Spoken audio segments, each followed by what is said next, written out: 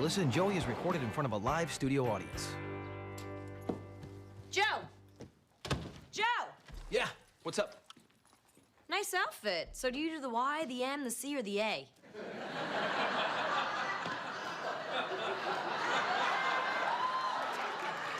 Laugh, Burke, go ahead. But I just spent the last 2 hours doing some very labor-intensive work, all right? I just built a custom, fully tricked out 4-tier spice rack for you.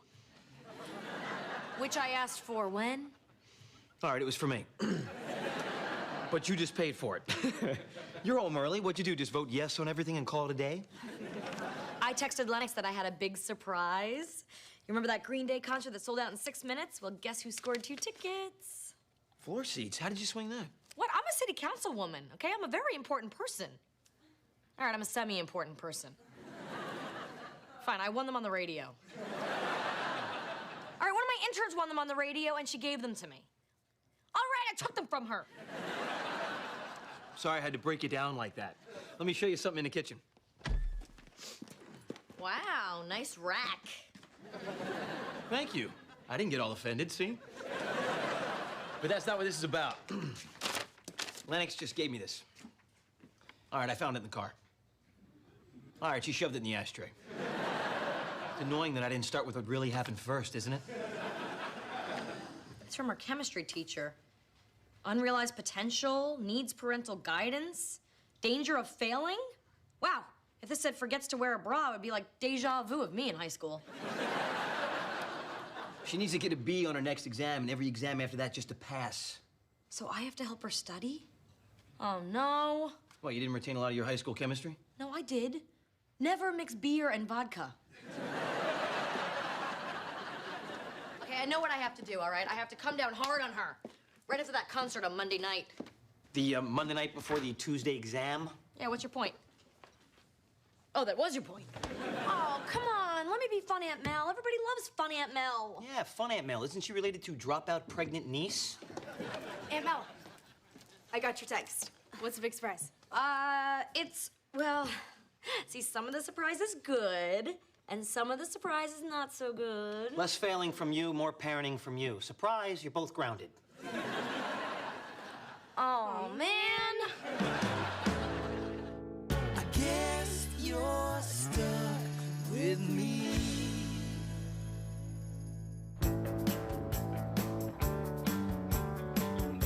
Oh, I know I should be hard on her, but it's just so hard. It's not that hard. It's not hard for you. I mean, you're not likable. I'm completely lovable. I mean, it's what I'm known for. You know, that and my legs. Yes, they're lovely. Would you like me to go in there and talk to Lennox? No. I can handle this by myself, okay? I don't need your help. Oh, just tell me what to say. All right, go in there and just lay down the law, okay? Right. Law. Laying it down. Yes, and no matter what she says, remember, you are tough Aunt Mel. You're like steel. Lovable steel. Yeah, steel with a soft, squishy center. Oh, I like that. All right, get in there, will you? She will call you back when she wins the Nobel Prize. All right, look, Lennox, I have been too easy on you. That's why I like you. You're easy, Aunt Mel. No, I'm not easy, I'm fun.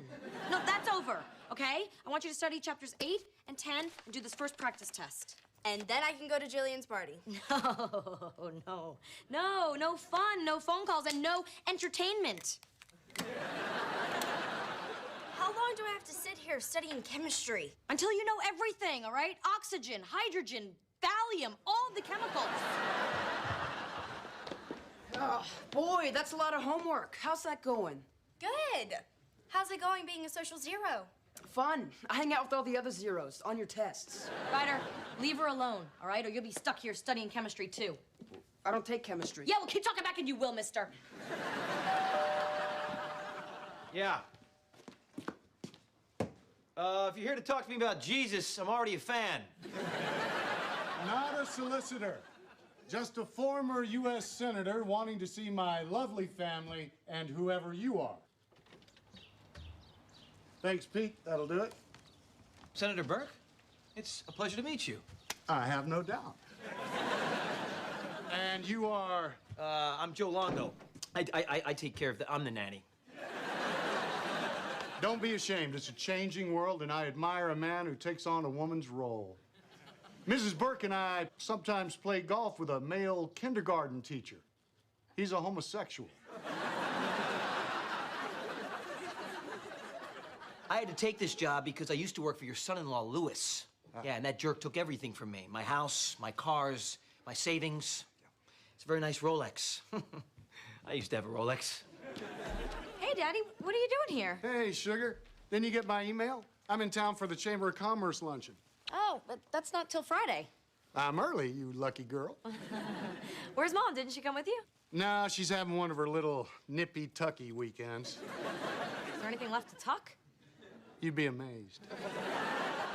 Here, a present for my little girl. You know, I remember how much you used to love these when you were growing up. Oh, no, Daddy. See, that was your other daughter. Here's how you can tell us apart. I have blue eyes, and Meredith is in jail. Where are my two favorite grandchildren? Hey, Grandpa. Hey, buddy. Hi, I'm on lockdown. If I leave the kitchen, my ankle bracelet will go off. At least Lindsay Lohan got sushi. So, Princess, what are you in for? Oh, well, someone hasn't been studying, and someone is on the verge of failing, and these someones are the same someone. Tell you what, I have a limo outside. What do you say we head back to my hotel and take a swim in their big-ass pool? Awesome. Yeah, that might be a big-ass problem. See, Lennox is in serious academic trouble. Look, I understand you're new to this guardian thing, but let me give you the benefit of my years of experience. Pull the stick out and lighten the hell up. Pumpkin. Wow, I thought you only made that face for me. Hey, kids, why don't you take your grandpa upstairs and show him things, well, that aren't downstairs? Nice deflection, Nanny Joe. Okay, I'll spend 10 minutes with the children, and then I'll head back to my hotel, and I will never try to be a loving grandfather again. Well, thanks for not guilting me, Dad. Ladies and gentlemen, former Senator Russell Burke, representing the great state of himself.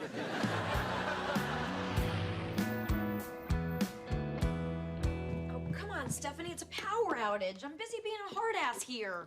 Wait, do they really need me? It's not like I can turn the lights back on. Yes, Steph, I know I have a megawatt smile. Just go, I can cover. I'll be your backup hard ass. Fine, I'll be there. All right, just don't let Lennox slack off. I won't. Look, she's in there right now working on a practice test. See? Wait, how do you know she's not just doing the Cosmo quiz? Because first of all, you already did the Cosmo quiz. And you did it in pen, so you ruined it for everybody else. And second, every 15 minutes she looks up and she says, oh, this friggin' practice test. Okay, just don't let her get back on her phone again. Yeah, that'd be kind of hard for her to do. You know why? Because her phone is right here. Oh, good. All right, no phone, no grandpa, no distractions. Just give her a little water if she asks. Yeah, and if she's good, I'll give her an hour out in the yard. Go, enjoy your blackout. Hey, how does my hair look? Oh, what am I asking? It's a blackout. Hey, Joe. Senator Burke? You dismissed your daughter. What a shame.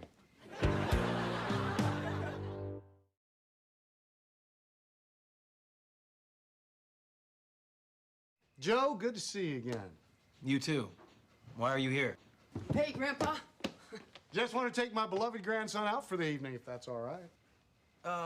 Well, yeah, I guess that's okay. Hey, you mind if your sister comes with us? You sure I'll go get her? Whoa, wait a minute. Lennox has a lot of work to do and has a big test on Tuesdays. She'll study better if she gets a little break, and we don't know how much more time these kids are going to get with their poor old grandpa. Joseph, give me an hour. Look, Senator, You can time us with this Rolex. Your Rolex. No, I could never take anything this nice and yet so much like my old one. Here we go, kids. See you in an hour. Yeah, okay, an hour. Hello, old friend. Oh, look at that face. No, that's what happens when you ride them backwards. No, seriously. 11 o'clock. You said you'd be back by 8. I know, but you had my watch. My phone. It's been 4 hours. Yeah, 4 of the greatest hours ever. Holla. Holla, listen. The only reason it took so long is because Lennox needed a little time to go to her party. You're kidding me, right? Do you know how tweeted that party was? Whatever that means. You went to a high school party? God, no. That would be very inappropriate. I can't make that mistake again. We dropped her off, and Grandpa and I hung it out at the arcade. Oh, really? Why stop there? Why not just hit a few strip clubs? Maybe take a little flight into Vegas. Joseph, you sound peeved. Yes, I am. Holla! Kids, why don't you scurry on up to bed? All right, night, Grandpa, thanks. You bet. We had an agreement, Senator. We said 1 hour. Well, I tacked on a little amendment. Come on, Joe. Nobody got hurt, and nobody needs to know. Why stir up a hornet's nest? Man, that watch was made for you.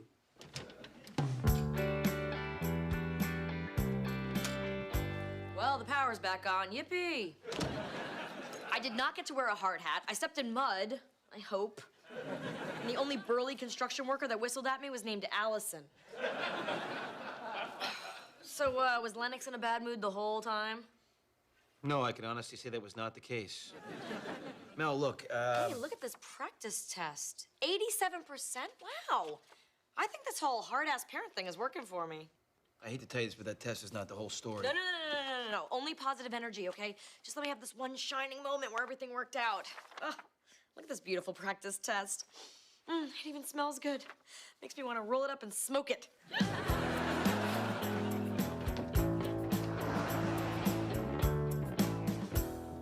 I had the most wonderful dream last night. Lennox was graduating from Harvard and Yale. And she thanked me for that one fateful night I made her stay home and study. Look, Mel, about last night, Russell came back over here, and it wasn't pretty. I'm really sorry you had to deal with my dad, but thank you for laying down the law, Deputy Hardass. Oh, morning. Good morning, Lennox. Hey, I saw your practice test. Nice work. Unrealized potential getting realized. Wow, you're in a good mood. I thought you'd be mad at me. Why would I be mad at you? Oh, you didn't talk to Grandpa? Lennox, let me tell her, okay? I'm gonna go live with Grandpa in D.C. What? Whoa, when did this happen? You're going to Harvard and Yale. Come on, don't kill my dream. Grandpa brought it up when he was driving me home.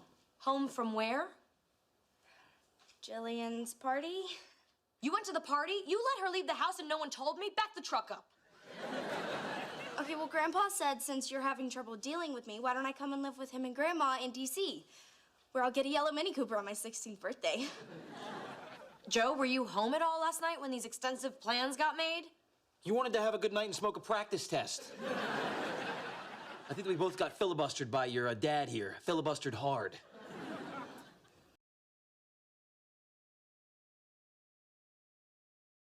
So, I need a quiet moment to meditate.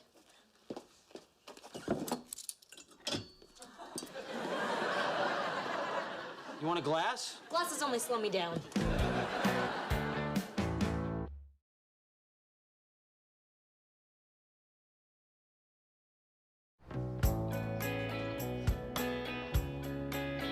Oh, hey. I just want to let you know I dropped the kids off at school, and I went over the elements with Lennox the whole way, so. I'm glad to see you didn't open that. Yeah, well, you don't have to open it to throw it at someone. Go ahead. Chicks dig scars.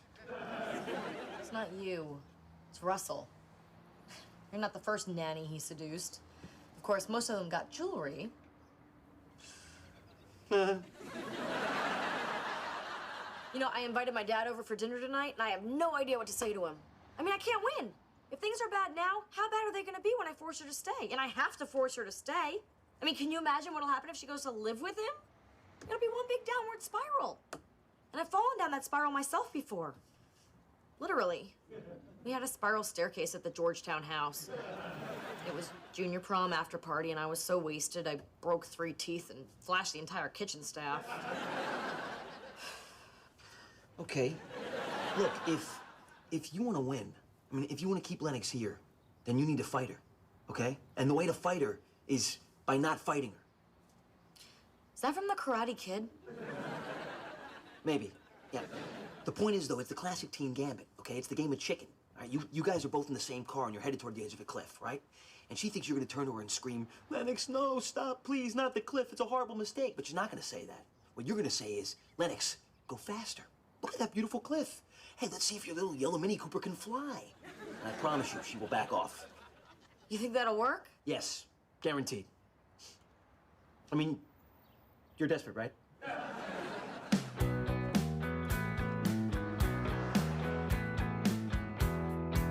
I really thought you'd be fighting me on this Linux move, Mel, the way you fought me on everything when you were growing up. I never fought you on anything, and if I did, you started it. Brad? Thanks, Joe. Sure. Anyway, I figure you guys have thought this through, and if this is what Lennox wants, let's go with that. Wow. I'm really gonna miss you when you're gone. Oh, but Joe, when she leaves, we're turning a room into a gym. You know, with Grandpa, I don't have to have the 10 o'clock curfew. He says I can stay out till 11. Hey, Mel, what time was your curfew when you were Lennox's age? Gee, you know, I don't think I had a curfew. I mean, I stayed out a lot of nights, right, Daddy? I suppose that's true. Really? Yeah. Oh, this is gonna be so awesome.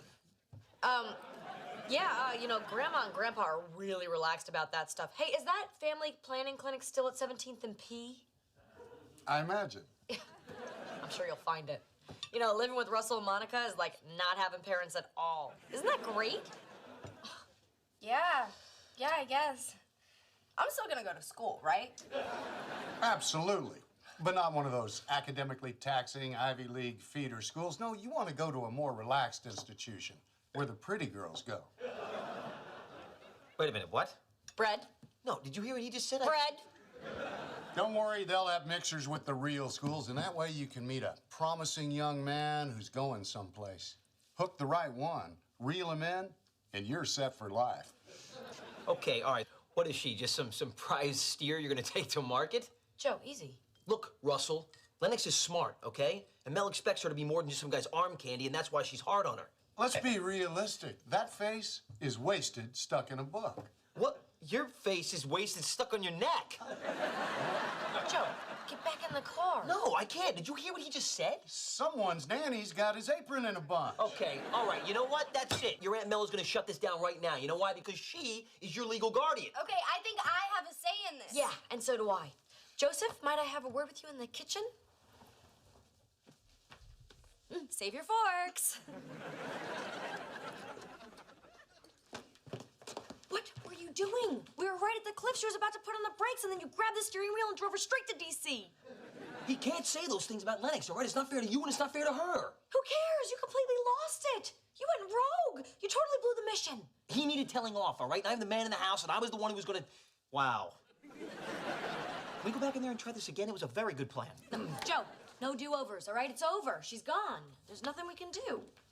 Aunt Mel, Oh, dessert in a minute, sweetie. I just wanted to say, this whole idea of me moving to Washington, Oh, yeah, that cool idea, uh-huh. yeah, I'm starting to think it's not the right move. I feel like I'm driving off some kind of cliff here. Really? You think so? Yeah, I mean, I don't want to be some guy's arm candy. And if there's any chance of me making something of myself, I'd probably be better off here with, you know, someone to push me. And if I go and live with Grandpa in Washington, I could end up like you. Well, not the now you, the messy-haired mugshot you. Well, you know, I don't know. I thought it was such a great idea for you to go live with your grandfather. Yeah, don't buy back the sale here, Bert. Oh, but I completely understand your decision, and it's final, right? Yeah. Anyway, that was it. I did it. You did it? Yeah, it was my arm candy line that turned the whole thing around. It was me driving off the cliff. Arm candy. Cliff. Arm Cliff. candy. We both just got lucky there, didn't we? Yeah, we did. I'll tell you, Burke, with a guy like that as a father, it's hard to believe you're as close to normal as you are. Thank you. I believe that was close to a compliment. Close as you're gonna get.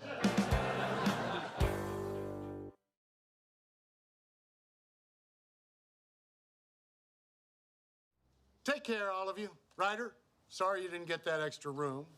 Do boys your age still like cash? It's timeless. That's how most legislation gets passed. So, what about me, Grandpa? Oh, yes, I do have something for you, beautiful and smart Lennox. The life of Madame Curie. Famous woman scientist. Not much of a looker, but very inspirational. Thanks, Grandpa. Here, use these 20s as a bookmark. And Mel, I don't have anything for you except grudging admiration. Grudging? I mean, thank you. Dear, sweet Joseph, my watch. I'm gonna miss you, buddy. Oh, here we go. Well, send us pictures of Mom's new face. I do hope I recognize her. Let's do this again soon. Goodbye. Well, I guess there's nothing left to say except, Lennox, upstairs, hit the books now. Oh, hey, Joe, you want to go shoot some hoops? Yeah, I'll meet you out there. Look, Lennox, I'm really sorry we're gonna miss that Green Day concert on Monday, but I can't keep you out till midnight the night before a big test. It's fine. I understand. But if you get a B or better on the test, we will go see Green Day in Detroit on Saturday. Really? Oh, thank you. How'd you get those tickets? But I told you, I'm a very important person. All right, I'm a semi-important person. All right, my dad is a very important person, and he made a call for me, all right? At least he's still good for something.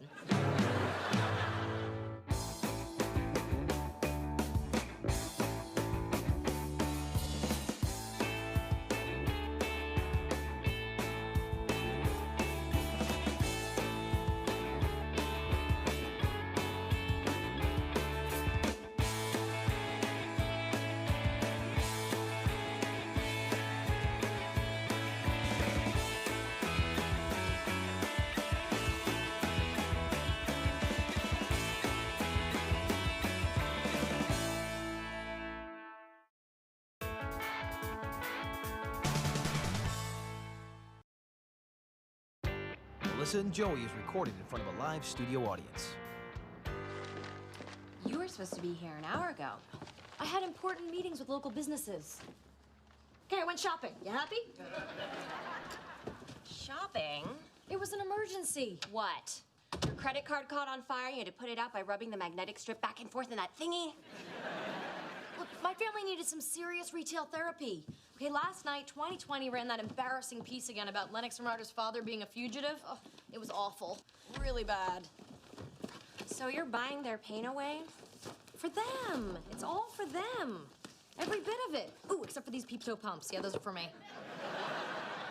Well, when the kids hurt, I hurt. Oh, hey, hi. Hi. Hi. Hi. Yeah, we covered that. You guys are home in the middle of the day. Because I live here and I have keys. What do you got going there? Water? Just drinking water. From 2 glasses? I enjoy water. They say it's tasteless, but not to me. Joe! Oh, there's the other glass of water. Hi, I'm Tessa. I'm Mel. Rhonda. Nice to meet you. I'm Joe's. Cousin. Distant. Oh, so you're just having a family get-together down there. Yep, that's what we're doing. And it's been so great to see you, Tessa, really. But I'm sure that you have several other cousins to see in other basements. So. Oh, don't rush out on my account. No, rush. It's great. Thank you very much. I'll see you later, okay? All right, bye-bye. So, cousin Tessa? Really? Really? Joe, there's nothing to be embarrassed about. We're all adults here, okay? I mean, is she a good kisser? Do you love her? Huh? Does it bother you I was having somebody over here for lunch? What, are you gonna write me up in your slam book? Like I have a slam book. It's more like a blog.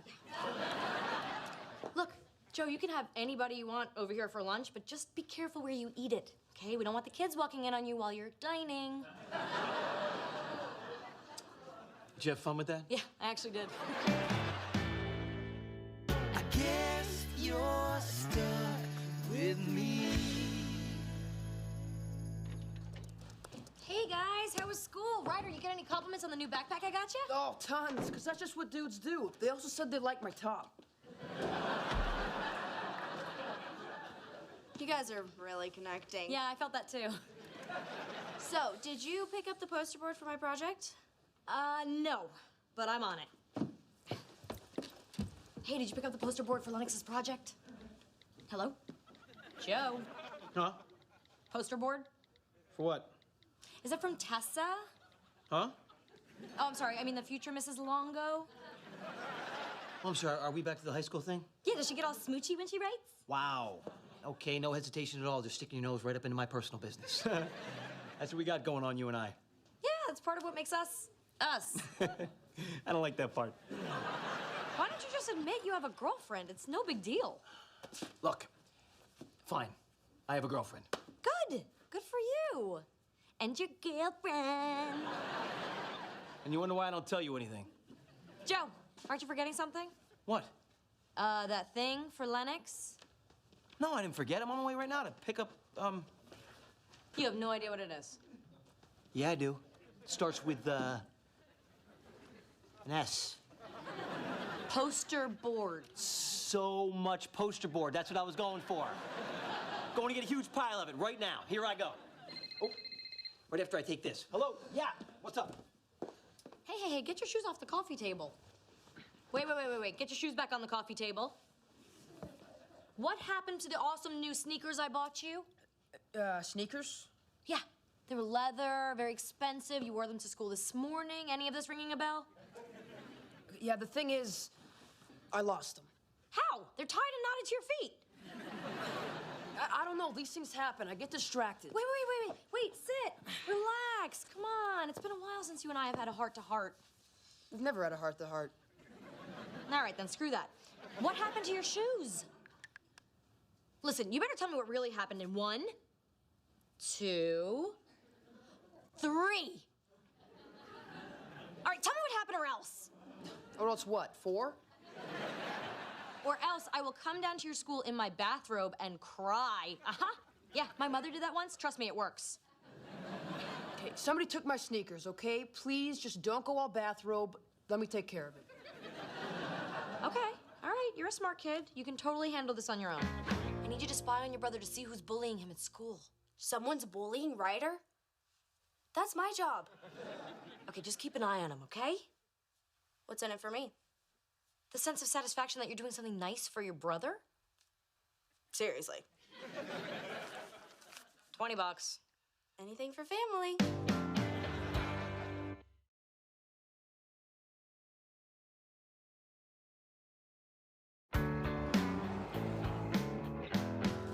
And here's another letter from our favorite constituent, Mr. Angry Red Crayon. It's good that they're keeping him away from sharp objects. Hey, where's Joe, and why isn't he here making us dinner? Oh, he said he had to go meet with Tessa. Somebody sounds a little jelly bean. What are we, in the 4th grade? I am so not Jelly Bean. I don't care what Joe does with Tessa, or where Joe goes with Tessa, or what Joe does with Tessa. Oh my gosh, it's Joe and Tessa. Oh, duck, or they'll think we're spying on them. This is like a really crappy date. I mean, who brings file folders to a booty call? You don't ever play secretary? Yeah, but all you need is a pencil in the hair. Oh my gosh, they're coming in. Act normal, hide. Well, I just don't want your councilwoman friend to find us like she did the other day. I can totally handle her. Can I get you a drink? Sure. So do you really have a contact at the Bank of Dubai? Yes, I do, and he will do whatever we want. You just need to help me draft that email. Okay. And you sure your boss is not suspicious at all? Of course not. Technically, she's not my boss. I'm freelance. Oh, holy crap. How do pole dancers do that? Constant workouts, main reason I switched to politics. That was kind of a lateral move. Bank of Dubai? What in the heck is going on down there? Sounds like Joe's involved in some kind of shady deal. My Joe? He did work for Louis Scanlon.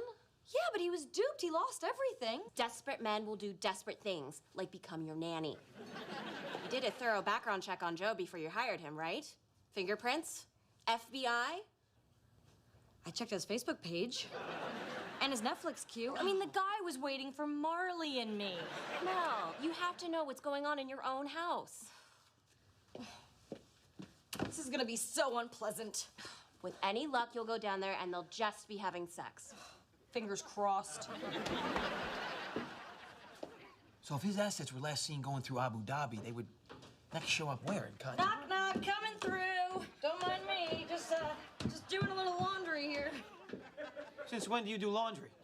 Since when do you have a giant map on your wall? Wow. Looks like some sort of geography lesson with pins in the Middle East and photos and articles about Lewis Scanlon. What are you guys up to?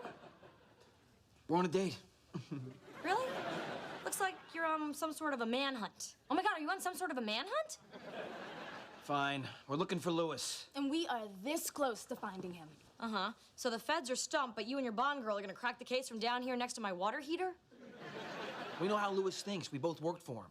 Tessa lost everything, too. My kids had to switch to public school. Oh, that's terrible. I mean, not about the schools, because they've really improved. Smaller class sizes, state-of-the-art metal detectors.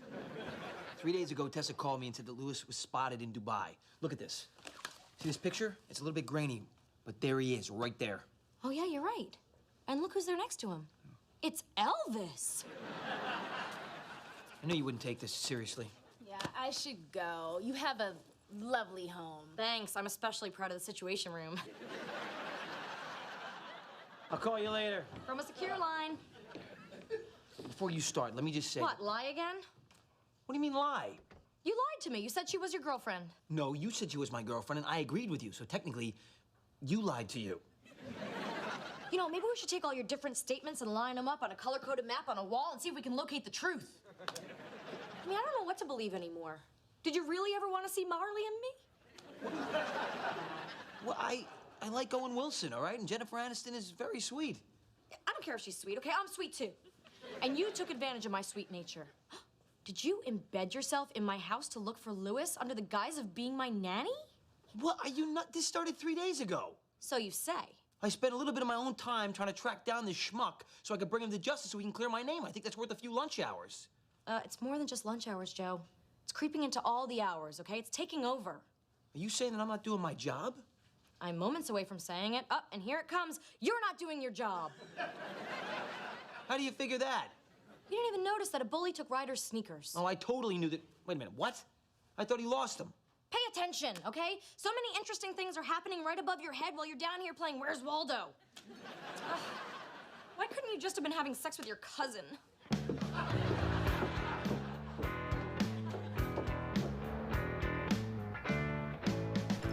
Morning. Morning. Want some breakfast? Breakfast? Interesting cover, Joe. If it is, in fact, Joe.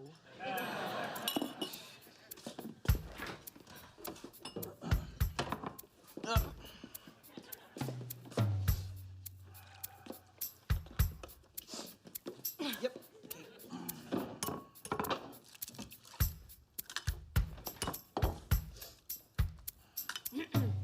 Hey, what? That was...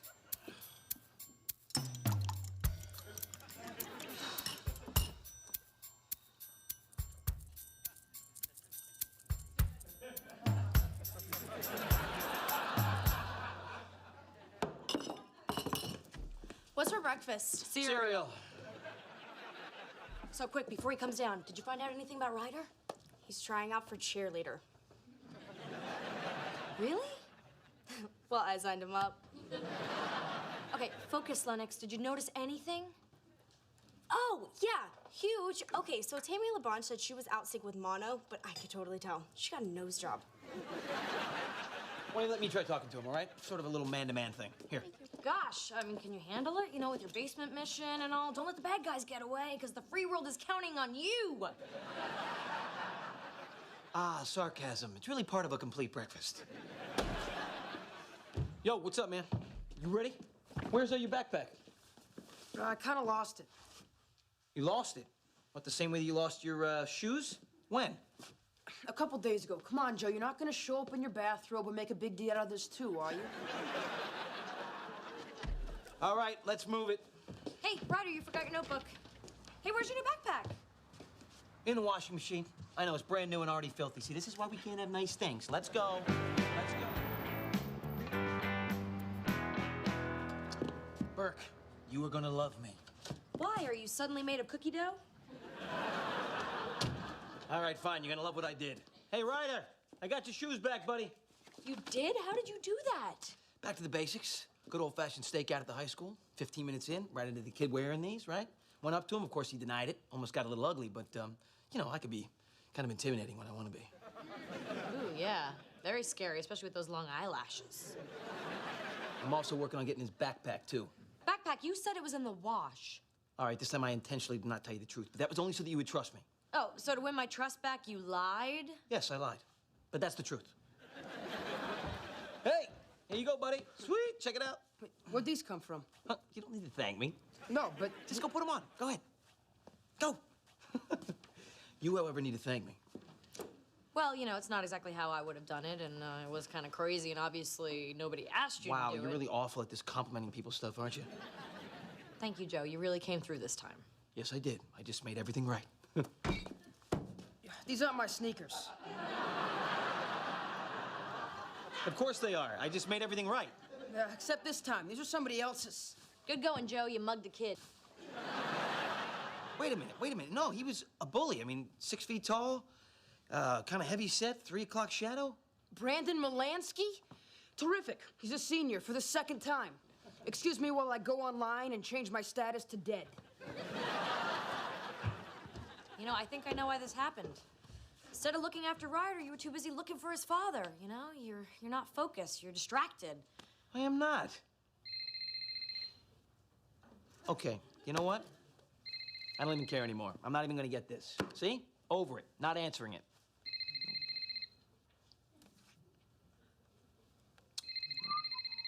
It's Tessa. I gotta take that. I'm sorry. Hello?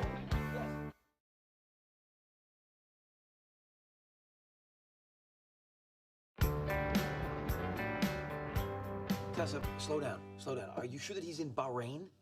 Damn it, how is Louis moving so fast? Hold up, wait a minute.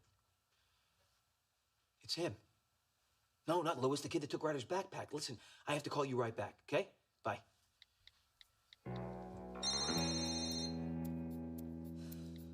What is it, Longo? I think I just found our bully. Oh, well, do me a little favor and measure his shoe size before you tase him.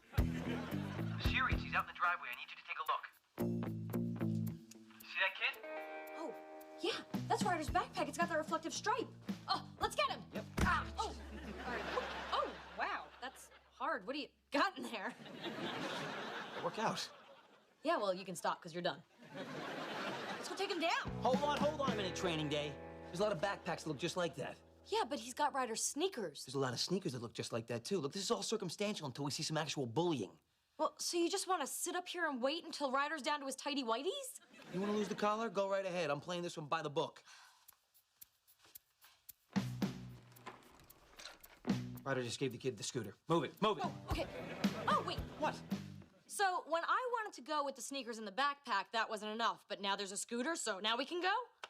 Yeah. Okay. All right, move it. No, forget the shoes. There's no time for shoes. Let's go.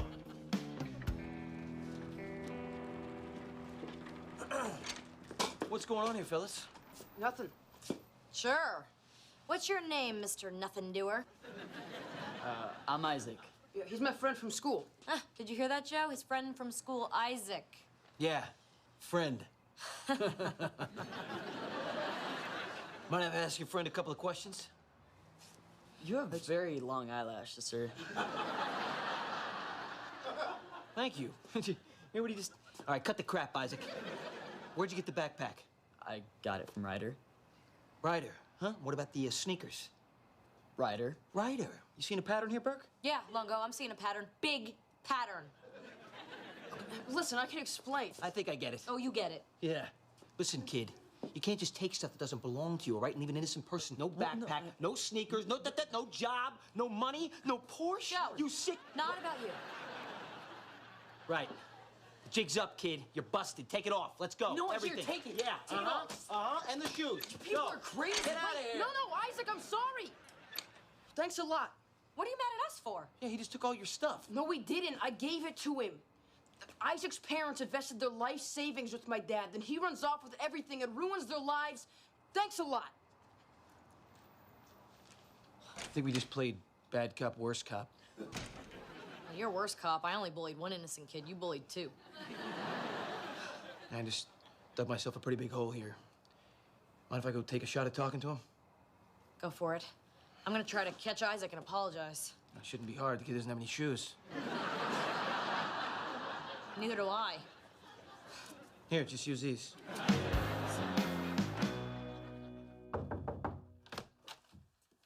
Hey, what are you, doing? Giving all my stuff to Isaac. Really? Wouldn't it be easier to just leave all your stuff here and let Isaac move in? Giving away your stuff is very generous, man, but it's not gonna fix the mess your dad made. Then who is gonna fix it? Hopefully your dad will. Maybe nobody will fix it. You know, sometimes things don't get fixed. So my dad just gets away with it. That's not fair. Aren't you mad at him? Am I mad? I nicknamed my ulcer Lewis. Look, believe it or not, I know how you feel. This whole thing is consuming you. You have to try to get past it. How?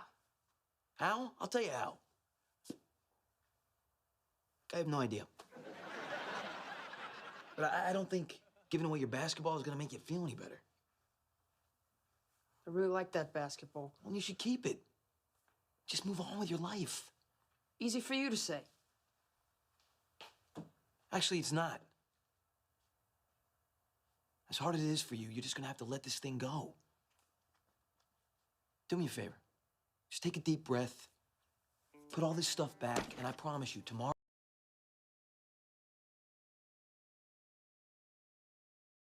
trust me, there are many more fun and interesting things out there to get obsessed about. Like sports, video games. With sex? One of my favorites. Hey, you don't want to give all your stuff away there either. Not gonna happen to me. Yeah, you'll be the one guy that gets out alive.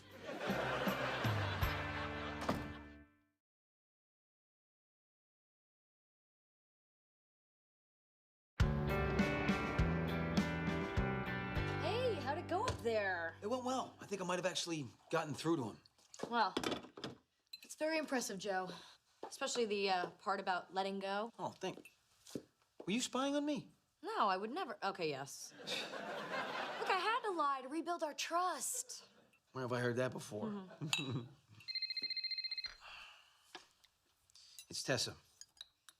Aren't you gonna take it? No, I'm not. I'm off the case. I got a lot of stuff going on here, you know?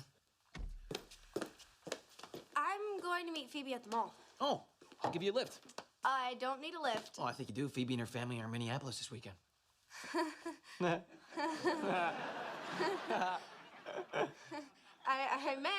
that I... What's his name, Lennox? What are you? A mind reader? Fine, I'm going to meet Trevor. Is that okay? Yes, it is. Be back by 9 o'clock. 9:30. 8. Okay, 9. Good night. Night. Wow, you really are a mind reader. All right, what am I thinking? Ooh. Ice cream. Wrong cake. Okay, ice cream cake. Hey, look at what I picked up on my way home. Marley and me? All right, that's cool. We can watch this. Ladies' choice.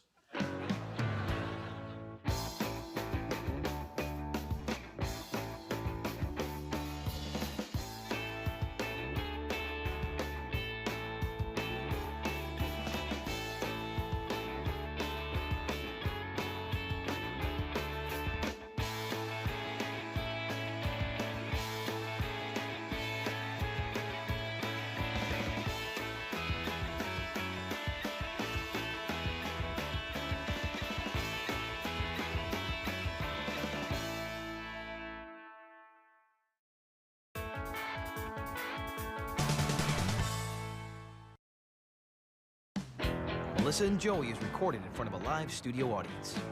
We're gonna miss the council president's announcement. I'm trying. My key's not working. Wait, I've got an idea. My dad was a locksmith.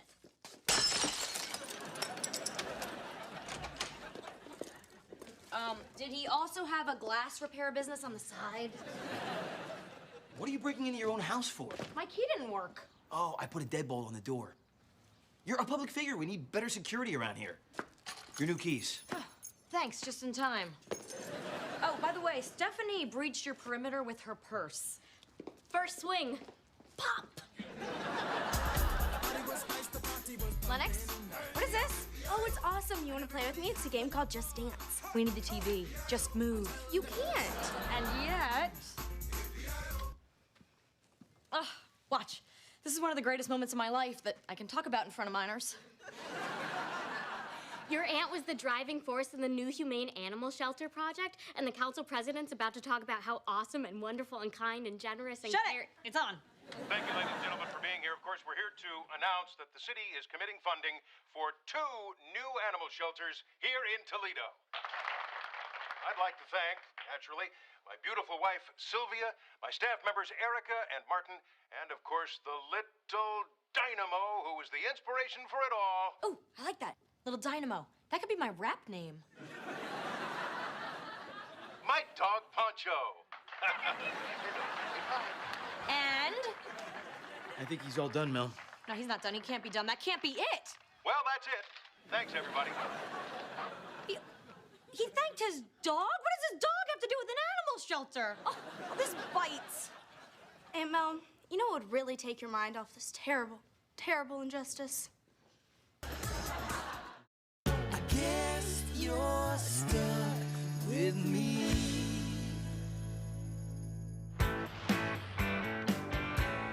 And it's gone. The opportunity for me to be seen as a champion of animals instead of, you know, The duck punisher. You want to unpack that one for me? It's actually pretty funny. In a way that's not funny at all. Unless you hate ducks. I have nothing against ducks. They're cute and they're delicious. Aunt Mel was on this boat where everybody was celebrating the cleanup of a lake when a duck flew right at her. I barely tapped it with my oar. Okay, you'd think something called a duck would know how to... See? Not so hard. Yeah, there were bloody feathers and duck bits everywhere. And her approval rating went, beow. One question. When this tragic incident occurred, was it, duck season or... Wabbit season.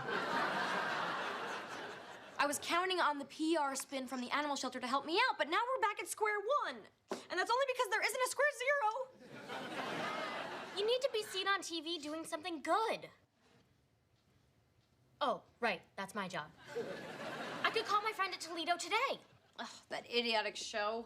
I don't want to be in one of those vapid puff pieces. Everybody watches it. Big numbers. I love that show. Start dialing. You're playing with fire here, Burke. You know, when things blew up at Scanlon Trust, those news people twisted everything I said around. I mean, one reporter gets one soundbite of you saying, I'm gonna miss my Porsche, and suddenly you're all over the internet as the douchey, I'm gonna miss my Porsche guy.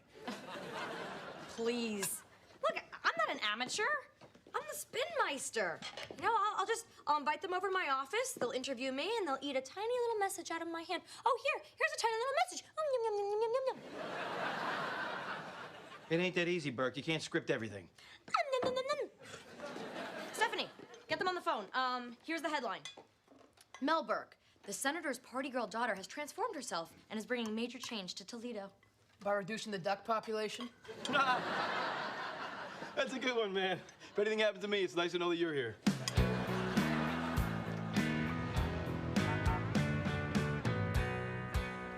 Stephanie, I've made some changes to Tuesday's speech to the Hispanic Society. Make sure we thank todas en la iglesia para las flores. When did you ever have the time to do this? Do you ever sleep? The city's problems never sleep. How can I? Cut. Take 5, guys. Did I look spontaneous? As many times as we rehearsed it, it was still a shocker. I took that message of competence and civic responsibility and I made it my bitch. Oh, Celeste. Hey, so did you get some good stuff? This all felt a little staged. Really? I mean, how did you get that? Oh, Celeste, they moved Mel's zoning hearing up to 2 o'clock. And guess who's presiding? Hola. Sounds gripping.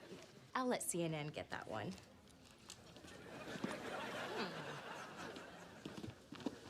Celeste, I don't know if you've ever been to a zoning hearing, but when I run them, no one zones out.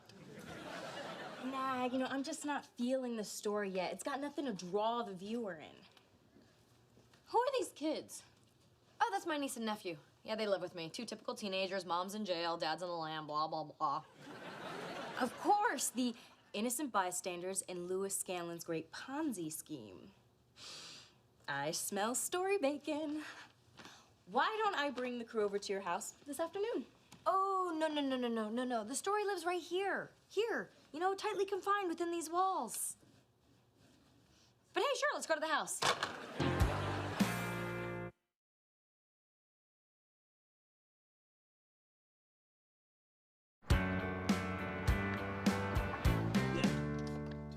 Yep, there you go. Fire thing isn't a part of Aunt Mel's approved kitchen decor. She's not gonna like it. I think your aunt values her life more than she values her kitchen decor. You've learned nothing in the time you've been here, have you? Oh, good, everybody's here. Okay, now, don't freak out, but coming to our house this afternoon, Celeste Vega. I know, right? Celeste Vega, Channel 8, Toledo Today. Was she the one who was standing in the hurricane when the stop sign hit her in the face? Yes, and her hair stayed perfect the whole time. So the reporter's coming over to the house? I thought she was gonna stay at your office. I thought you were controlling the message, you know? Okay. I'm controlling it here. Please, you guys, just don't do or say anything to embarrass me. Oh, you mean the way you embarrassed your dad when he was in office? It's real simple, okay? Whenever you're getting out of any kind of vehicle, wear underwear. Just, look, the point is, stay on message. You don't have to worry about me. This is your deal. I don't even exist. Thank you. I just don't want any surprises. Fine. What the hell is that scuba tank doing in my kitchen? It's a fire extinguisher for your safety. Okay, well, it's not a part of my approved decor. Can you, make it disappear? Joe Longo? Meet Mel Burke.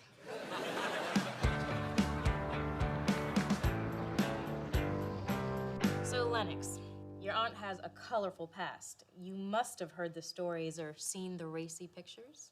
Oh, come on. All those pictures were faked. I mean, there's no way she ever looked that good. But the important thing now is that she is a hardworking public official. And I wear clothes all the time, especially when exiting a vehicle. Ryder, are you rebellious like your aunt was at your age? Sure, but in a very controlled and responsible way. Aunt Mill feels that rebellion can best be handled in a safe and loving home environment. Although she's not here very often, because she works all the time. Work. She loves America. Mel Burke, how do you do it all? I just do. You know, when I'm faced with a challenge, I rise to it. It's like I tell everyone in my office, there are no problems, only opportunities. Cookie? How does someone as busy as you have time to bake cookies? She doesn't even know where the kitchen is. Yeah, Joe made these. Who's Joe? Are you hiding a man from us? He's our nanny. A male nanny? All right, well, let's meet him. Oh, he doesn't like to, you know, talk to the media. Which means you haven't given him his talking points. What? Talking point? I don't even know what that is. Cut, boys. Mel, can we have a minute? Look, this whole cookie bakey thing is adorable, but no one's buying it. If I don't get something fresh and unrehearsed right about now, we're gonna rerun the old duck massacre. What do you say? Wait, so you think this whole thing has been one big set? I'll go get him. Come on, Joe. She's looking for story pork or story beef or some kind of story meat. Point is, without you, I'm a dead duck. I feel for you. I really do. Just not enough to help you out. It'll just take a couple of minutes. Yeah, that's what the reporter told me right before I became douchey Porsche guy. And here they are, the councilwoman and her cute guy nanny. Okay. Joe, please, just 2 questions, okay? That's all I'm asking. I'll do anything you want. I'll cook dinner for you. Don't you ever do that. I will never cook you dinner. All right, you got 2 questions. Shoot.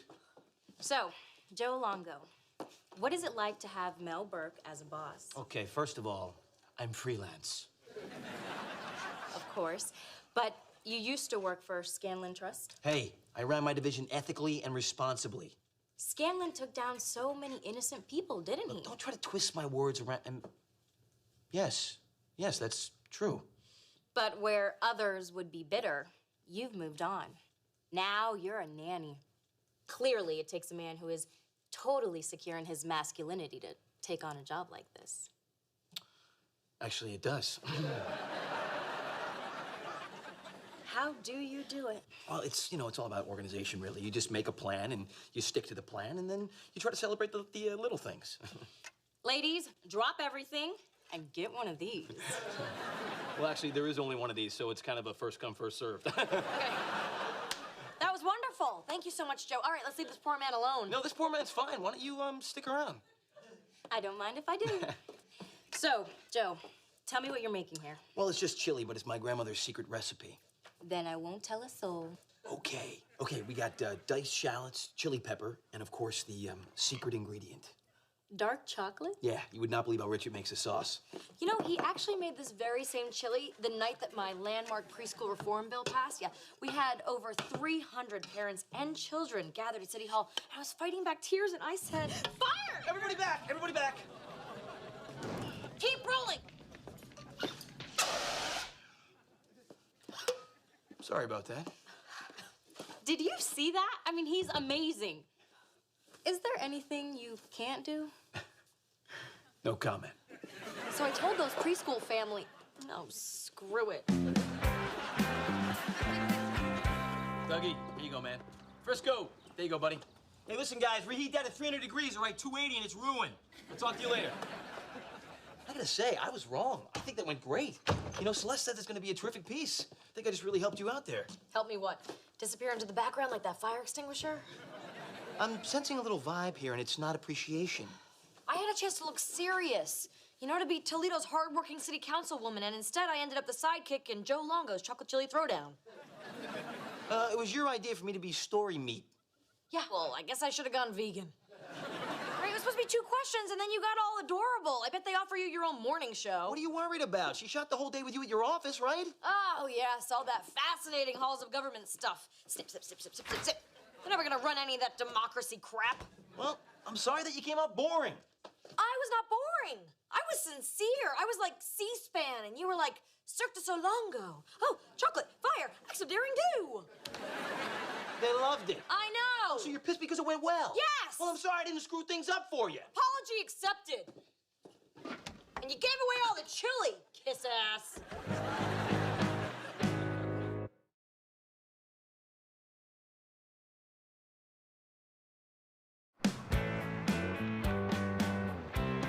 Joe, can we install this alarm now? I don't know. Maybe you should ask your aunt, because if she wants us to do it, then we probably shouldn't. Because apparently when she asks you to do something and you do it, then she gets mad at you. Yeah, I'll tell you the kind of alarm I'd like to install, Ryder. The kind that goes off when someone steals the spotlight. That wasn't about the alarm, was it? Smart boy. Lennox, I need to work, and that thing's distracting. Oh, come on, Aunt Mel. It's the only place I can do this. Well, I'm sorry, but work takes precedence over kids' dancey games that they like to. Look, I just got 1,000 points. Well, keep going, keep going. Oh, look, you just got a combo. See, don't you feel better now? Yeah, I do. Wow. I should get one of these for my office. Oh, and look, virtual me is glowing, and it's 5'8".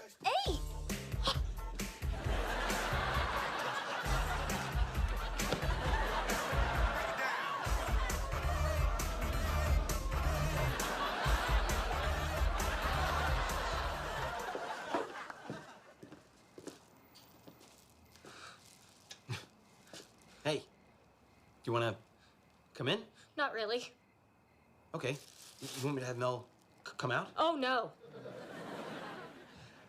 I'm going to go to the trash can now. Can I join you?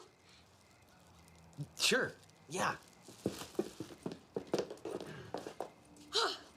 I feel better. Exercise releases endorphins. Is something on your mind? I saw saw my friend Julie from Toledo today. She showed me the piece on Mel. Celeste made Mel look bad, like a driven, career-obsessed work bot who lets her nanny take care of everything. You came across great. I'm very photogenic. You know, when I was 8, my mom put me in commercials. I'd kill to have your eyelashes. Ah. What am I gonna do?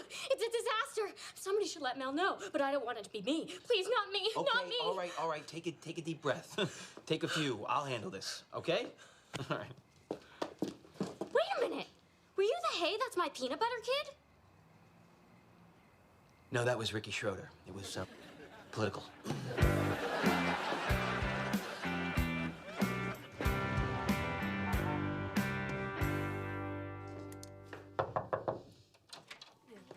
Hey, anybody in here interested in my should-be famous bolognese sauce? Well, if it isn't Nanny McFabulous, what's the occasion?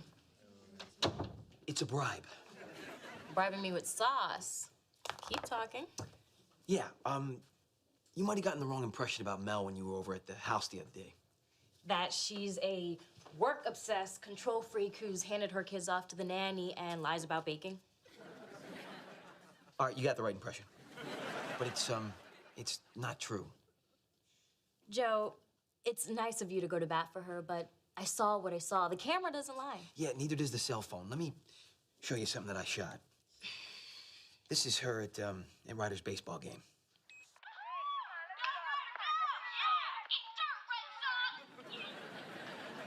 And that's when Ryder hit a foul ball. And here she is at Lennox's poetry recital.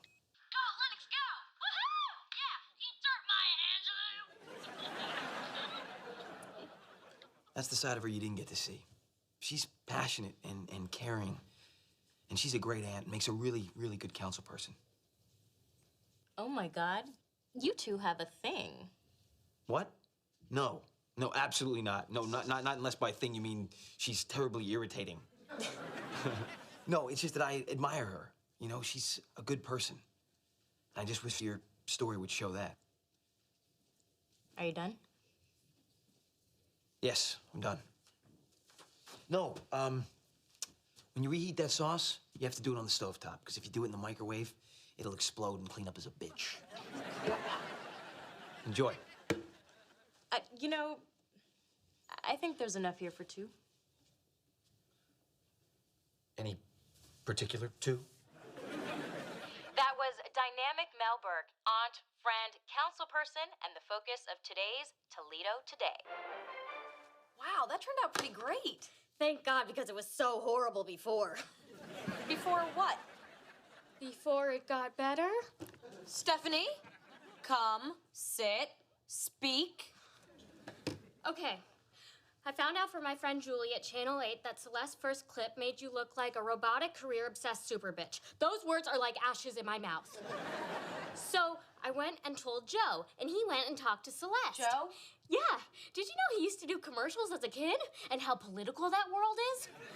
Anyway, after he talked to her, she changed everything. So, happy ending, right? You want to watch it again? Because you look really mad at me.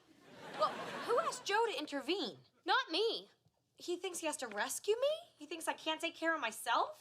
I mean, sure, I start the occasional kitchen fire and he has to put it out, and I invite a conniving reporter into our house, and even though he warned me not to, and I depend on him in a lot of ways, but he should let me take care of myself.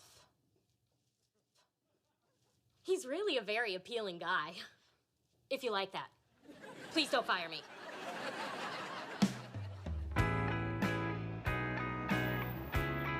Look, Joe, I brought you some dinner, but I didn't cook it, so you're safe.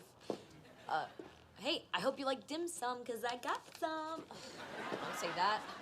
Oh, nut up, Burke, and just go in.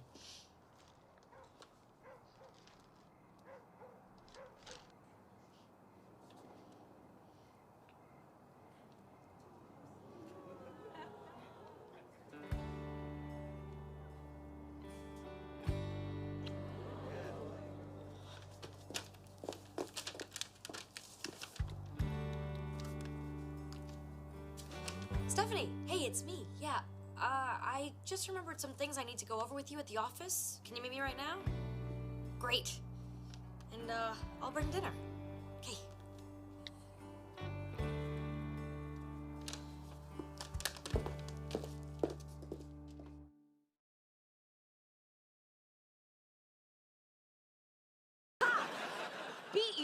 again. No, one more time. I've actually got some homework I have to do. No, I'll write you a note. We're going again. I still have the highest score. See? Wait a minute, someone beat me? Who is J-Lo? I don't know, it's not me and it's not Ryder. He's Dance God Ryder. Hey, ladies. You still wasting your time with this thing? Yeah. Yeah, we are, J-Lo. What? I have no idea what you guys are talking about. Can't touch this. Can't touch this.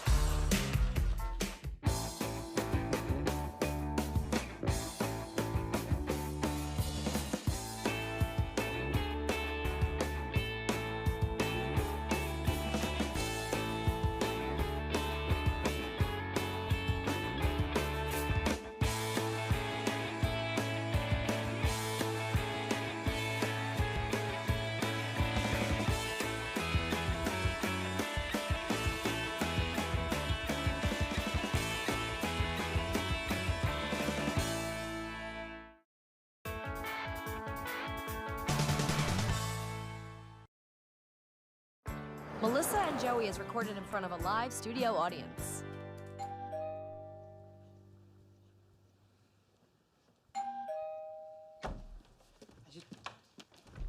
Don't get up. Yeah. Hi, Hey. I'm Stephanie Krause. I'm Mel's new legislative assistant. Well, sort of new. I mean, I was an intern forever, and then... Yeah, we've met. You've been here like 8 times. People don't always remember me. Yeah. Hi, I'm Stephanie Krause. I'm Mel's new legislative assistant. Sure, I know. Stephanie. So what's on the agenda? Remember how we talked this morning about getting you out into the community more? I got you some options. 5K run. No. 10K run. No times 2. Pancake breakfast. Warmer. Singles night dodgeball. What? Oops, sorry, that's mine. And competing in a charity dance contest. What's that? That sounds great. I mean, if it's about getting your face out there, how would you rather be seen, huh? In a smoking hot dress or with a mouthful of pancakes? Honestly, on a skill level, I'm better at the pancake eating. Let me see this thing. Come on, this is gonna be cool. Dancing with the stars of Toledo. Can't I just be a judge or something? I'm really good at the snarky comments. Nice shirt. Ha! See? Aunt Mel, the prize money goes to a charity of your choice. You could totally do it for the inner city at-risk teens I tutor. Oh, that's so nice. I'm a good person. I made you do that. Yeah, but I no longer resent you for it. Please, Aunt Mel, this money could be life-changing for these kids. All right, just for argument's sake, who would I be dancing with? Sanitation Chief Frankie Zarnecki, AKA the Rumba King of Toledo. You want me to dance with Frankie Zarnecki? He's gropey and he smells like duty. So, yes? How did you get yes from that? Isn't there some kind of cocktail for kids where I can throw out the first olive? Please do not throw out the dance contest. Just get another partner. Like who? All right, stop begging. I'll do it. Since when are you a dancer? Are you kidding me? I had extensive dance training for my wedding. Oh, where? At the, Dance to Your Divorce Academy of the divorced? Just to let you know, my dance teacher told me that I was the best student that she ever had. She said I had the grace of a panther and the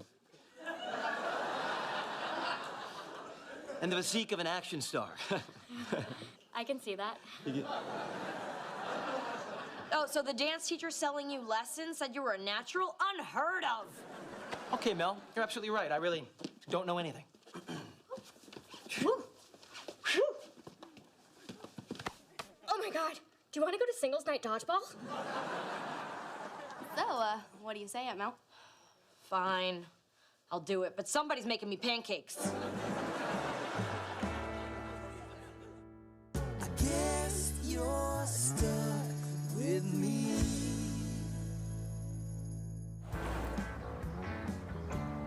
It's just that history has nothing to do with my life. Why do I have to do a stupid oral report on things that happened so long ago? American history's important, dude. What are you guys working on? The 1980s. 1980. Seriously? The 1980s? That's history now? Hey, you were alive way back then. What was it like?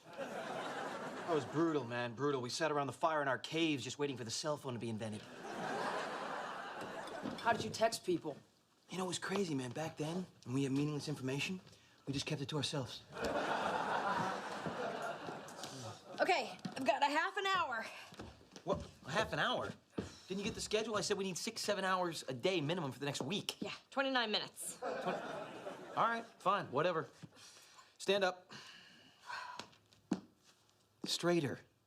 Jeez. All right, you're gonna put one hand here and the other hand on my shoulder. You mean touch you? Can you believe it? And you're gonna lock your thumb underneath my armpit. Not enough money in the world. That's how it's done. It's called the tango. We need to lock elbows. Well, I'm not locking any of my body parts with yours. Come on. You can do this. I know I can. I just don't want to. All right. One hand here and my thumb there. Exactly. And the man...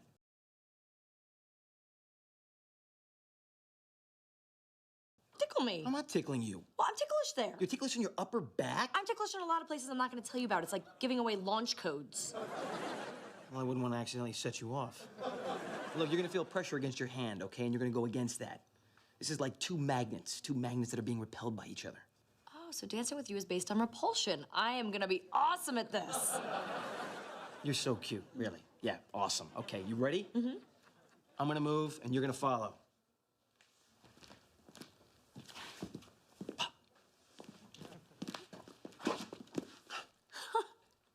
How did that feel? Good. Really good. Yeah, I mean, in a dancing sort of way. You see, the tango is all about passion. The man leads, and the woman follows until they become one. Okay, I think I need a break. Me too, yeah. That was really kind of... No, I totally feel the same way.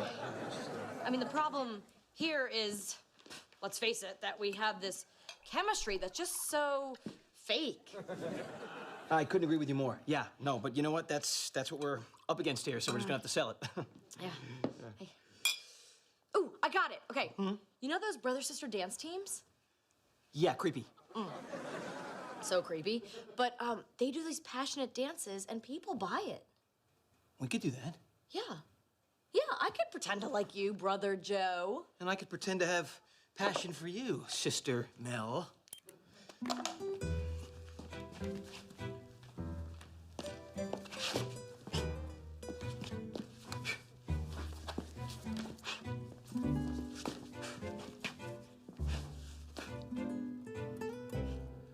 Still a little creepy. Yeah, but I can deal with it.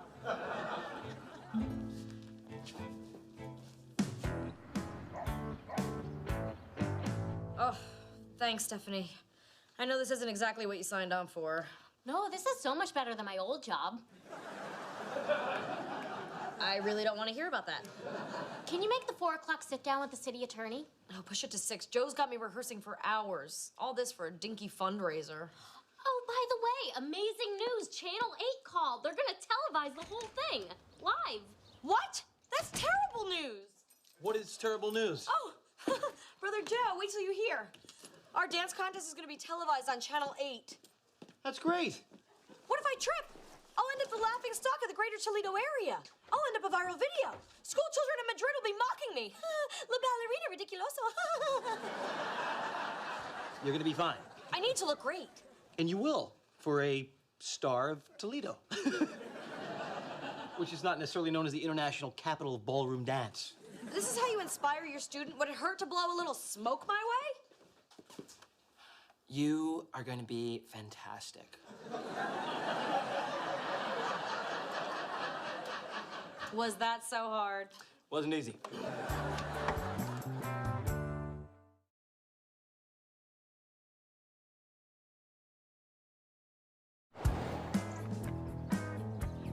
Lunge, flick, flick, lunge, flick, flick, out, up, turn around, spin, and drop.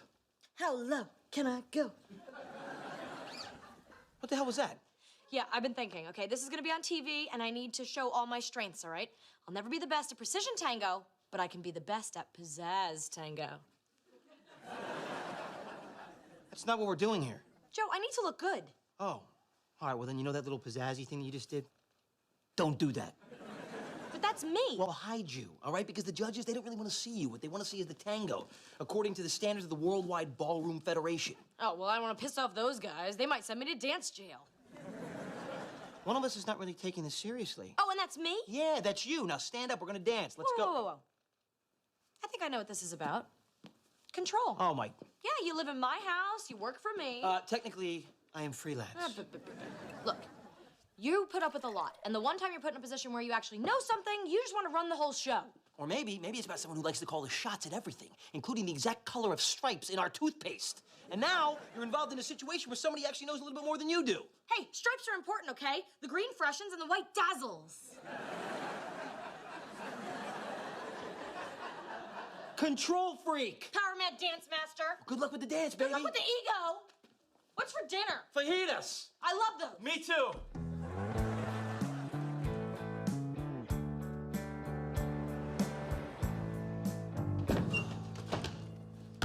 I can't believe it, Joe.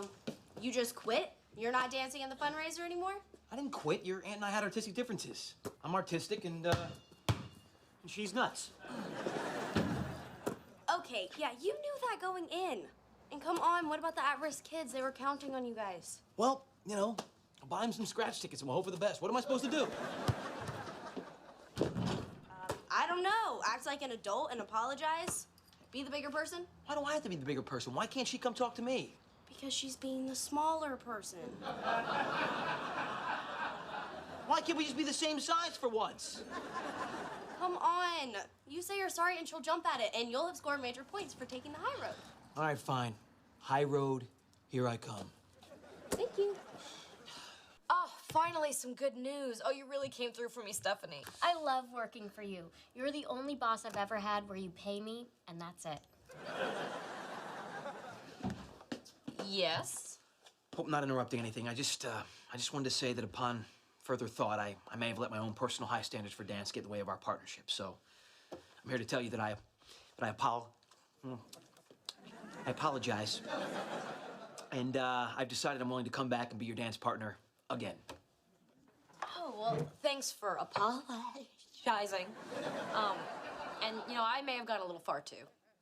So the brother-sister team is back on the road? No. The sister is.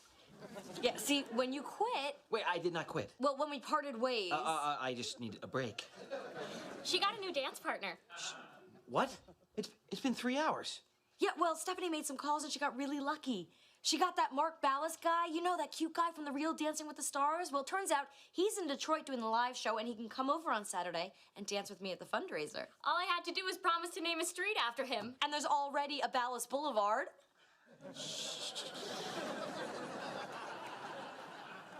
Oh, I see. Mark Ballas. Did he win last year? I don't think he did. Ow! Oh, you stabbed me in the back with your fingernails. Oh, now you know how Joe feels. To be stabbed in the back by a person he trusted. Okay, look. I feel bad for Joe, but we got Mark Ballas. We don't have Mark Ballas. Yet. Well, keep talking, keep glittering. Keep calm. Mark Ballas is caught in traffic and is somewhat delayed. And by somewhat, I mean a flat tire. Okay, sweating. He swears he'll be here in time for the competition. Well, what if he's not? Schwitzing. He will be here. Yeah, but like, what if he's not and stuff, drenched? Aunt Mel, I think these are yours. Oh, I can't believe I left my show boobs in the car. Thanks, Ryder. Don't worry, everything's gonna be okay. If Ballas doesn't show, we've got the Rumba King standing by.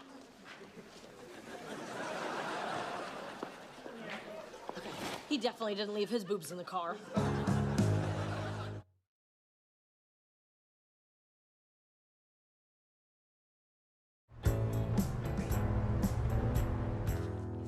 Where is Ballas? You said he'd be here, and I look around and I don't see him. Please stop worrying. You're molting. Wow, look at you. Dress made out of a flock of parrots. Listen, I just want to let you know there's a great crowd out there tonight, so just relax and have a good time, okay? Look, Joe, you're a really great dancer, and you really do know the tango, and I really do need someone who knows the tango. Because I see Mark Ballas. Oh! You made it! Oh, I'm so glad you're here. Me too. So, should we, quick rehearsal, get our tango on? Tango? I thought we were doing the waltz. No, I'm just kidding. Tango it is. Oh, I love ballroom humor. Look, Joe, I'm really sorry about what happened between us and me bringing Mark in. Look, it's fine. No worries, all right? You traded up. I would have done the same thing if I was, you. Come on, everybody. Picture time. Look good. Easy for you, Mark Ballas. Great, get that shot. Wait, I can do better. Watch. Oh my God! Save Mark Ballas! Save Mark Ballas! It's the knee. Oh, well, Joe, if Mark's knee's shot, then you're gonna have to dance with Mel. Wait. It's not my knee. Mel, is it bad? Oh, I'm fine. Never been better. Oh, I can be better. Oh, I can be so much better. Come here. Sit down. Look at this. All right, that knee's starting to swell up. Oh, Does this mean you can't dance? oh, hell no. I'm gonna dance. Yeah, dance through the pain. For the kids. Right, Lennox? Oh. I don't know, Aunt Mel, that does look pretty bad. Hang on a second. If I don't dance, I still get Ballas Boulevard, right? Oh, you're gonna dance tonight, Mark. Okay, the cause will go on, just with one little substitution. Stephanie, Oh my God. Oh my God. Oh my God. go tell the announcer that Mark is gonna dance with Joe. Wait a minute. What? Yeah, you know the steps, don't you? Know the steps. I mean, I live the steps. Look, Joe, I'm genuinely sorry for what I said, okay? You were right. I am a control freak, and I was clearly bothered by what you said, and that you know so much more about this, and I was so lost. I was just trying to help you out, Mel. Then do this for me. Please.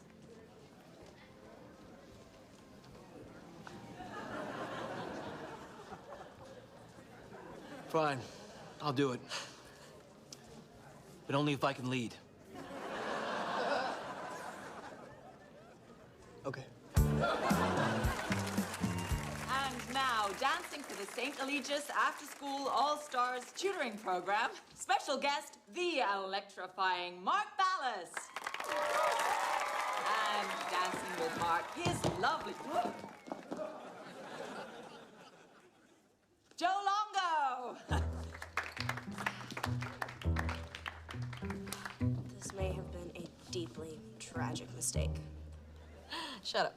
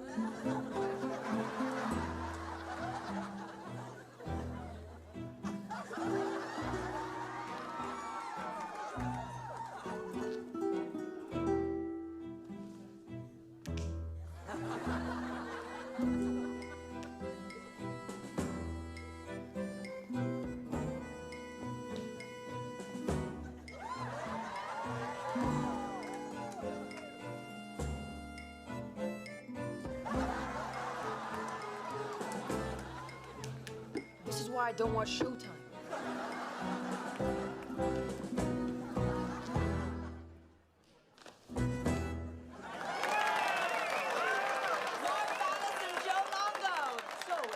Judges have regained their collective composure. Let's see what they have to say. That's a 9, and a 9, and a 9. 110. That's the highest score in the history of dance.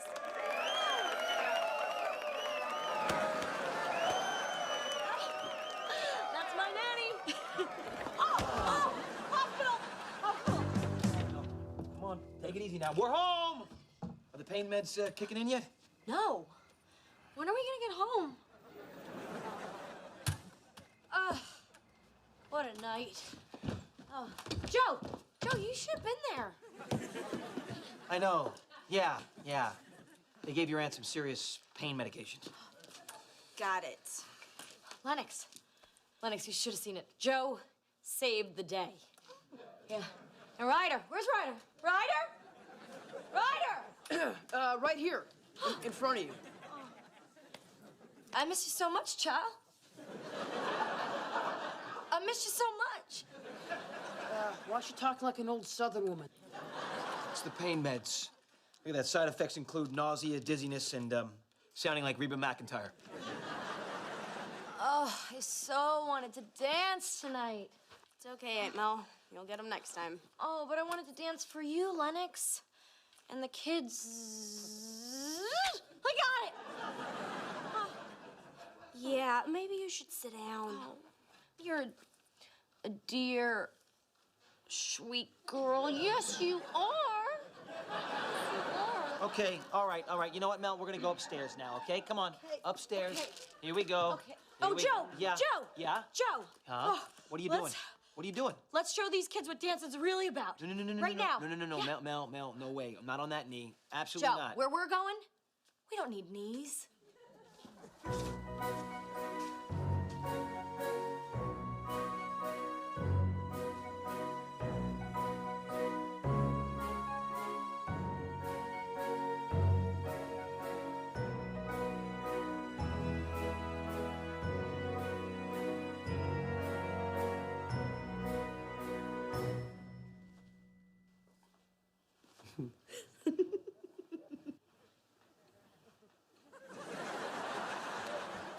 She's lost her mind. She looks totally ridiculous. I know. And soon, the whole world will know too. All right, guys, look, you get your aunt. All right, I'm gonna go grab some pillows and sheets. She's gonna sleep on the couch tonight. Let's go. Chop, chop. Aunt Mel, let's give your partner a rest. Were you dreaming about dancing with Mark Ballas? Oh, yeah. Yeah, Mark Ballas. Yeah, that's who. Oh, sleepy.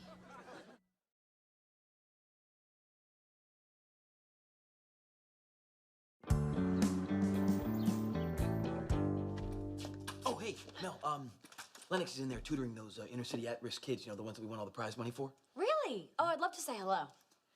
Sure. Hey, guys.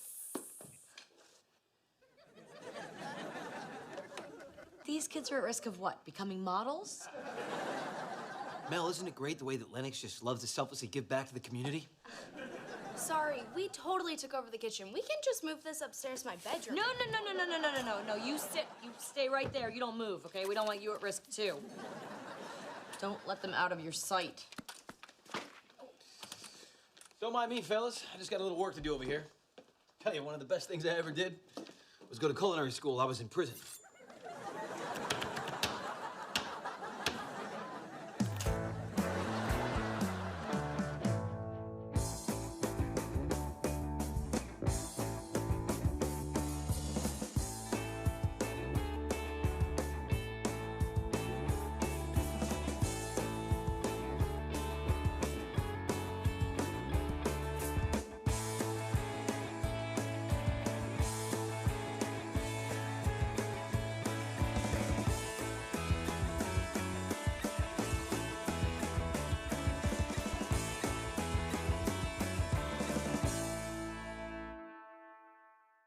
The House. He confidently asserted that the candidate did not need to be a woman. He began to pitch himself. He claimed that right out of college, he had run a youth center downtown, taking charge of 50 teenagers, cooking for them, and helping them with their homework. He spun a tale of absolute competence. Melissa was skeptical but exhausted. The nanny agency had failed her, her date was ruined, and Joe was standing right there, willing to start immediately. Despite admitting they did not particularly like each other, a desperate bargain was struck. Joe Longo became the newest employee of the Burke household. The true test began the very next morning. The school bus was not running due to the ongoing garbage protests blocking the streets. Melissa was panicked, worried she would miss her morning council session. Joe stepped up smoothly, tossing her the keys to his soon-to-be repossessed car, volunteering to drive the kids to school. Melissa watched him leave, feeling a strange mix of disbelief and relief. He was a homeless commodities trader, but he was taking care of the kids. Her relief was short-lived. Later that morning, Melissa returned to the house to find Joe and Ryder sitting at the kitchen table. Joe casually explained that while dropping Ryder off, he discovered the boy had not written his history paper. Instead of letting Ryder face the wrath of his teachers, Joe had brought him back home, enforcing a strict rule that Ryder would not leave the table until the paper was exactly written. Melissa was horrified. In her world, you left the kid at school to get yelled at, to face the consequences. Joe simply smiled, dismissing her conventional wisdom, asserting his own brand of authority. The situation escalated when it was time to leave for the meeting with the principal. Lennox was nowhere to be found. Joe had been entirely focused on Ryder and had not kept an eye on the rebellious teenager. Melissa panicked, realizing Lennox had ditched the meeting. They began a frantic search of her usual after-school spots. Joe eventually found Lennox on the roof of the house, her secret sanctuary for adolescent brooding. He climbed out the window, sitting beside her under the vast, open sky. He did not yell. He did not lecture. He spoke to her like an adult. He understood her desire to be an outlaw, cast out by the power brokers, forced to live a hard life in the city. He compared himself to a fallen superhero demoted to a nanny. Lennox poured out her frustrations about the principal firing the music teacher and getting rid of the band, complaining that life was fundamentally unfair. Joe listened quietly. He agreed that he would be upset too if his parents had bailed on him. But he gently shifted her perspective. He pointed out that while Melissa could be erratic and scattered, she was the only person in the world who had not bailed on Lennox. He asked Lennox if she thought it was fair that her aunt had to go down to the school alone, eating a massive bowl of humiliation for something she did not even do. Down at the school, Melissa sat in the principal's office, fighting a losing battle. She tried to defend her niece, arguing that if any child had the right to be angry at the world, it was Lennox. The principal was immovable, suggesting that the problem was not just Lennox's behavior, but Melissa's parenting. Just as Melissa was ready to concede defeat, the door opened. Lennox walked in, flanked by Joe. The teenager looked directly at the principal and offered a sincere, unprompted apology for the poem and the things she had said. Then she turned to Melissa. She stated clearly that her aunt had been getting enough blame and that Melissa was genuinely trying her best. It was a beautiful, mature moment that left Melissa breathless and the principal entirely satisfied. Back at the house that evening, a tentative peace had settled. Joe was in the living room, showing Ryder how to loosen up his knees for a better basketball jump shot. Lennox walked past, offering a quiet thanks to Joe for listening to her. Melissa watched them, feeling a strange warmth spreading through her chest. Maybe this unconventional arrangement could actually work.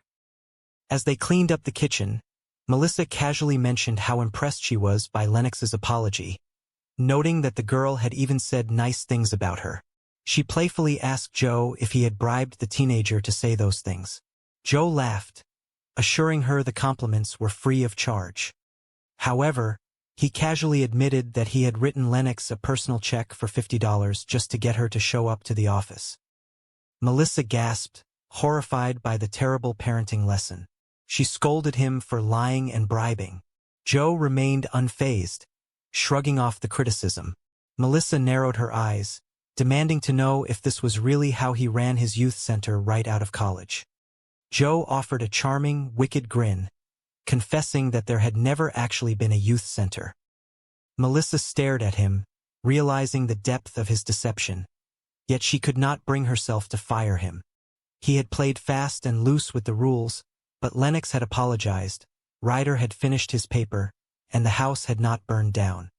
Joe informed her that a professional nanny from the agency was scheduled to arrive the next morning at 8 o'clock, fully expecting to be fired. Melissa looked at him, shook her head, and officially offered him the job. They were going to give this crazy arrangement a shot. The weekend arrived, bringing a sense of exhausted triumph. Melissa returned home from a rescheduled, incredibly successful date at 3 in the morning. To her surprise, Joe was awake in the kitchen, casually asking about her evening. She playfully told him to leave her alone, joking that it was not a school night and her date had been the captain of the football team. It was a light, comfortable banter, the kind of easy conversation she had desperately missed. Joe reported that the kids were safely in bed. Ryder had knocked out early, and Lennox had stayed up late catching up on biology, mathematics, and old television shows. Melissa smiled, feeling a profound sense of gratitude. Her life was messy, her career was demanding, and her family was broken. But standing in the quiet kitchen with her strange new employee, she felt a glimmer of hope. A sudden knock at the door interrupted the quiet moment. It was a delivery for the city council, carried by an incredibly imposing, massive man. Melissa peered out, her eyes widening in comical alarm as she called out to Joe, realizing that in this house, the surprises were never truly over. But for the first time in months, she felt ready to face whatever came through that door. Life, for Melissa Burke, often felt as though it were being recorded in front of a live studio audience. Every public misstep was scrutinized, every political decision weighed on the scale of public opinion, and lately every aspect of her personal life seemed to be broadcast for the world to judge. She stood in front of the full-length mirror in her office at City Hall, smoothing down the fabric of her tailored skirt. She was a woman who commanded a room, a woman who knew how to balance the heavy burden of civic duty with the sparkling charm required to navigate local politics. Her assistant leaned against the doorframe, offering a supportive smile. "Look at you," the assistant chimed in, her tone an equal mix of admiration and playful teasing. "You are a public servant by day and an absolute hottie by night." Melissa chuckled, reaching for her blazer. "Well, I have to turn on the heat during the day, or nobody gets anything done around here," she replied, her voice carrying that trademark blend of confidence and self-deprecating wit. She needed the confidence today.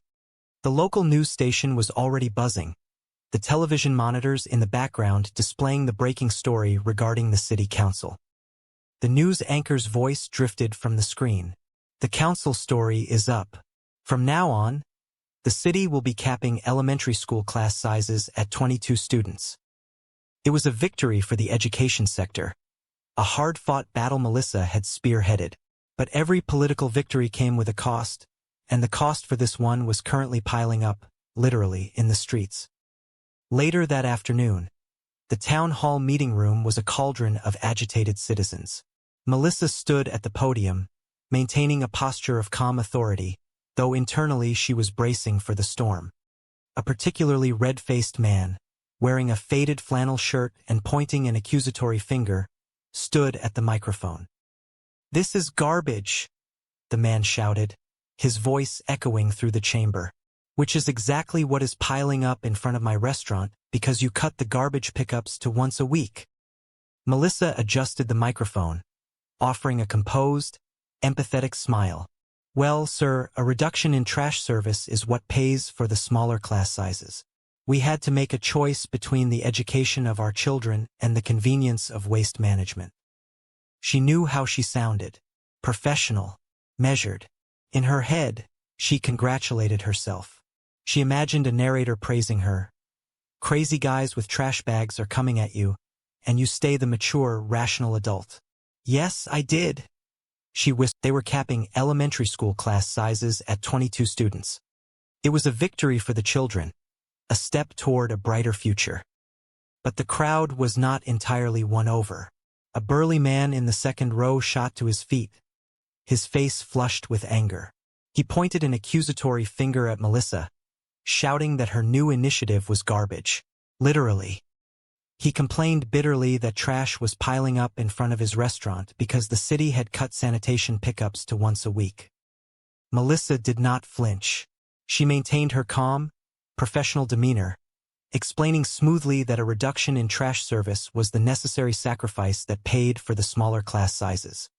She was used to crazy men with figurative trash bags coming at her, and as always she stayed the mature, rational adult. Then, another man pushed his way to the front. He was sharp-featured, dressed in a suit that looked expensive but slightly rumpled, as if he had slept in it. His eyes were dark and stormy, and he carried a literal bag of trash. He slammed it down, demanding to know where the money was.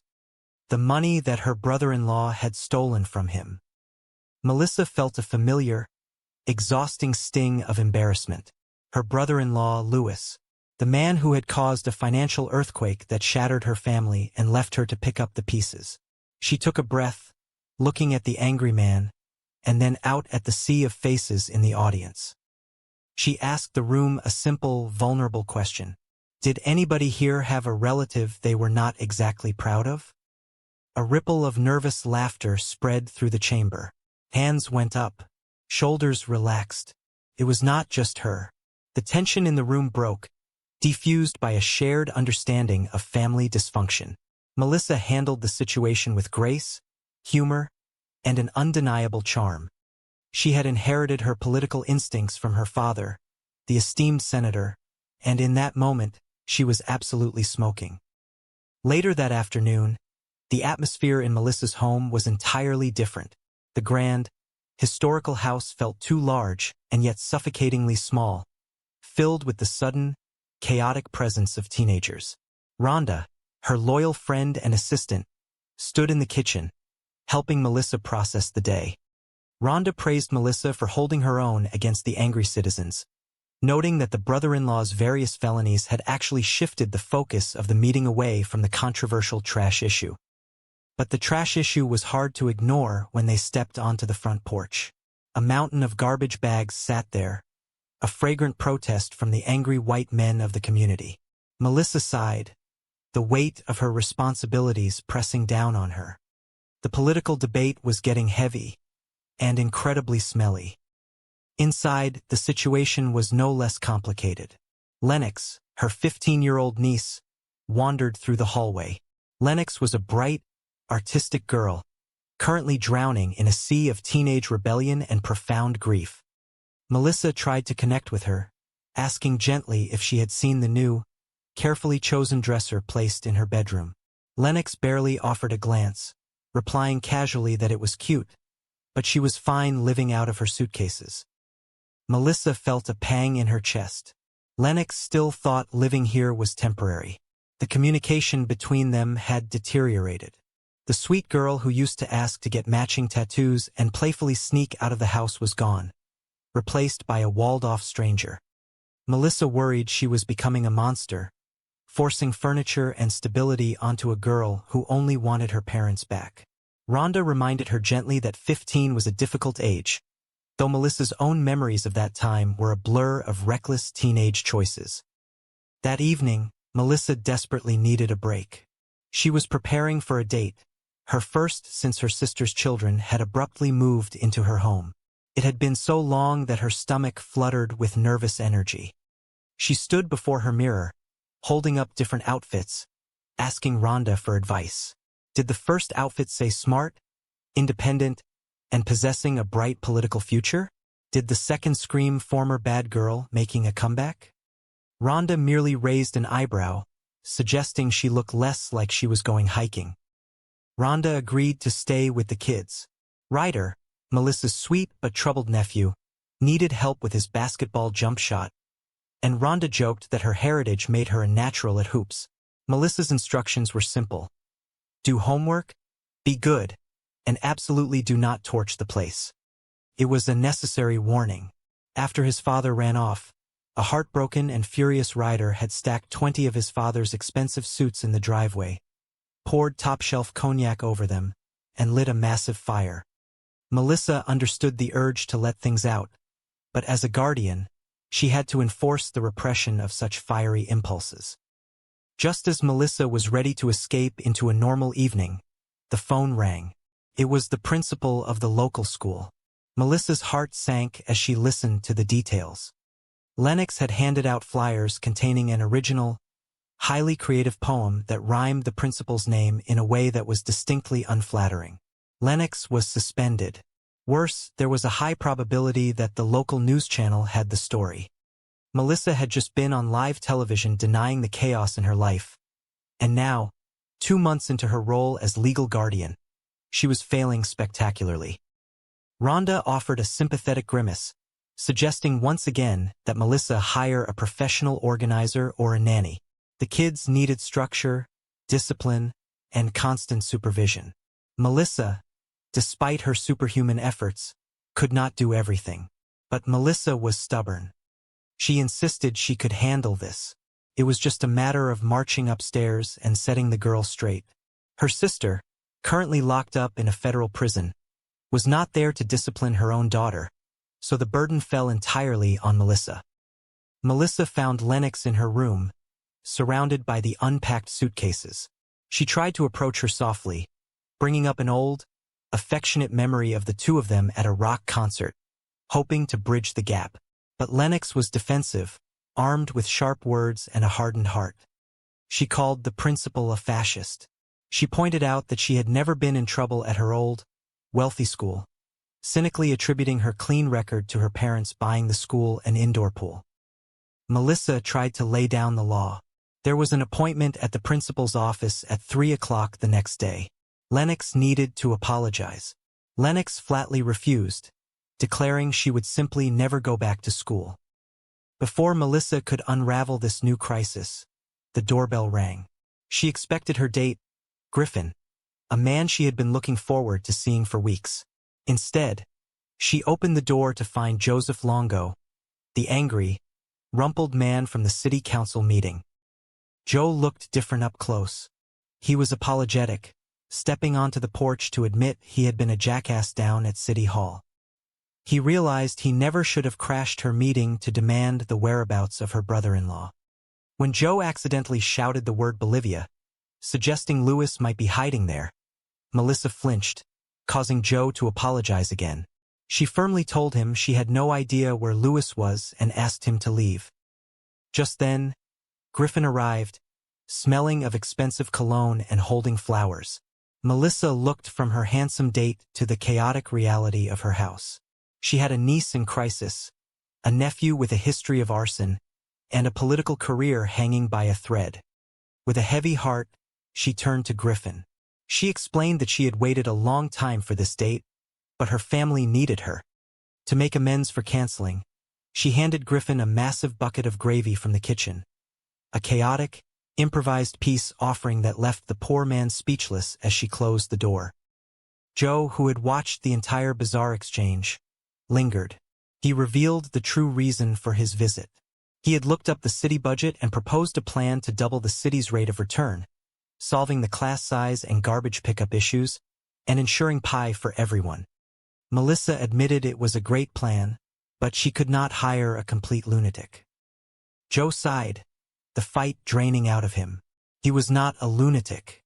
He was a former commodities trader who had made her brother-in-law millions of legitimate dollars before Lewis destroyed everything. In the fallout, Joe had lost his prestigious job, his luxurious condo, and his wife had left him. Now, the bank was about to repossess his sports car, which he was currently living in. He was desperate. Melissa looked at him, feeling a sudden wave of empathy, but she had no jobs downtown due to a hiring freeze. She vented her own frustrations, explaining she was dealing with a trash revolt, a kid on the brink, and a desperate need for a professional nanny. She complained about the low salary she could offer, the cooking involved, and her struggle to find the right woman for the job. Joe paused, processing her words. He looked at Melissa, then at Flea. Melissa let out a massive sigh of relief. "I am sorry I am late," Lennox continued, stepping fully into the room. She looked directly at the principal. "And I am sorry about the other day with the poem. And I am sorry about the stuff that I said. I was mad." She then turned her gaze to her aunt. "And apparently not really at you. But there is no need to blame my aunt. She has been getting enough of that from me. You know, at least she is trying." Melissa stared at her niece, completely stunned. It was the most mature, compassionate thing the girl had said since moving in. Lennox took a deep breath. "Okay, whatever. Let us just get to the stink-eating part." Mrs. Lent blinked, entirely bewildered. "The what-eating part?" Back at the house, Joe was in the kitchen, attempting to demonstrate a basketball move to Ryder. "All right, Let us see what you got, Joe challenged, holding an imaginary basketball. Here is a thought, my hip young brother man. Try loosening up your knees a little bit. You are welcome. Ryder attempted the stance, looking slightly less rigid. He paused, looking at Joe with a sudden, serious expression. I heard about all the crap you have been going through, Ryder said quietly. You know, with your wife going broke, losing your car, your condominium. I mean, how can you even walk? Joe froze, the casual bravado stripped away in an instant. Oh, sorry. Ryder backpedaled quickly, realizing he had crossed a line. I did not mean to.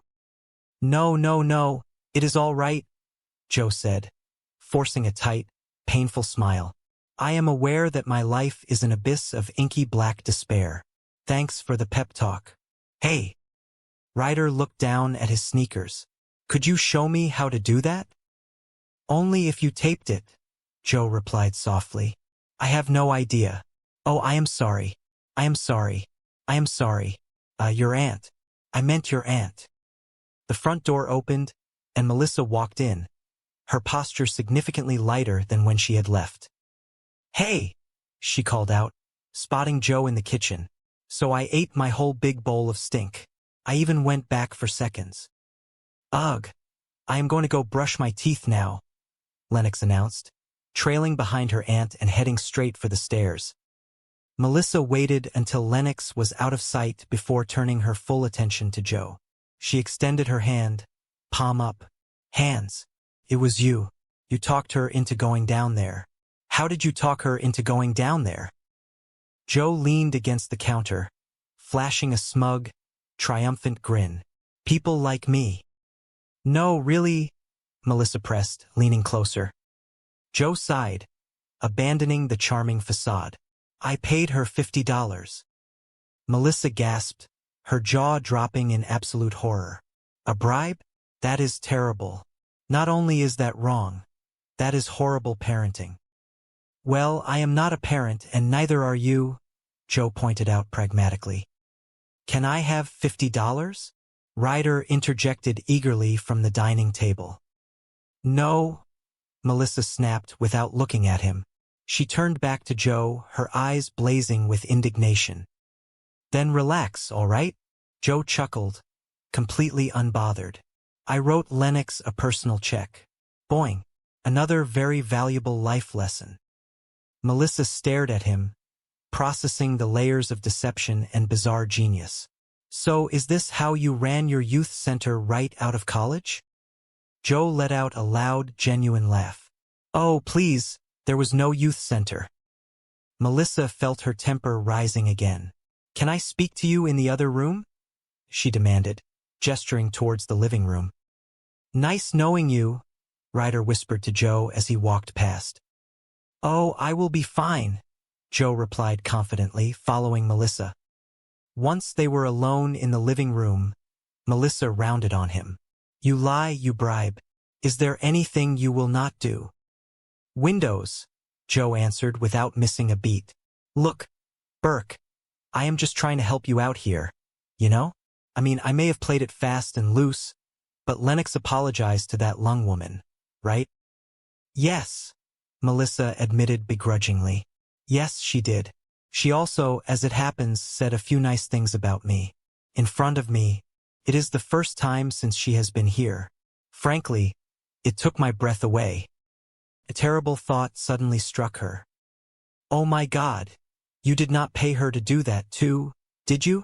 Melissa asked, her voice trembling slightly.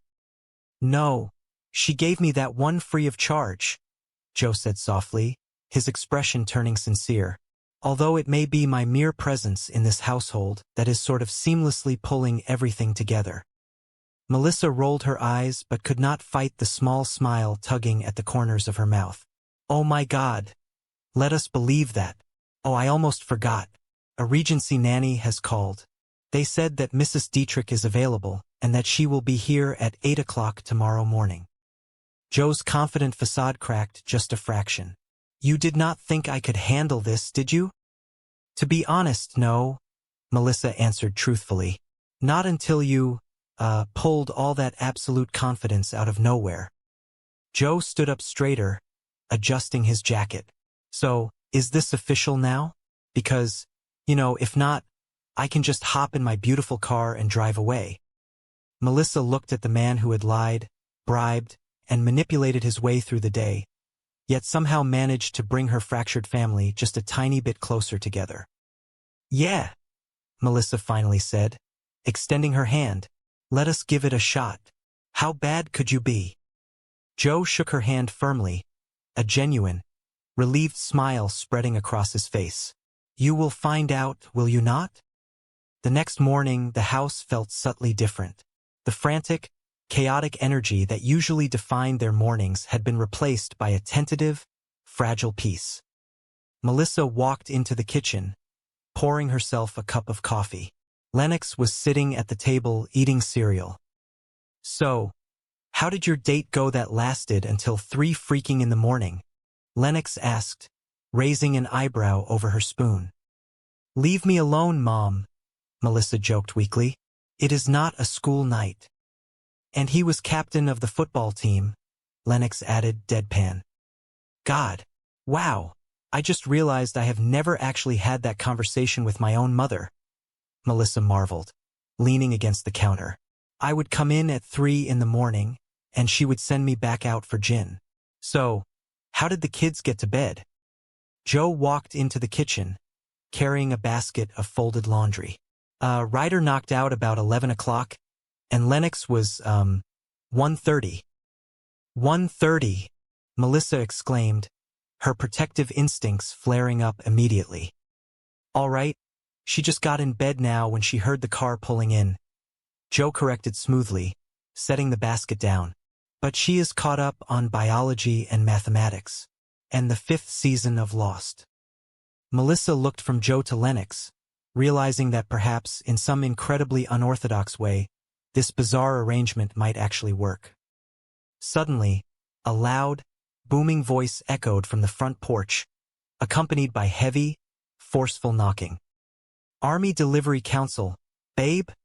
A deep voice shouted. Does it? Melissa asked, startled. What is that face? Did you forget something? Joe looked towards the front door, his eyes widening in sudden, comical panic. Hey, holy nuts, that guy is huge. Melissa, this guy. I am not kidding. This guy is absolutely huge, Melissa. The new day had officially begun. The bright, unrelenting lights of the city council chambers beat down on Melissa Burke, casting a warm glow over her tailored power suit. She stood at the polished wooden podium, looking every inch the composed, dedicated public servant. By day, she navigated the treacherous waters of local politics. By night, she tried to salvage whatever was left of her personal life. Today, however, the two worlds were colliding in spectacular fashion. Her colleague leaned over, whispering a quick compliment about her dual life as a dedicated official and an attractive, modern woman. Melissa offered a crisp, knowing smile. She had to turn on the heat during the day, she often joked, or nobody would ever get anything done in this town. But there was no time for casual banter now. The council story was up, and the room was buzzing with the restless energy of frustrated citizens.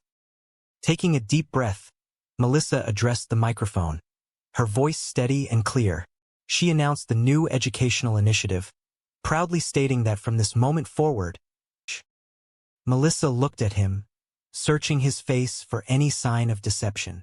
He seemed earnest or at least desperately persuasive. Yeah, you are perfect, Melissa finally said, her voice dripping with sarcasm. There is just one little detail. I do not really like you. Before the conversation could escalate, Ryder burst into the room, his backpack slung over one shoulder, looking frantic. You know about the school bus? Ryder panted. It is not running today. Jackson Street is blocked because of some kind of garbage protest. Melissa groaned. Crap, crap, crap, crap, crap. Oh, I mean, golly, tough break. Okay, I will take you. I will just miss my extremely important meeting. I mean, it is not like we need the police department budget approved. Joe stepped forward, seizing his golden opportunity. Nu? No, no, no. You will make your meeting. I will take him. He turned to the bewildered teenager. Hey, hi, I am Joe. See that beautiful Porsche out there? Ryder looked out the window, his eyes widening. Yeah, it is yours. For 10 more days, Joe said honestly. Sweet. I do not know if that is your. Oh, screw it. Buckle up. As Joe led Ryder out the door, Rhonda emerged from the kitchen, holding a piece of toast. Is not that the cute yelling guy from yesterday? Rhonda asked, her mouth full. Yeah, Melissa sighed, watching the sports car reverse out of the driveway. He is a homeless commodities trader, and he is taking care of the kids. She rubbed her forehead. How high do I sound right now? Bottom line, she sounds great, Rhonda said, attempting to pivot back to the nanny agency paperwork. The perfect nanny. You were right. I cannot do this alone. What, the commodities trader? Rhonda asked, confused. No, he is just temporary, Melissa reasoned, trying to convince herself more than anyone else. And he is not cute. No, he is not, Rhonda agreed readily. He has no hair. Okay. Before we pull the nanny trigger, when do I interview this lady? Melissa asked, pointing to the paperwork. Suddenly, Joe burst back through the front door, looking exasperated. Hello. Hold on a second. Hey, let me ask you something. When is the last time anybody did any laundry in this household? You people live like pigs. He held up a delicate, lacy garment. These are my delicates. How did you get my delicates? Were you in my bedroom? Yeah, Joe admitted shamelessly, tossing the garment onto the sofa. Melissa turned slowly to Rhonda. Pull the trigger. Hire the agency lady. Hey, Joe, Ryder called out from the kitchen doorway, holding a massive sandwich. You were right. I should have that sandwich now. Hey, Mel, Joe said, ignoring her murderous glare. He pointed a firm finger at Ryder. All right, get back up there. What is he doing home in the middle of the day? Melissa demanded, stepping between Joe and her nephew. His history paper, Joe replied casually. What? Wow. All right, pack the veins back in your forehead, Joe instructed, sensing her rising panic. I took the kid to school, right? And he tells me he does not have his history paper. So we drive back here to get it, and then he tells me he did not exactly write it. And I said, well, you better exactly write it because it is due today. So he is up there writing it right now. And he does not come out until it is done.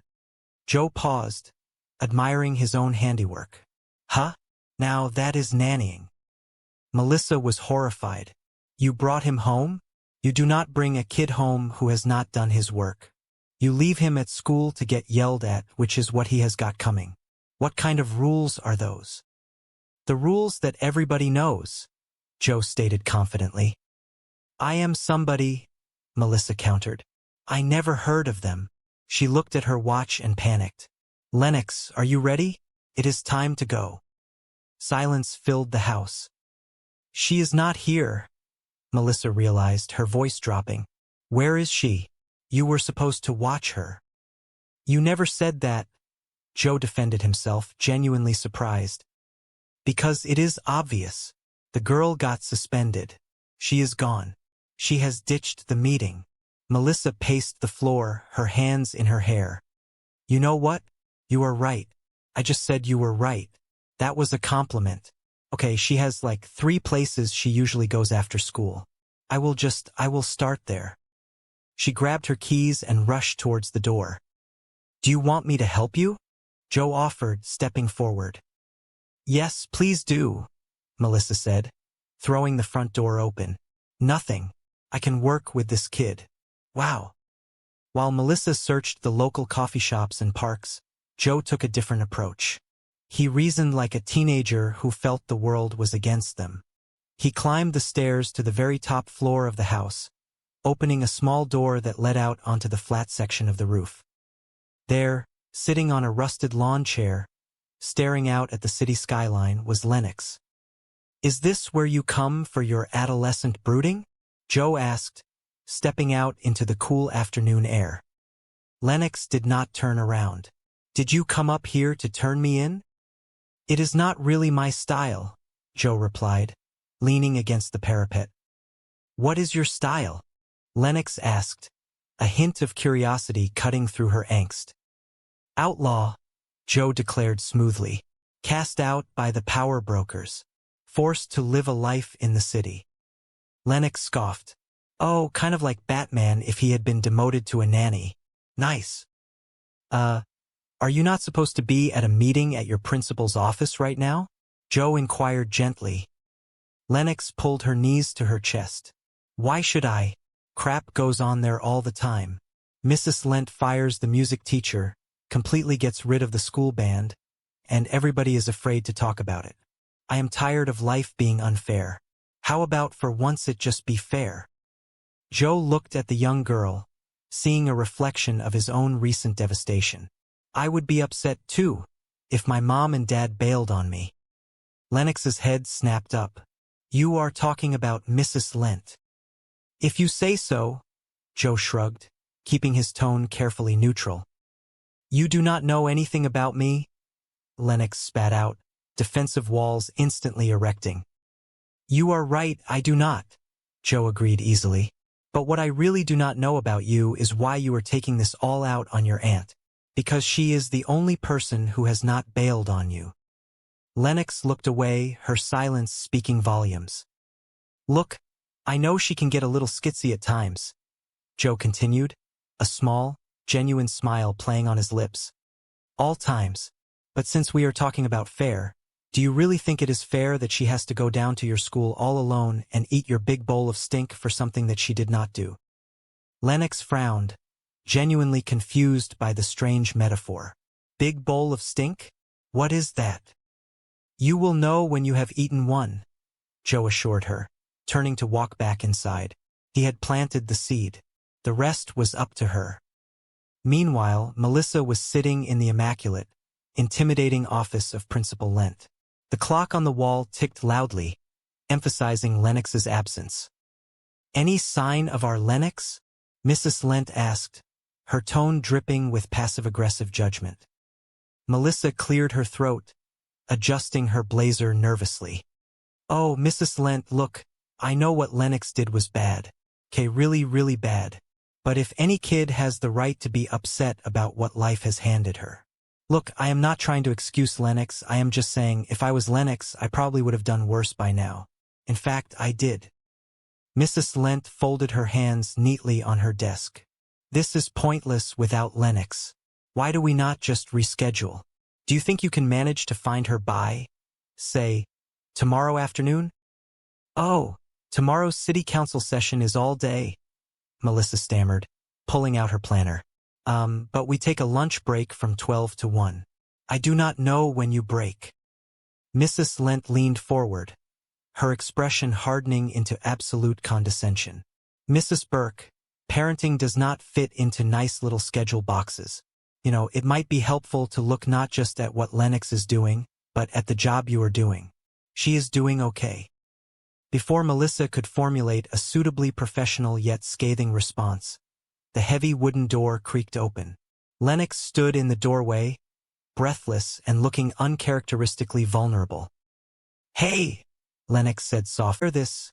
Lennox finally relented, her tone bitter. Mrs. Lent is a fascist. Why could you not have called her that?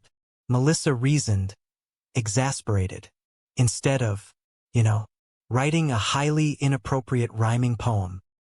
Well, I never got in trouble at my old school, Lennox fired back defensively. That is because your parents bought the indoor pool, Melissa reminded her, stating a harsh reality of their previous, privileged life. Lennox crossed her arms. It did not even have a spa. Like, what is up with that? Whatever.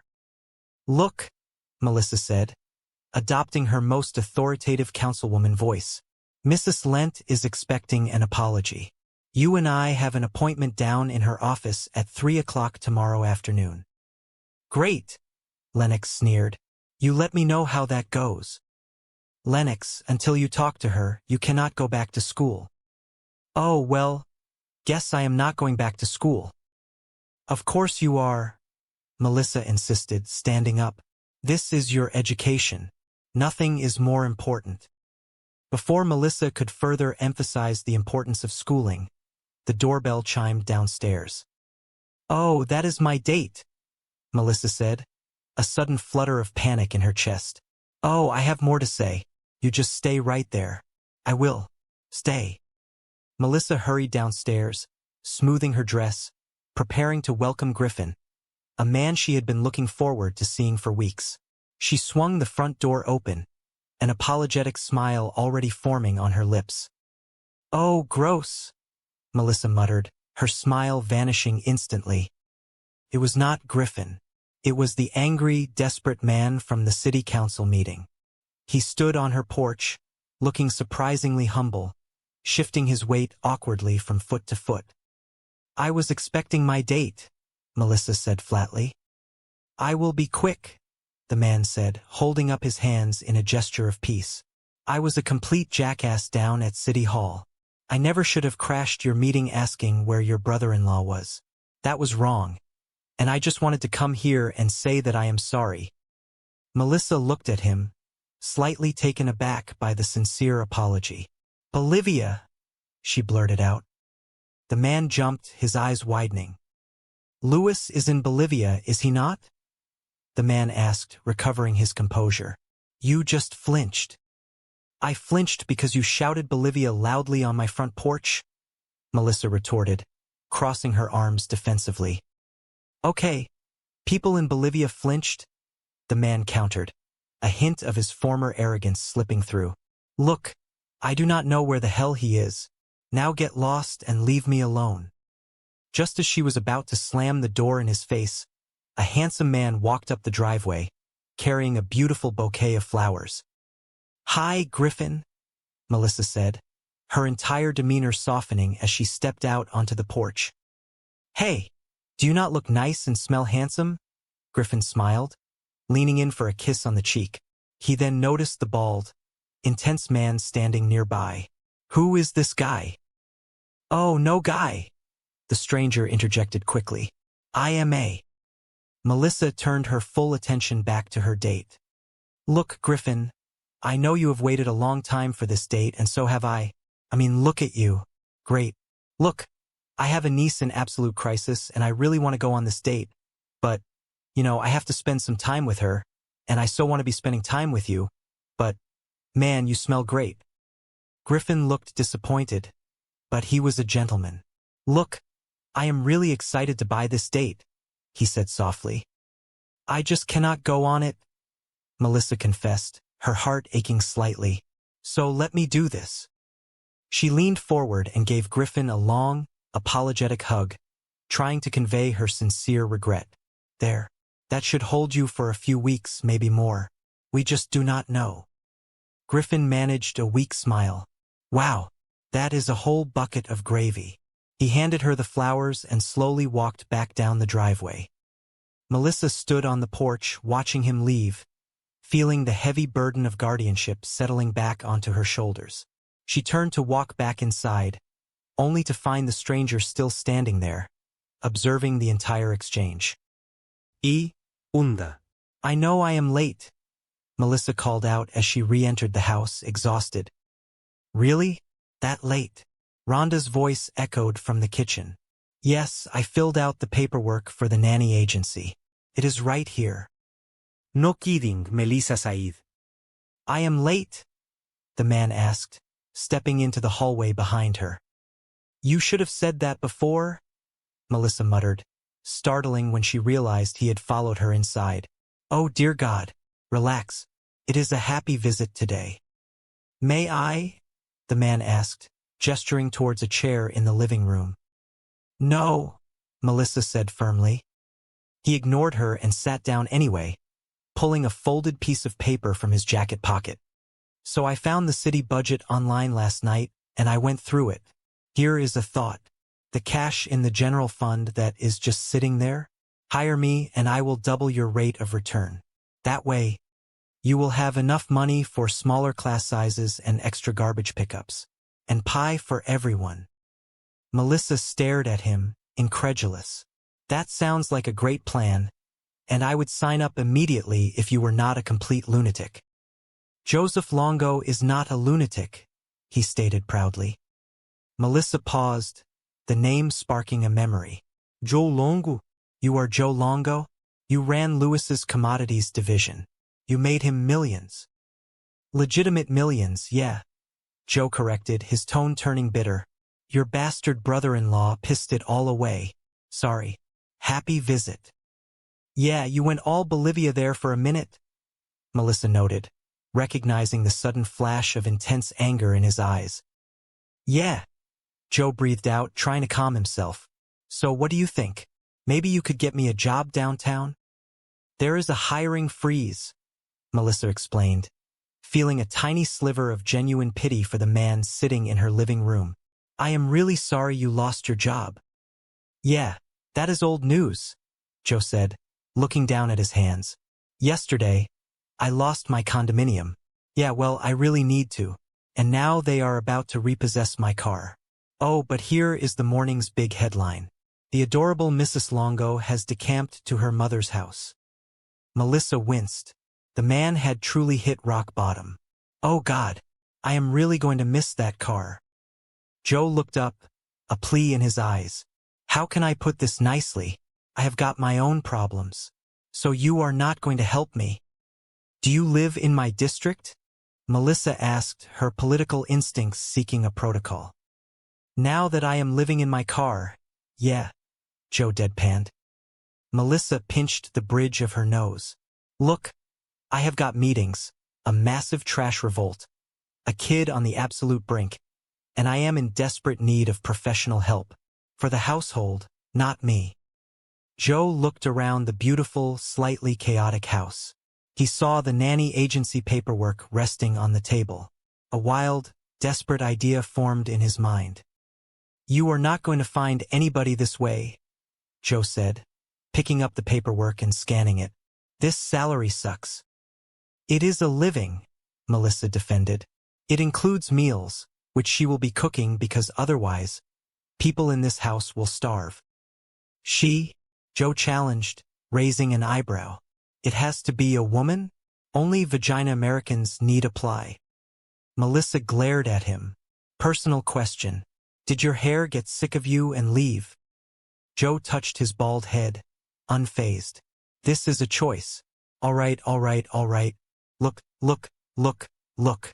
We both know that is a lowball offer, all right? So come on. What is your top number there? That is my top number, Melissa insisted. All right, you have got a deal to deal with it, Joe declared, standing up. I cannot start until Monday. Who offered you a job? Melissa scoffed, crossing her arms. All right, I can start today, Joe negotiated seamlessly, ignoring her protest. I am just going to have to, move a few things around. Mostly my car. Tuesday is street cleaning, is it not?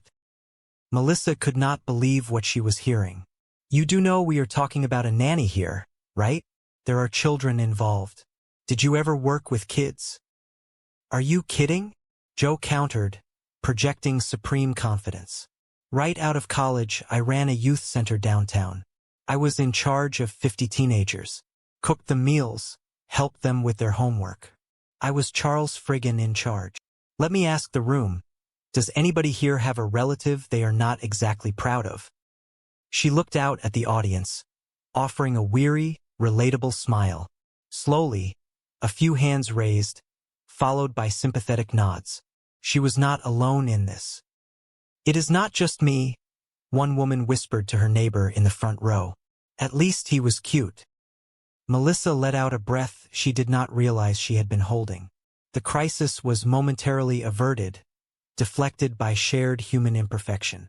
Later, as she gathered her files and stepped out of the chamber, her assistant and close friend, Rhonda, fell into step beside her. Yeah, I do not see it, Rhonda remarked, referring to the angry man. But you held your own up there. You remind me of your father, the esteemed senator. Melissa chuckled, the tension finally leaving her shoulders. Oh my goodness, did I smell like strippers?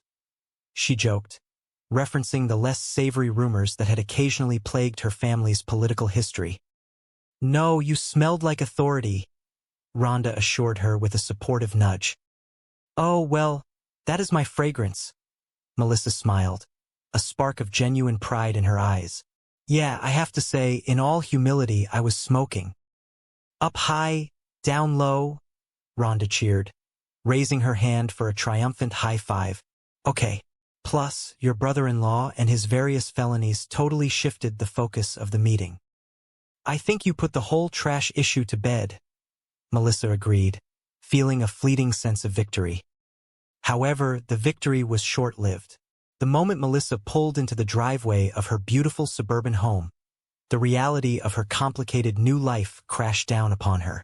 The front porch was littered with an absurd number of heavy, foul-smelling garbage bags. Angry citizens had decided to bring the protest directly to her doorstep.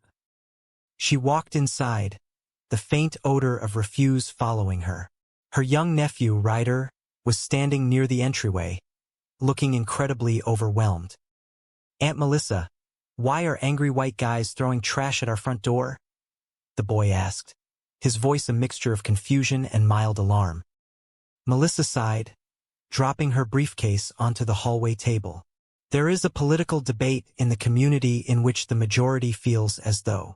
She trailed off, realizing that explaining municipal budget reallocation to a teenager was a losing battle. This is getting heavy and really smelly. Ryder nodded slowly. I am just going to leave this here for you, Aunt Melissa, he said, handing her a piece of mail.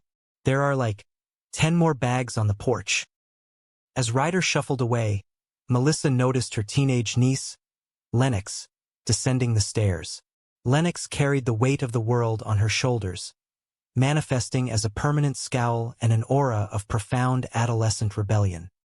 Hey, Lennox, Melissa called out, trying to inject some warmth into her tired voice. Did you see the new dresser I put in your room? Lennox paused, leaning against the banister. Yeah, it is really cute, but I am okay. I have got suitcases. Melissa felt a pang of deep sorrow. She thinks living here is temporary? She muttered to herself, turning to Rhonda, who had just walked in through the kitchen. Well, she no longer tells me what she thinks. It used to be, I will sneak out of the house, Aunt Melissa. Or, let us get matching tattoos, Aunt Melissa. Now it is, because I said so, Aunt Melissa. I do horrible things like put beautiful furniture in her bedroom. Clearly, I am a monster. Rhonda offered a sympathetic smile, pouring 2 glasses of sparkling water. Of course she is difficult. Do you not remember what you were like at 15 years old? Not very clearly, Melissa admitted, staring blankly ahead. I did a lot of drinking then. She shook her head, bringing herself back to the present. I am going out tonight, so Rhonda is staying with you guys if you need anything. Rhonda nodded vigorously, embracing the babysitter role. The coach says you need a better jump shot, she told Ryder, who had wandered back into the living room. You got one of those? Ryder asked skeptically. Yes, we Asian women are all about the hoops, Rhonda deadpanned, making Ryder crack a tiny, rare smile. So if you have got any homework, do it. And beyond that, just be good and do not torch the place. Melissa finished the sentence, her voice dropping to a whisper as she leaned in close to Rhonda. Rhonda winced. Yes. Melissa looked at Ryder, who was now safely out of earshot. It was one little single alarm fire. At his old house, the week his father ran off. He was angry. He just stacked 20 of his dad's expensive suits on the driveway, added some top-shelf cognac, and lit them up. In a way, Rhonda reasoned, trying to find the positive. We all need to let things out every now and then. No, we do not, Melissa countered firmly, the politician in her demanding order and control. The urge to set things on fire we repress. Anyway, thanks for babysitting. Melissa hurried upstairs to her bedroom, pulling open her closet doors. The task of choosing an outfit suddenly felt monumental. She held up 2 entirely different pairs of shoes, presenting them to Rhonda, who had followed her up. "All right, what do you think?" Melissa asked, holding up a sensible pair of pumps. "These say smart, independent, bright political future." She then held up a pair of striking, towering heels. "These say former bad girl. She is back." Rhonda eyed the sensible pumps with disdain. Just as Melissa was slipping into the spectacular shoes, Rhonda's cellular telephone began to ring. Rhonda answered it, her expression shifting rapidly from casual to deeply concerned. "Hello? Yes, hello?" Rhonda said, her voice tightening. "Channel school principal. She did what? What did she do? When? Where? Really? Today?" Melissa froze, her heart sinking. Rhonda hung up the phone and looked at Melissa with wide eyes. "Lennox did that." "Liz, I find that hard to believe," Melissa said, instinctively using the principal's first name, hoping to leverage some political capital. "No, she did not tell me." Melissa slowly lowered her phone, realizing she was no longer speaking to the principal but processing the information. "Guess what?" Rhonda said, reading a text message that had just followed the call. "Today at school, Lennox handed out flyers containing an original poem rhyming her principal's name in a creative way that did not go over well with Mrs. Lent. Not to send up a flare, but there is a possibility Channel 5 has a story." Melissa covered her face with her hands, a long groan escaping her lips. "Are you sure?" "Pretty sure. I was just on the air, denying it." 2 months? Melissa lamented, walking over to her mirror and staring at her reflection. 2 months living with me, and she gets suspended. Legal guardian of the year. Thank you. "I keep telling you," Rhonda gently advised, placing a comforting hand on Melissa's shoulder. "Hire somebody. An organizer. Professional. Those kids need structure and discipline and possibly a very mild form of therapy. And you, my dear, cannot do everything." "Well, maybe not everything," Melissa said, her spine stiffening with sudden resolve. "But I can certainly do this. It is just a matter of going up there and setting that girl straight." Melissa marched down the hallway, stopping outside Lennox's bedroom door. She knocked softly, then let herself in. The room was dark, the curtains drawn, typical of a teenager in mourning for her past life. "I have not moved yet, have I?" Lennox asked from beneath the covers, not bothering to look up. "Why is my sister not here to discipline her own daughter?"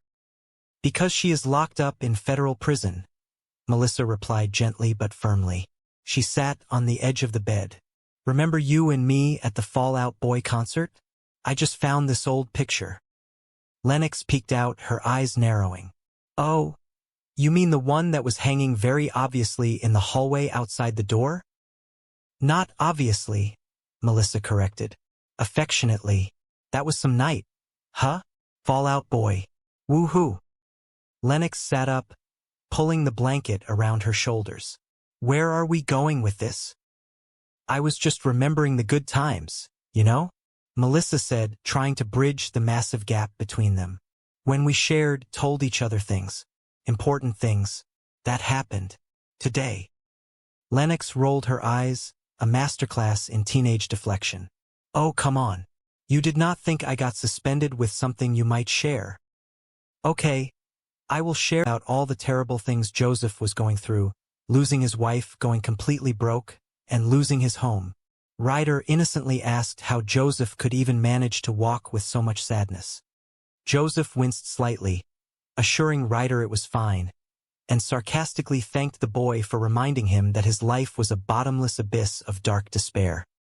Lennox walked outside and thanked Joseph for the advice he had given her on the roof. She asked if he could teach her how to do the basketball trick. Joseph laughed, admitting he had absolutely no idea how to play basketball properly.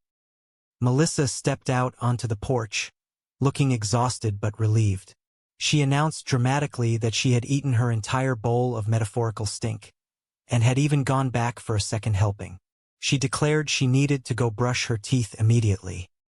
As Lennox and Ryder went inside, Melissa turned to Joseph. She had figured it out. She pointed a finger at him, realizing that he was the one who had convinced Lennox to go down to the school.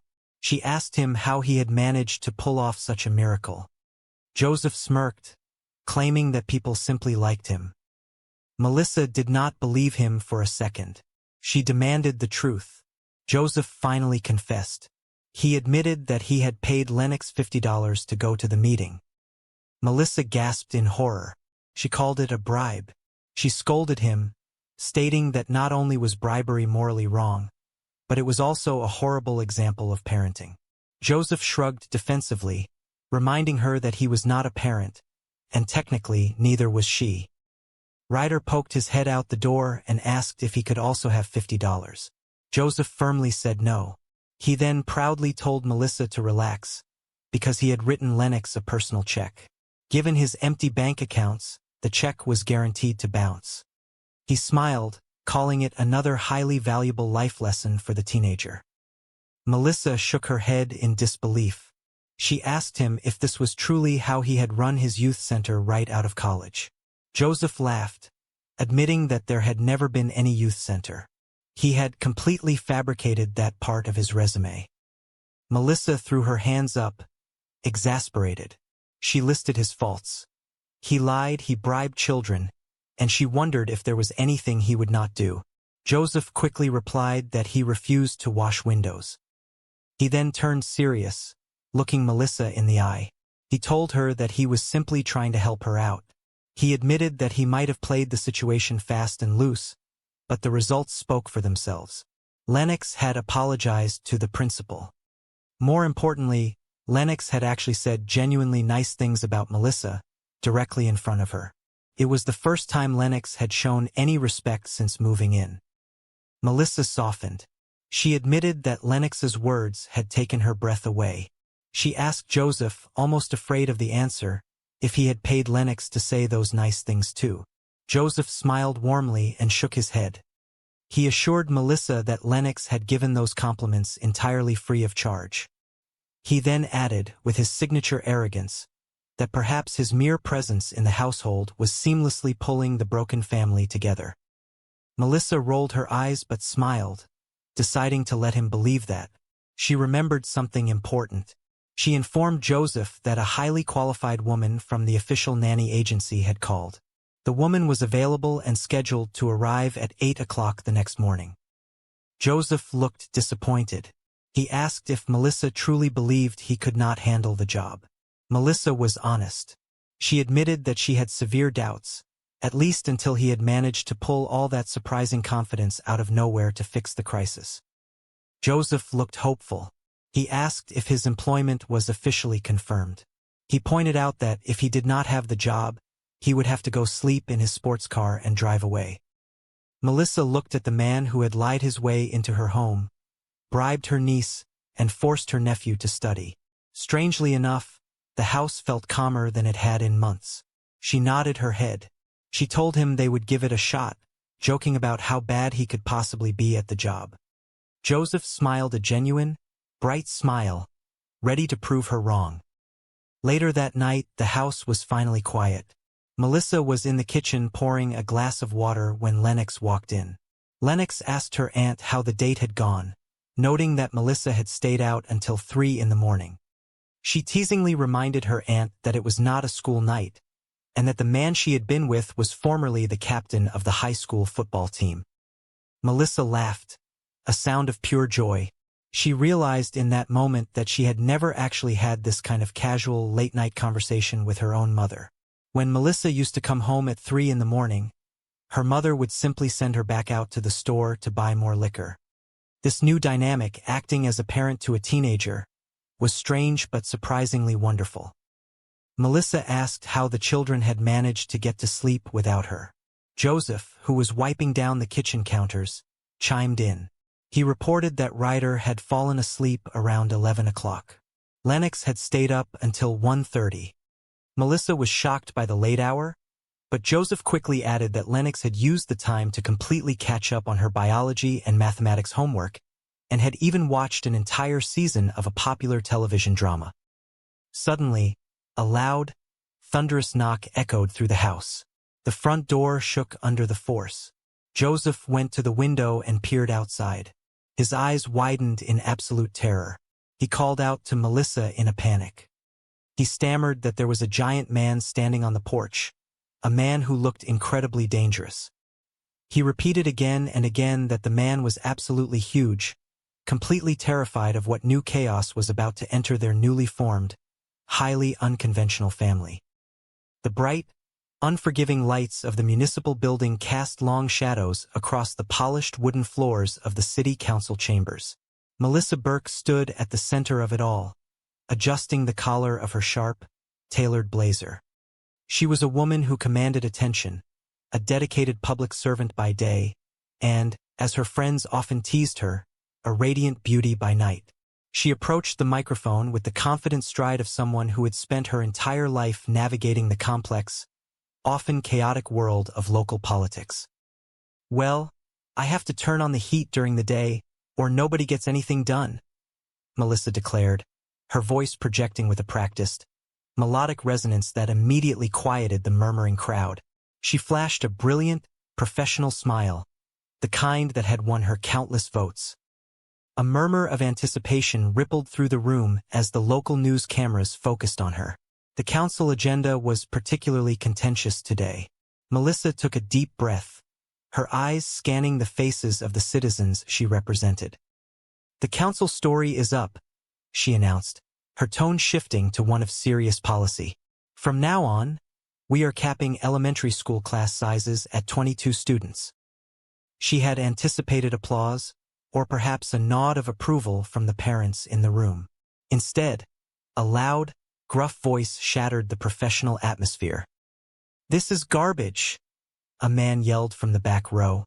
He marched forward, his face red with indignation. "Garbage, which is piling up in front of my restaurant because you cut pickups to once a week." Melissa did not flinch.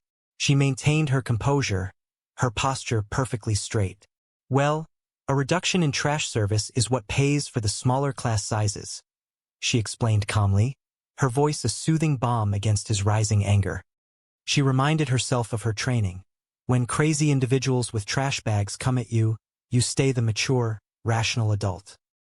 Yes, I did stay rational, she thought to herself, though internally, a much less diplomatic response was brewing. She imagined saying something entirely different to the garbage man, but she held her tongue, preserving her dignified image.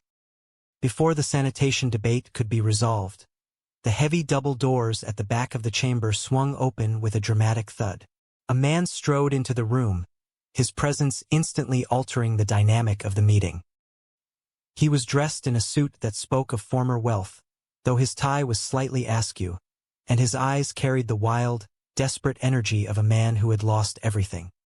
"Hey, do not be that guy," Melissa warned, sensing the disruption before it even reached the podium. "Do not be that guy that brings your garbage into a public arena and acts like a crazy person. Act like a gentleman. Thank you."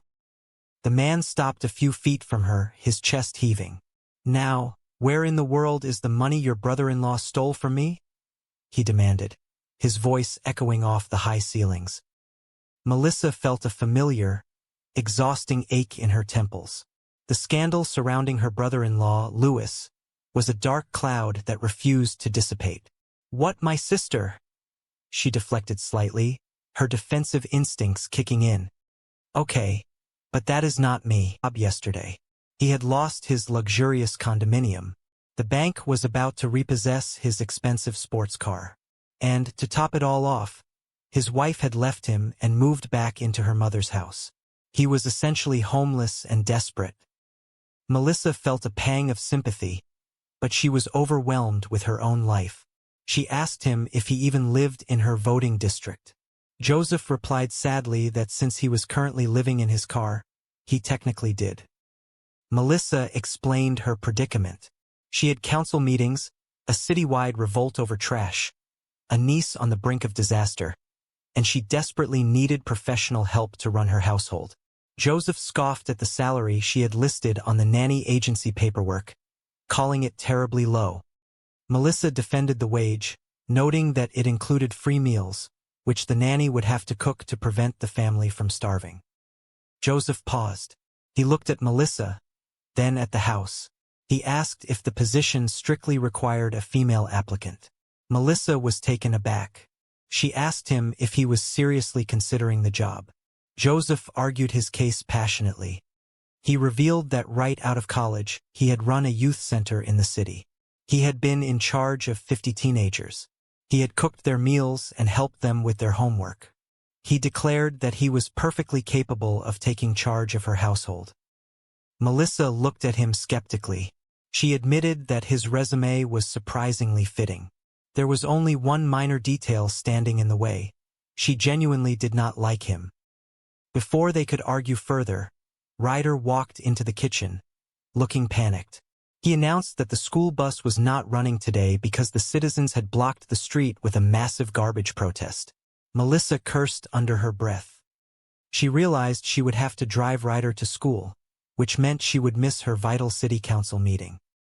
Joseph saw his opportunity. He stepped forward and offered to take Ryder to school so Melissa could attend her meeting. Melissa hesitated, but desperation won. She introduced Joseph to Ryder. Joseph casually mentioned his expensive sports car parked outside, noting that he only had it for another 10 days before it was repossessed. Ryder was thrilled at the prospect of riding in a sports car.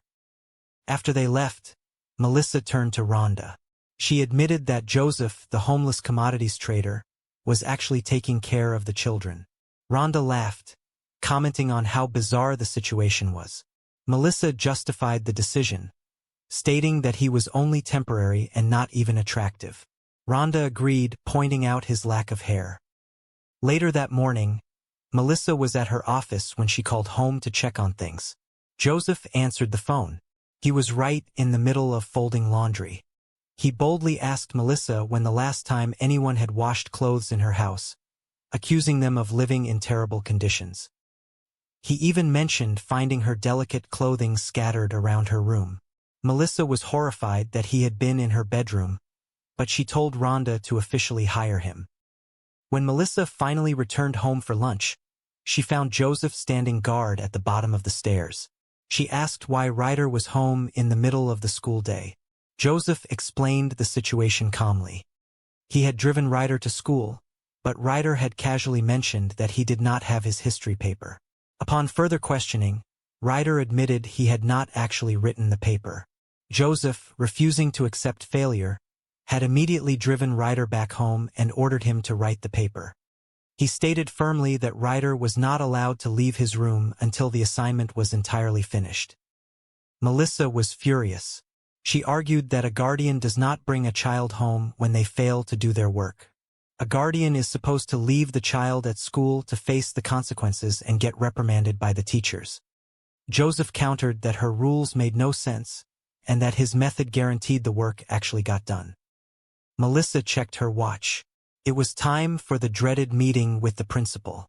She called out for Lennox, telling her it was time to leave. Joseph looked confused. He informed Melissa that Lennox was not in the house. He assumed she had gone back to school. Melissa panicked. She realized Lennox had ditched the meeting completely. She blamed Joseph, yelling that he was supposed to watch her. Joseph defended himself, stating that Melissa had never given him explicit instructions to guard the teenage girl. Melissa took a deep breath, trying to control her anxiety. She listed 3 places Lennox usually went after school and decided she would have to go search for her. Joseph offered to help. Melissa, swallowing her pride, accepted his assistance. While Melissa searched the local cafes, Joseph returned to the house and climbed up to the roof balcony. He found Lennox sitting there, brooding over the neighborhood. Joseph approached her gently. He asked if this was her designated spot for adolescent angst. Lennox looked at him suspiciously, asking if he was going to turn her in to her aunt.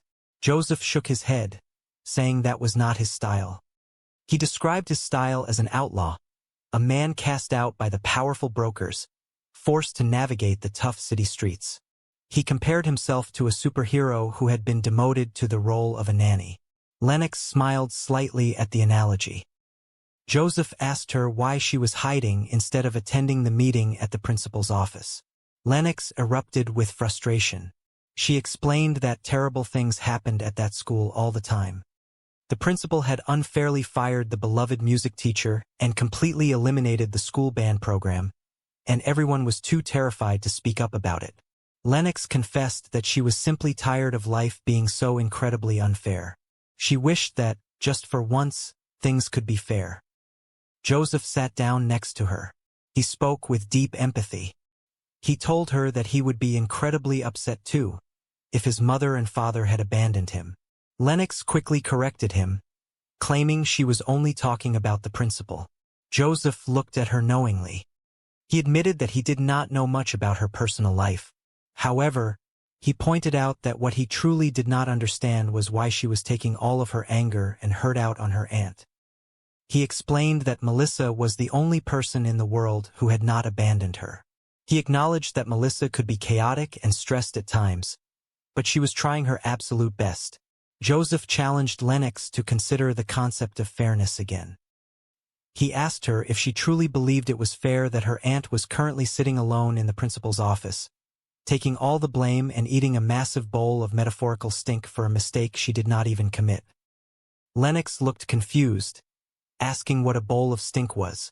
Joseph promised her that she would know exactly what it was when she was forced to eat one. His words hung in the air, heavy with truth. Meanwhile, at the school, Melissa was sitting alone across from the intimidating Miss Lent. Melissa pleaded her case. She acknowledged that the poem Lennox had written was highly inappropriate. However, she argued that if any child had the right to be upset about the unfair hand life had dealt them, it was Lennox. Melissa passionately stated that she was not trying to excuse the behavior, but she honestly believed that if she were in Lennox's shoes, she probably would have done something much worse by now. Miss Lent was unmoved. She stated coldly that the meeting was entirely pointless without the student present. She suggested they reschedule for another day. Melissa frantically looked at her calendar, noting that tomorrow the city council was in session all day, but they had a lunch break from 12 to 1. Miss Lent sighed condescendingly, lecturing Melissa that proper parenting did not fit into neat little schedule boxes. She coldly suggested that instead of focusing solely on the child's behavior, they should perhaps examine the poor quality of parenting Melissa was providing. Melissa felt a sting of tears but held them back. Just as the tension reached its peak, the office door slowly opened. Lennox walked in. Lennox looked at her aunt, then at the principal. She took a deep breath and apologized. She said she was sorry for being late. She apologized for the disrespectful poem. She apologized for the hurtful things she had said. She admitted that she had been incredibly angry, but she realized her anger was misdirected.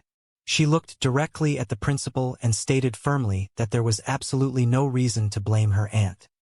Her aunt had been receiving enough blame lately, and at the very least, her aunt was genuinely trying to do a good job. Lennox then turned to Melissa, offering a small, sincere smile. She said she was ready to face her punishment and get the ordeal over with. That evening, the atmosphere in the house was remarkably different. Ryder was in the driveway, practicing his basketball shots. Joseph was out there with him, offering advice. He playfully called Ryder a hip young man and instructed him to loosen up his knees before shooting. Ryder followed the advice, and the ball swished perfectly through the net. Ryder thanked Joseph. Ryder then brought up Joseph's personal struggles. He mentioned that he had heard about application in a life that was already overflowing with them. But for the first time in months, the house felt a little less heavy. The kids were quiet. The principal was appeased. "Yeah," Melissa said softly, pouring herself another glass of wine. "Let us give it a shot. How bad could you be?" Joe chuckled, picking up a dish towel and tossing it over his shoulder, fully embracing his new role. "You will find out, will you not?" The hours ticked by, the house settling into a deep, unfamiliar quiet. Melissa finally managed to slip out for her heavily delayed date, leaving Joe in charge of the sleeping household. He spent the evening pacing the downstairs, wiping counters that were already clean, reading a book he did not care about, and watching the clock on the microwave slowly march past midnight. When the front door finally clicked open, the clock read 3 in the morning. Melissa slipped inside, carrying her high heels, her hair slightly messy, a soft, contented smile on her face. She jumped when she saw Joe sitting in the armchair in the dark living room, illuminated only by the faint glow of a street lamp slipping through the blinds. "So, how did your date go that lasted till 3 freaking in the morning?" Joe asked, his voice rough with sleep, sounding entirely like an overprotective parent. Melissa froze, a rebellious smirk breaking across her face. "Leave me alone, Mom. It is not a school night, and he was captain of the football team. God." She leaned against the wall, a sudden, surprising realization washing over her.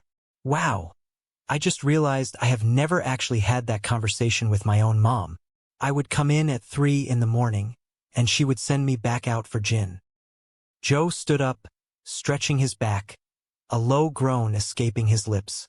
"So, how did the kids get to bed?" Ryder knocked out about 11, and Lennox was, 1:30, Joe reported, rubbing the back of his neck. Melissa's eyes widened in genuine shock. 1:30. All right, she just got in bed now when she heard the car pulling. Joe confessed, a sheepish grin on his face. "But she is caught up on bio and math, and the 5th season of Lost." Melissa laughed, a bright, clear sound that filled the quiet room. It was not perfect. It was a million miles from perfect. But it was a start. The moment of peaceful domesticity was shattered by a loud, aggressive pounding on the front door. The heavy, rhythmic thuds vibrated through the floorboards. "Army Delivery Council, babe," a deep, gruff voice bellowed from the porch. Melissa frowned, glancing at the door and then back at Joe. "Does it? What is that face? Did you forget something?" Joe's eyes were wide, a look of pure, unadulterated terror washing over his features. The confident nanny act vanished, replaced entirely by the desperate man who had lost everything. He ran to the window, peeking through the blinds, his breath catching in his throat. "Hey!" Joe shouted, pointing wildly toward the door. "Holy nuts! That guy is huge." "Mel!" Joe spun around, grabbing her shoulders, his voice a frantic, breathless whisper. "Mel, this guy. I am not kidding. This guy is huge, Mel." Melissa sighed, setting her wine glass down on the console table. The quiet was over. The chaos had returned. But as she walked toward the door, preparing to face whatever new disaster awaited them on the porch, she realized that for the first time in a very long time, she was not facing it completely alone. The bright, heavy lights of the city council chambers beat down on the polished wooden dais. Melissa Burke, a woman who balanced the sharp intellect of a dedicated public servant with an effortlessly vibrant charm, adjusted the microphone in front of her. The room was packed with local citizens, the air humming with the kind of restless energy that only a municipal grievance could generate. Her colleague leaned over, covering his own microphone, and whispered with a familiar, teasing grin that she was a public servant by day and a highly attractive woman by night. Melissa offered a confident, knowing smile, smoothing the lapels of her perfectly tailored blazer. She replied quietly that she had to turn up the heat during the day, or nobody would ever get anything done in this town. Melissa tapped her pen against her notebook, bringing the meeting to order. The next item on the council agenda was a controversial one, but one she believed in deeply. She announced clearly to the room that, moving forward, the city would be capping elementary school class sizes at exactly 22 students. It was a victory for the education system, a triumph for the children. However, progress always came with a price. A man in the third row, his face flushed with indignation, shot up from his seat. He carried a large, black plastic bag and marched toward the front. He declared loudly that the new initiative was absolute garbage. Literally. He complained bitterly that trash was piling up in front of his restaurant because the city had reduced the sanitation pickups to only once a week to fund the school budget. Melissa maintained her composure. She had been trained for this. She looked the angry citizen directly in the eyes and explained calmly that a reduction in trash service was the necessary sacrifice that paid for the smaller class sizes, giving their children a better future. Her colleague whispered to her in admiration, noting how crazy men with trash bags could come at her. Yet she always managed to stay the mature, rational adult. Melissa nodded gracefully, acknowledging her own restraint. But before the sanitation debate could be properly settled, the heavy double doors at the back of the chamber swung open with a dramatic thud. A man strode down the center aisle. He was dressed in a sharp, expensive suit, though his posture carried the frantic tension of a man who had just lost everything. This was Joseph Longo. He pointed a finger toward the dais, looking directly at Melissa. He shouted, demanding to know where the money was that her brother-in-law had stolen from him. The room gasped. Melissa felt a sudden, sharp ache in her temples. The scandal of her brother-in-law, Louis, and his fraudulent investment schemes had been the bane of her existence for months. He had fled the country, leaving Melissa to pick up the pieces, which included taking custody of his 2 teenage children. She leaned into the microphone, her voice steady but laced with a defensive edge. She clarified to the angry man that Louis was married to her sister, and that she was not responsible for his actions. Seeking solidarity, Melissa looked out at the audience and asked the room if anybody else there had a relative they were not exactly proud of. Slowly, heads nodded. Murmurs of agreement rippled through the crowd. It was a universal human experience. Even the angry garbage man seemed to soften for a moment. Someone in the front row muttered that at least her brother-in-law had been handsome. Melissa scoffed lightly, stating that she did not see the appeal herself. The interruption, oddly enough, worked in her favor. Her colleague whispered that her handling of the situation was brilliant, comparing her to her father, the esteemed senator. Melissa breathed a sigh of relief. She asked her colleague, half joking, if she smelled like desperation. He assured her that she smelled purely like authority. She smiled, noting that authority was indeed her signature fragrance. She had handled the room beautifully. In all humility, she felt she was performing exceptionally well. They shared a quiet, triumphant high-five behind the desk.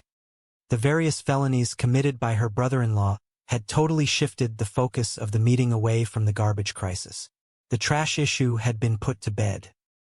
Later that evening, Melissa pulled her car into the driveway of her beautiful suburban home. The victory at the town hall was immediately overshadowed by the reality on her front porch. Dozens of black plastic garbage bags had been piled up against her door. Her nephew, Ryder, a sweet but somewhat oblivious teenage boy, was standing on the porch, looking at the mess. He asked his Aunt Melissa why angry citizens were throwing trash at their front door. Melissa sighed, carrying her briefcase up the steps. She explained gently that there was a political debate in the community, and the majority felt the need to express their frustration in a tangible way. Ryder wrinkled his nose. He noted that the situation was getting heavy and incredibly smelly. He dropped his own small bag of trash onto the pile, telling his aunt that he was just going to leave it there for her, adding to the 10 more that were already scattered across the porch. Entering the house, Melissa took a deep breath of the clean, indoor air. She walked into the living room and found her niece, Lennox, sitting on the sofa. Lennox was a bright, fiercely independent girl, but the recent upheaval in her life had wrapped her in a thick layer of teenage rebellion. Melissa, she can get a little skitsy at times, Joe continued, a fond exasperation creeping into his voice. All times. But since we are talking about fair, do you really think it is fair that she has to go down to your school all alone and eat your big bowl of stink for something that she did not do? Lennox wiped her face, a confused frown replacing her anger.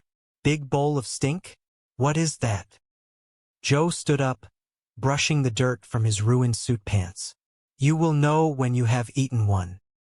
Meanwhile, in the sterile, aggressively beige confines of the principal's office, Melissa sat in a chair that was clearly designed to make adults feel like errant children. Across the heavy wooden desk sat Miss Lent, a woman whose smile did not quite reach her cold, calculating eyes. "Any sign of our Lennox?" Miss Lent asked, her tone dripping with false sweetness. Melissa gripped the arms of her chair, summoning every ounce of her political fortitude. "Oh, Miss Lent, look, I know what Lennox did was bad. Okay, really, really bad. But if any kid has the right to be upset about what life has handed her. Look, I am not trying to excuse Lennox, I am just saying, if I was Lennox, I probably would have done worse by now. In fact, I did." Miss Lent folded her hands neatly on the desk, her expression immovable. "This is pointless without Lennox. Why do we not just reschedule?" Panic flared in Melissa's chest. She could not drag this out. She needed this resolved so she could focus on fixing the city, fixing her family, fixing everything. "You think you can manage to find her by, say, tomorrow afternoon?" "Oh, tomorrow's city council session is all day. But we take lunch 12 to 1. I do not know when you break." Miss Lent sighed, a sound of profound disappointment. "Miss Burke, parenting does not fit into nice little schedule boxes. You know, it might be helpful to look not just at what Lennox is doing, but at the job you are doing." The words struck Melissa like a physical blow. The crushing weight of her own perceived failures threatened to pull her under. She opened her mouth to defend herself, to explain the impossible circumstances, but the door behind her clicked open. "She is doing okay," a quiet voice announced. Melissa spun around. Lennox stood in the doorway, her posture surprisingly straight, her expression somber but determined. Joe lingered in the hallway behind her, offering a subtle nod before stepping out of sight. "Hey," Lennox said softly, walking into the room and standing beside Melissa's chair. "I am sorry I am late, and I am sorry about the other day with the poem, and I am sorry about the stuff that I said." She took a deep breath, her gaze shifting between the principal and her aunt. "I was mad, and apparently not really at you, but there is no need to blame my aunt. She has been getting enough of that from me. You know, at least she is trying." Melissa stared at her niece, her heart swelling so fast it physically ached. She reached out, grasping Lennox's hand, holding on tight. Miss Lent adjusted her glasses, clearly taken aback by the genuine display of remorse. "Okay, whatever. Let us just get to the stink-eating part." Melissa blinked, momentarily confused, before remembering the bizarre phrase. The what-eating part? Later that evening, the atmosphere in the house had shifted dramatically. The crushing tension that had suffocated them for weeks seemed to have broken, replaced by a tentative, fragile peace. In the living room, Ryder was attempting to show Joe a complicated basketball drill, his youthful energy bouncing off the walls. "All right, let us see what you got," Joe encouraged, watching Ryder fumble with the ball. "Here is a thought, my hip young brother man. Try loosening up your knees a little bit. You are welcome." Ryder stopped, spinning the ball in his hands, looking at Joe with genuine curiosity. "I heard about all the crap you have been going through. You know, with your wife going broke, losing your car, your condo. I mean, how can you even walk?" Joe froze, the casual cruelty of children hitting him squarely in the chest. "Oh, sorry." Ryder rushed to apologize, realizing he had crossed a line. "I did not mean to." No, it is all right," Joe said, waving it off with a hollow laugh. "I am aware that my life is an abyss of inky black despair. Thanks for the pep talk. Hey, could you show me how to do that?" "Only if you taped it," Ryder joked, completely missing the heavy sarcasm. "I have no idea." "Oh, I am sorry. I am sorry. I am sorry," Joe muttered, rubbing his temples as Melissa walked into the room, holding 2 glasses of wine. He quickly corrected himself. Your aunt. I meant your aunt." Melissa handed Joe a glass, a wide, genuine smile illuminating her face. "Hey, so I ate my whole big bowl of stink. I even went back for seconds. Ugh, I am going to go brush my teeth now."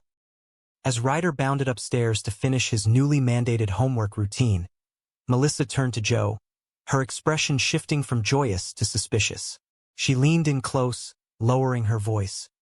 Hands, she commanded. Joe dutifully raised his hands, looking perplexed. It was you, Melissa accused, though the anger was entirely absent from her voice. You talked her into going down there. How did you talk her into going down there? Joe took a slow sip of his wine, a smug, satisfied grin spreading across his face. People like me. No, really? Melissa pressed, needing to know the secret to his sudden success with the most difficult teenager on the planet. Joe sighed, deciding honesty was the best policy. I paid her $50. Melissa's jaw dropped. The wine in her glass sloshed dangerously close to the rim. A bribe? That is terrible. Not only is that wrong, that is horrible parenting. Well, I am not a parent, and neither are you, Joe pointed out logically, completely unfazed by her moral outrage. Can I have $50? Melissa asked, half joking, half serious, the sheer exhaustion of her life catching up with her. No, Joe replied flatly. Then relax, all right? I wrote Lennox a personal check. Boing. Another very valuable life lesson. Melissa stared at him, the reality of what he had done sinking in. A bounce check to a volatile teenager. It was chaotic, it was wildly inappropriate, and strangely it had worked. So is this how you ran your youth center right out of college? Joe let out a bark of laughter, running a hand over his bald head. Oh, please, there was no youth center. Melissa closed her eyes, praying for strength. Can I speak to you in the other room? Joe followed her into the kitchen, the remnants of the morning's chaos still scattered across the counters. Nice knowing you, he murmured, preparing for the inevitable firing. Oh, I will be fine, Melissa said, turning to face him, her arms crossed tight against her chest. You lie, you bribe. Is there anything you will not do? Windows, Joe answered without missing a beat. Look, Burke, I am just trying to help you out here, you know? I mean, I may have played it fast and loose, but Lennox apologized to that lung woman, right? Yes, Melissa admitted, the fight draining out of her. Yes, she did. She also, as it happens, said a few nice things about me. In front of me. It is the first time since she has been here. Frankly, it took my breath away. Joe smiled, a genuine warm expression that completely changed the geography of his face. Oh my God, you did not pay her to do that too, did you? Melissa asked, a fresh wave of panic rising. No, she gave me that one free of charge, Joe assured her gently. Although it may be my mere presence in this household that is sort of seamlessly pulling everything together. Melissa rolled her eyes, but she could not hide the smile tugging at the corners of her mouth. Oh my God. Let us believe that. Oh, I almost forgot. A Regency nanny has called. They said that Mrs. Dietrich is available and that she will be here 8 in the morning tomorrow morning. Joe nodded slowly, accepting his fate. The brief, chaotic reign of the outlaw nanny was over. You did not think I could handle this, did you? To be honest, no, Melissa admitted freely. Not until you, pulled all that confidence out of your ass. Joe stood in the quiet kitchen, the heavy silence stretching between them. Finally, he spoke, his voice unusually hesitant. So, is this official now?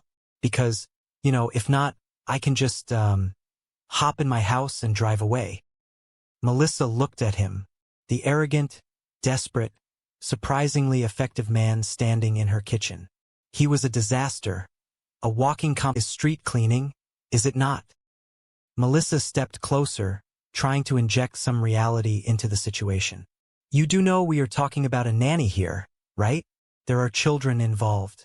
You ever work with kids? Joe scoffed, an exaggerated sound of dismissal. Are you kidding? Right out of college, I ran a youth center downtown. I was in charge of 50 teenagers. Cooked them meals, helped them with their homework. I was Charles frigging in charge. Melissa studied him. He was arrogant, desperate, and entirely inappropriate for the job. But he was also standing right there, and she was already late for a meeting about a city on the verge of a garbage strike. Yeah, you are perfect, Melissa concluded, her voice thick with irony. There is just one little detail. I do not really like you. Before Joe could formulate a response, Ryder burst into the kitchen, his backpack half open, books spilling precariously over the edge. You know about the school bus? Ryder asked breathlessly. Not running today. Jackson Street block because some kind of garbage protest. Melissa closed her eyes, letting out a string of soft, rapid curses. Crap, crap, crap, crap, crap. Oh, I mean, golly, tough break. Okay, I will take you. I will just miss my meeting. I mean, it is not like we need the police department. Joe stepped up, his posture shifting from desperate job seeker to take charge manager. No, no, no, no. You will make your meeting. I will take him. He turned to the boy, extending a hand. Hey, I am Joe. See that Porsche out there? Ryder's eyes went wide with awe. Yeah, it is mine. For 10 more days. Sweet. I do not know if that is your. Oh, screw it. Buckle up. As Joe and Ryder headed out the door, Melissa grabbed her phone, calling her assistant as she watched the unlikely pair walk down the driveway. Is that not the cute yelling guy from yesterday? Rhonda asked through the receiver, having just pulled up to the house. Yeah, Melissa replied, rubbing her temples. He is a homeless commodities trader. He is taking care of the kids. How high do I sound right now? Rhonda asked, her voice laced with incredulity. Bottom line, she sounds great, Melissa said, leaning into the lie to convince herself. The perfect nanny. You were right. I cannot do this alone. What? Commodities trader? No, he is just temporary, Melissa insisted, watching the sleek sports car back out of the driveway. And he is not cute. No, he is not. He has no hair. Okay. Before we pull the nanny trigger, when do I interview this lady? Rhonda pressed. Hello. Hold on a sec, Melissa said, lowering the phone as she realized she was entirely alone in a house that still smelled faintly of garbage and impending doom. Suddenly, a voice boomed from the laundry room. It was Joe, holding up a delicate, lacy garment with a look of profound disgust. Hey, let me ask you something, Joe called out, waving the garment. When is the last time anybody did any laundry in this household? You people live like pigs. Melissa stared in horror. These are my delicates. How did you get my delicates? Were you in my room? Yeah, Joe replied nonchalantly, tossing the garment back into a basket. Melissa brought the phone back to her ear, her voice a tight whisper. Pull the trigger. Hey Joe, you were right. I should have that sandwich now. Later that morning, Melissa returned home briefly to gather paperwork for her afternoon appointments. She expected the house to be empty, assuming Joe had dropped Ryder at school and vanished. Instead, she found Joe sitting at the kitchen counter, calmly eating an apple, while the sound of aggressive typing echoed from upstairs. Hey Mel, Joe greeted her, taking a casual bite of his apple. Melissa stopped in her tracks. All right, get back up there. What is he doing home in the middle of the day? Joe pointed toward the ceiling. His history paper. What? Wow. Melissa stammered, feeling a vein pulsing in her forehead. All right, pack the veins back in your forehead. I took the kid to school, right? And he tells me he does not have his history paper. So we drive back here to get it, and then he tells me he did not exactly write it. Joe leaned forward, his tone turning surprisingly serious. And I said, well, you better exactly write it because it is due today. So he is up there writing it now. And he does not come out until it is done. Melissa stared at him, a strange mixture of horror and awe washing over her. Huh? Now that is nannying. You brought him home? You do not bring a kid home who has not done his work. You leave him at school to get yelled at, which is what he has got coming. Joe shrugged, entirely unbothered by her outrage. What kind of rules are those? The rules that everybody knows, Melissa snapped. I am somebody. I never heard of them. Joe countered smoothly. Realizing she did not have the energy to argue pedagogy with a bankrupt commodities trader, Melissa pivoted to the more pressing disaster of the day. Lennox, you ready? It is time to go. Silence answered her. Melissa ran up the stairs, throwing open Lennox's bedroom door. The room was empty. The window was open, a soft breeze rustling the curtains. Melissa raced back downstairs, panic rising in her chest. She is not here. Where is she? You were supposed to watch her. Joe threw his hands up defensively. You never said that. Because it is obvious, Melissa shouted, her voice echoing in the kitchen. The girl got suspended. She is gone. She has ditched the meeting. Joe watched her unravel, a surprising softness entering his eyes. You know what? You are right. Melissa blinked, the anger deflating slightly at his concession. I just said you were right. That was a compliment. Okay, Melissa breathed, trying to gather her thoughts. She has like 3 places she usually goes after school. I will start there. You want me to help you? Joe offered, his voice devoid of its usual sarcasm. Yes, please do, Melissa replied, grateful for the lifeline. As Melissa grabbed her keys and rushed out the front door, Joe took a different approach. He walked slowly up the stairs, past the bedrooms, and pushed open the small access door leading to the flat roof of the house. The afternoon sun was bright, casting long shadows across the tar paper. Sitting near the edge, her knees pulled to her chest, was Lennox. She stared out over the neighborhood, a picture of teenage isolation. Joe stepped out onto the roof, the gravel crunching beneath his expensive, scuffed shoes. Nothing. I can work with this kid, he muttered to himself before speaking up. Wow, is this where you come for your adolescent brooding? Lennox did not turn around, her voice thick with resentment. You come up here to turn me in? Joe shoved his hands deep into his pockets, walking slowly toward the edge. It is not really my style. Lennox finally glanced at him, her eyes red-rimmed. What is your style? Joe looked out over the city, a bitter smile touching his lips. Outlaw, cast out by the power brokers, forced to live a life in the city.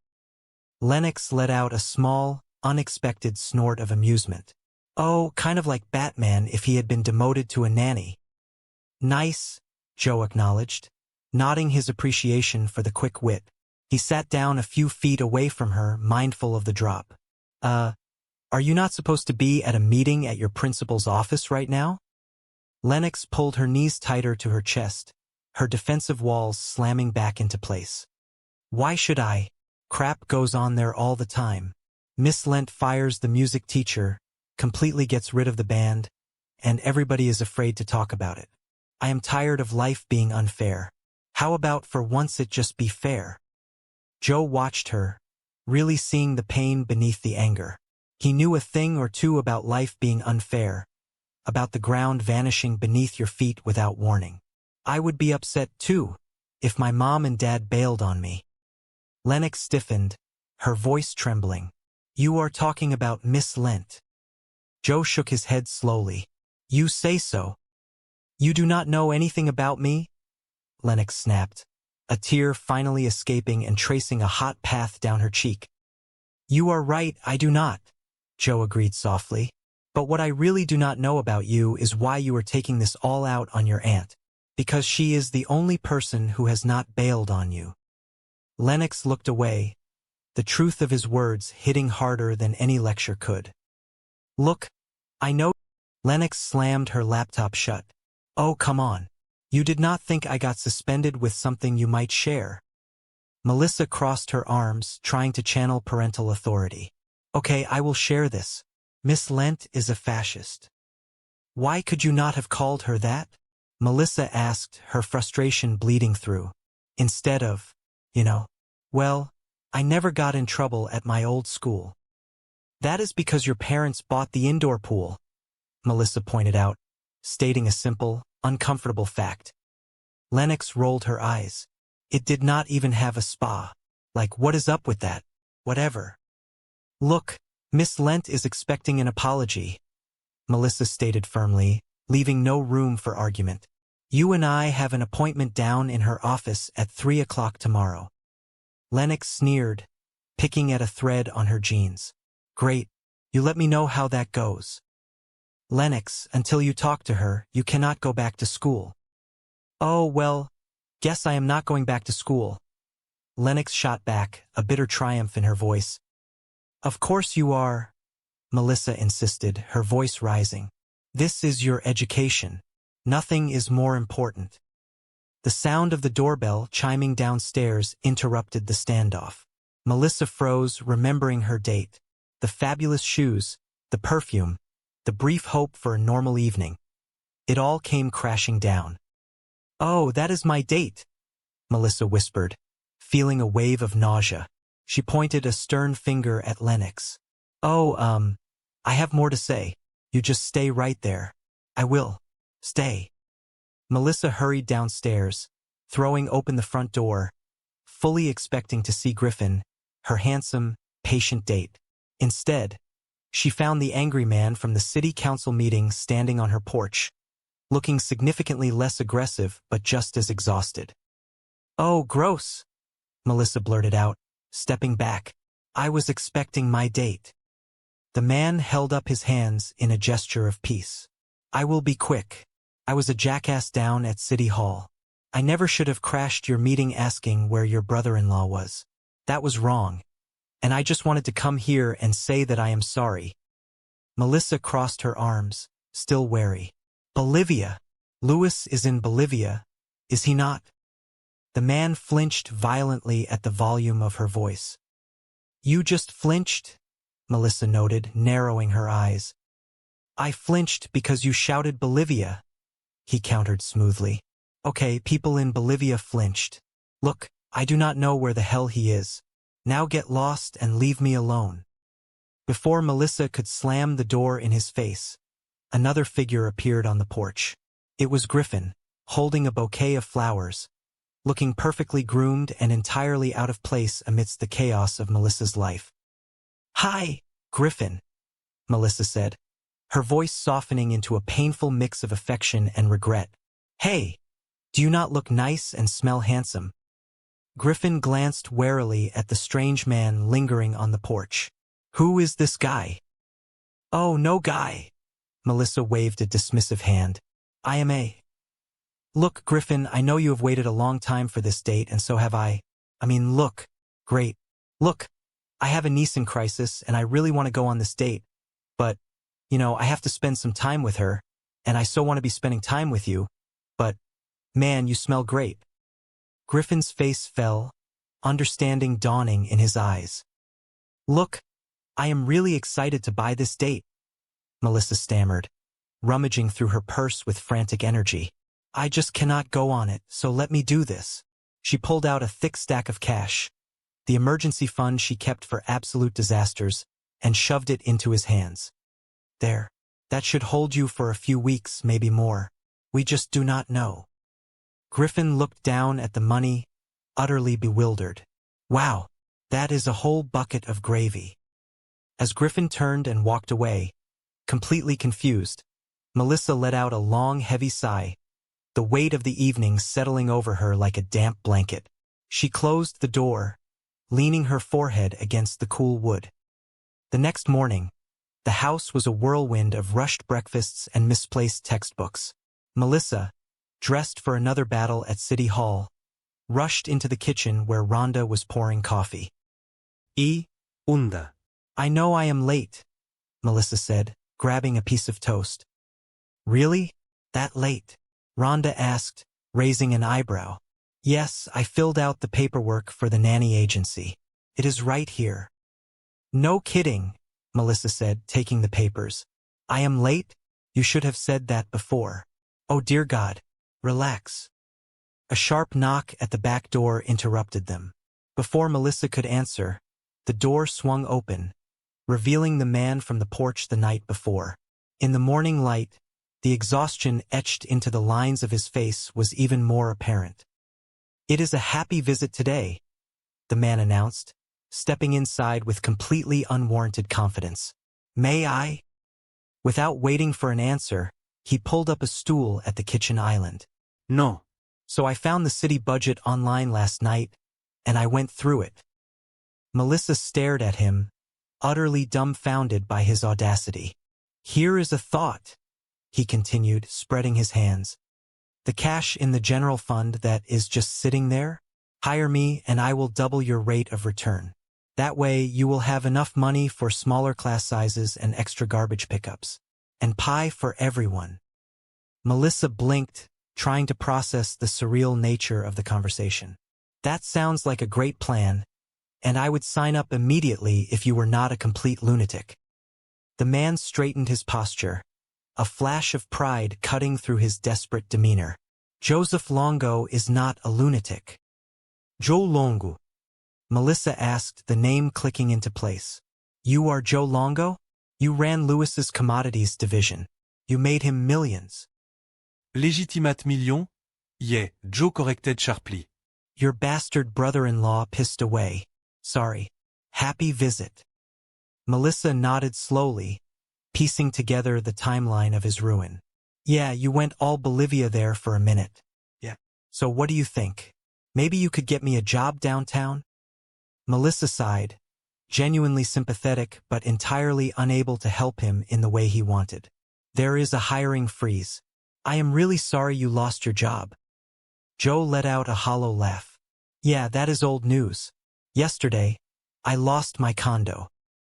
Yeah, well, I really need to. Melissa started, inching toward the door. And now they are about to repossess my car, Joe added, the list of tragedies tumbling out of him. Oh, but here is the morning's big headline. The adorable Mrs. Longo has decamped to her mother's house. Melissa winced, the sheer volume of his bad luck making her own problems seem slightly less insurmountable. Oh God, I am really going to miss that car. How can I put this nicely? I have got my own problems. Joe leaned forward, his eyes pleading. So you are not going to help me?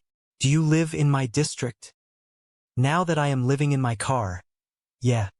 Joe shot back, a bitter edge to his voice. Melissa looked at him, truly looked at him, and saw a reflection of her own overwhelming chaos.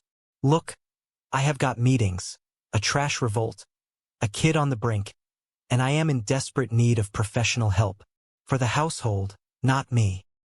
Joe's gaze dropped to the paperwork on the counter. The nanny agency application. He reached out, tapping the paper with a sturdy finger. You are not going to find anybody this way. This salary sucks. It is a living, Melissa defended. It includes meals, which she will be cooking because otherwise people will starve. She? Joe challenged, his eyebrows shooting up. It has to be a woman? Only, vagina Americans need apply. Melissa sputtered, taken aback by his bluntness. Personal question, did your hair get sick of you and leave? This is a choice. Joe ignored her jab, seeing an opportunity and clinging to it like a life raft. All right, all right, all right. Look, look, look, look. We both know that is a lowball offer, all right? So come on. What is your top number there? Melissa crossed her arms, narrowing her eyes. That is my top number. Joe hesitated for only a fraction of a second. All right, you gotta deal with it. I cannot start till Monday. Who offered you a job? Melissa demanded, astonished by his presumption. All right, I can start today. Joe quickly backpedaled. I am just going to have to, move a few things around. Mostly my car. Tuesday, solidarity in a deeply uncomfortable situation. It is not just me, Melissa stated, looking directly at the angry man in the wrinkled suit. At least he was cute. The man crossed his arms, his expression unyielding. Yeah, I do not see it. Later that evening, the adrenaline of the council meeting had faded, leaving behind a dull ache in Melissa's temples. She stood in the hallway of her home, a beautiful but increasingly chaotic house that had suddenly become a refuge for two teenagers whose world had been turned upside down. Her assistant, Rhonda, a sharp and fiercely loyal woman, handed Melissa a glass of water. "You held your own up there," Rhonda noted, her voice full of genuine respect. "You remind me of your father, the esteemed senator." Melissa took a long sip of water, running a hand through her perfectly styled hair, suddenly paranoid about the lingering scent of desperation and anger from the meeting. "Oh my God, did I smell like strippers?" she asked, her voice laced with panic. Rhonda laughed, shaking her head. "No, you smelled like authority." Melissa relaxed, a triumphant smile spreading across her face. "Oh, well, that is my fragrance." She struck a playful pose. "Yeah, I have to say, in all humility, I was, yes, smoking."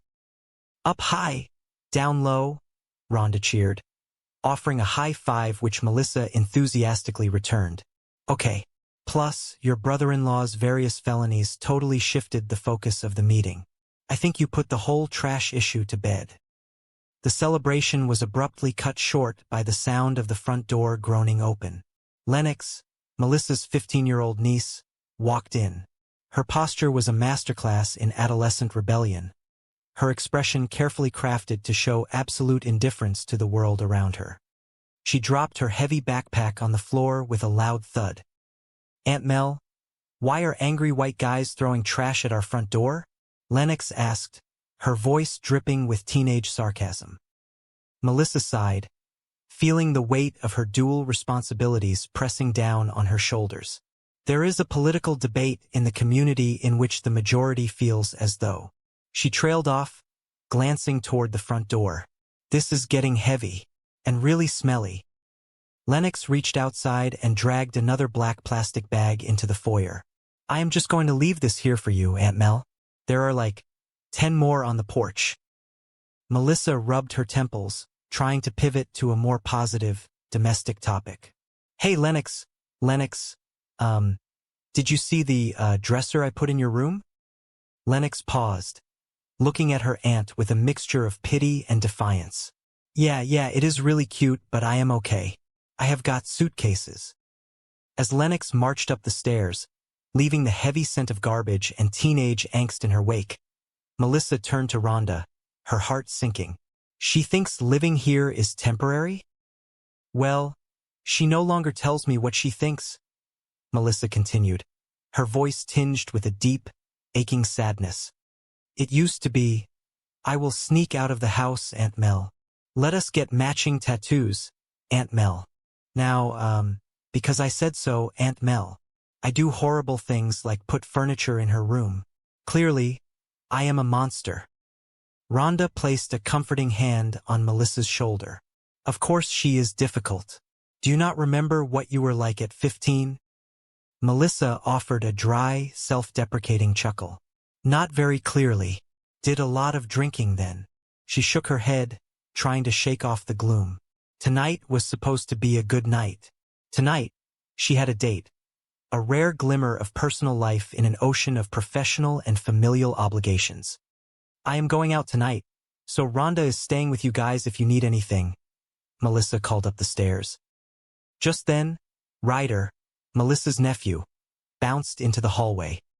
He was a ball of kinetic energy, perpetually in motion, seemingly unfazed by the storm clouds gathering around his sister. He dribbled an invisible basketball, his eyes focused on an imaginary hoop. "Coach says you need a better jump shot," Ryder declared, looking at Rhonda. "You got one of those?" Rhonda crossed her arms, a playful smirk dancing on her lips. "Yes, we Asian women are all about the hoops. So if you have got any homework, do it. And beyond that, just, be good and do not torch the place." Ryder finished, his tone startlingly casual. Yes, it was one little single alarm fire. Rhonda's eyes widened, and she looked at Melissa for confirmation. Melissa let out a long, weary sigh, nodding slowly. "At his old house," Melissa explained, her voice dropping to a confidential whisper. "The week his dad ran off. He was angry. He just stacked 20 of his dad's suits on the driveway, added some top-shelf cognac, and lit them up." Rhonda looked from the sweet-faced boy to his exhausted aunt. "In a way, she reasoned, trying to find the silver lining. But we all need to let things out every now and then. No, we do not, Melissa countered firmly, her political training kicking in. The urge to set things on fire we repress. She turned to Rhonda, her expression softening into deep gratitude. Thanks for babysitting. I have not had a date since the kids moved in. It has been so long. I am actually nervous. Melissa held up 2 different pairs of shoes, her brow furrowed in concentration. All right, what do you think? These say smart, independent, bright political future. These say former bad girl. Rhonda inspected the shoes with the critical eye of a seasoned fashion consultant. She is back. What, are you going hiking? Those. That is yours, Melissa agreed, tossing the discarded pair aside. Just as a spark of excitement began to take hold, the sharp, shrill ring of the telephone shattered the moment.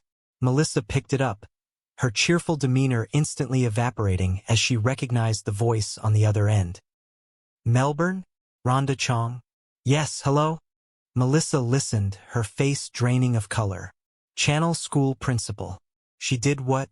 What did she do? When? Where? Really? Today? Lennox did that. She paced the floor, her heels clicking a frantic rhythm against the hardwood. Miss Lent, I find that hard to believe. No, she did not tell me. It is not at all typical. Of course I believe you. I know when something is serious. It is really serious. I am really sorry that this happened. I will talk to Mel, but I am telling you, this could not have happened. Melissa hung up the phone, the silence in the room suddenly deafening. She looked at Rhonda, her eyes wide with disbelief and rising panic. Guess what? Today at school, Lennox handed out flyers containing an original poem, rhyming her principal's name in a creative way that did not go over well with Miss Lent. Rhonda gasped, her hand flying to her mouth. Not to send up a flare, but there is a possibility Channel 5 has a story. Are you sure? Melissa asked, feeling the walls closing in. Pretty sure, Rhonda replied grimly. I was just on the air, denying it. Melissa sank onto the edge of the sofa, the fabulous shoes suddenly feeling like concrete blocks on her feet. 2 months living with me and she gets suspended.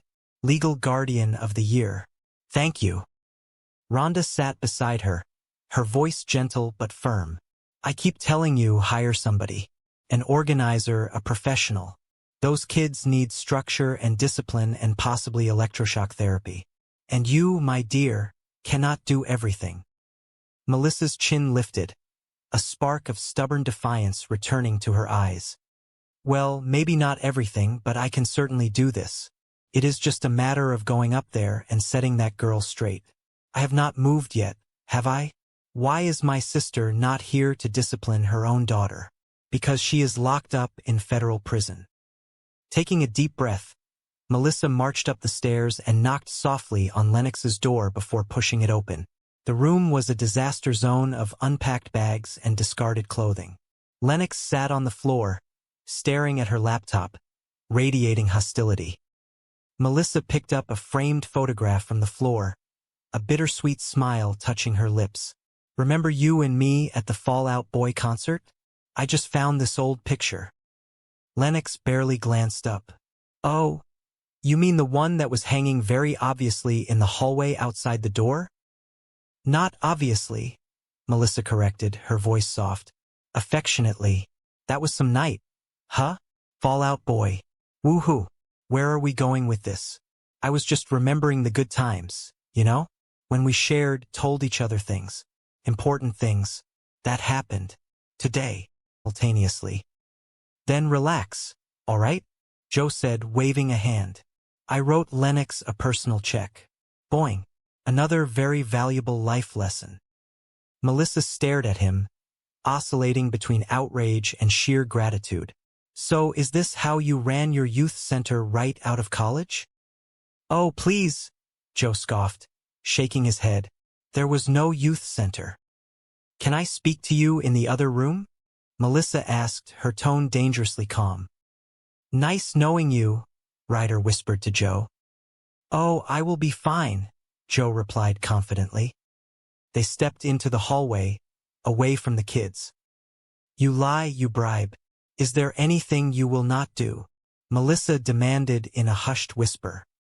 Windows, Joe replied without missing a beat. Look, Burke, I am just trying to help you out here, you know? I mean, I may have played it fast and loose, but Lennox apologized to that lung woman, right? Yes, Melissa conceded softly. Yes, she did. She also, as it happens, said a few nice things about me. In front of me. It is the first time since she has been here. Frankly, it took my breath away. Joe smiled, a genuine, warm expression that completely transformed his face. Oh my goodness, you did not pay her to do that too, did you? Melissa asked, sudden panic rising in her chest. No, Joe assured her softly. She gave me that one free of charge. Although it may be my mere presence in this household that is sort of seamlessly pulling everything together. Oh my goodness, let us believe that. Melissa laughed, the tension finally breaking. She remembered her phone call from earlier. Oh, I almost forgot. A Regency nanny has called. They said that Mrs. Dietrich is available and that she will be here 8 in the morning tomorrow morning. Joe's confident posture faltered. You did not think I could handle this, did you? To be honest, no, Melissa admitted, looking him directly in the eye. Not until you, pulled all that confidence out of your ass. Joe stood a little taller, hope returning to his eyes. So, is this official now? Because, if not, I can just, hop in my house and drive away. Melissa looked around the hallway. It was still messy, still chaotic, but for the first time in months, it felt like there was a spark of hope. She looked back at Joe. He was a complete disaster. A ruined man with questionable morals and zero actual childcare experience. But he had gotten her nephew to do his homework and convinced her niece to apologize. He was exactly the kind of unorthodox chaos her family needed to survive. Yeah, Melissa smiled, extending her hand. Let us give it a shot. How bad could you be? Joe shook her hand firmly. You will find out, will you not? Hours later, the house was finally quiet. The porch light illuminated the darkness as a car pulled into the driveway. Melissa slipped through the front door, moving quietly so as not to wake the children. She was surprised to find Joe sitting on the couch in the dark living room, a small lamp casting a warm glow over a book he was reading. So, Joe whispered, closing the book. How did your date go that lasted until 3 freaking in the morning? Melissa tossed her purse onto an armchair and let out a long, dramatic sigh. Leave me alone, Mom. It is not a school night. And he was captain of the football team. God. She paused, a look of profound realization crossing her face. Wow. I just realized I have never actually had that conversation with my own mom. I would come in at 3 in the morning, and she would send me back out for gin. Joe chuckled quietly. So, how did the kids get to bed? Melissa asked, walking over to the couch. Ryder knocked out about 11 and Lennox was, 1:30. Joe reported like a commanding officer giving a briefing. 1:30, Melissa hissed, her eyes widening. All right, she just got in bed now when she heard the car pulling in. Joe confessed, holding his hands up defensively, but she is caught up on biology and math, and the 5th season of Lost. Before Melissa could scold him, a massive rumble shook the front of the house. The sound of a heavy diesel engine idling echoed through the quiet suburban street, followed by the screech of air brakes. Army Delivery Council. Babe? A loud voice boomed from outside. Does it? Joe muttered, looking confused. Melissa walked over to the window, pulling back the curtain. Her eyes went wide. What is that face? Did you forget something? She asked Joe, her voice trembling slightly. Hey! Joe called out, rushing to the window to look over her shoulder. Holy nuts! That guy is huge. Mel! Joe grabbed her arm, pointing out at the massive moving truck currently destroying her front lawn. Mel, this guy. I am not kidding. This guy is huge, Mel. Melissa just stood there, watching the chaos unfold on her meticulously manicured, garbage-covered lawn. She realized, with a mixture of terror and absolute certainty, that her life was never, ever going to be boring again. The bright, unforgiving lights of the city council chambers illuminated the polished oak of the central dais, casting long, serious shadows across the faces of the local politicians. The room was packed, a murmur of discontent humming through the crowd like a swarm of restless bees. For Melissa Burke, local councilwoman and newly minted guardian of her teenage niece and nephew, the oppressive heat of the room was just another obstacle in a day that had already felt like a marathon. She adjusted her microphone, her posture impeccably straight, masking the exhaustion that pulled at the corners of her eyes. A colleague leaned over, covering his microphone with a steady hand, and whispered with a warm, teasing grin, "Look at you, public servant by day, hottie by night." Melissa offered a sharp, confident smile, her eyes sparkling with a mixture of amusement and exhaustion. "Well, I have to turn on the heat during the day or nobody gets anything done," she replied, her voice a low, steady murmur before she turned her attention back to the restless crowd. She tapped the gavel lightly, the sharp crack cutting through the noise. "Our council story is up next," she announced, her voice projecting with practiced authority. "From now on, we are capping elementary school class size at 22 students." The announcement, intended to be a victory for local education, was immediately met with a harsh, grating voice from the back of the room. A man, his face flushed red with indignation, pushed his way toward the front, clutching a heavily stained, foul-smelling garbage bag. "This is garbage," the man shouted, brandishing the bag like a weapon, "which is piling up in front of my restaurant because you cut pickups to once a week." Melissa maintained her composure, taking a deep, steadying breath. This was the reality of local politics. Every victory came with a matching compromise, and every compromise had a very loud, very angry critic. "Well," she began, her tone even and respectful, "a reduction in trash service is what pays for the smaller class sizes." Her colleague leaned in again, his voice a low hum of admiration. "Crazy guys with trash bags coming at you, and you stay the mature, rational adult." "Yes, I did," Melissa whispered back, a flicker of pride warming her chest. Under her breath, where the microphone could not possibly catch the sound, she muttered, "Suck it, garbage guy." But the chaos of the room was far from over.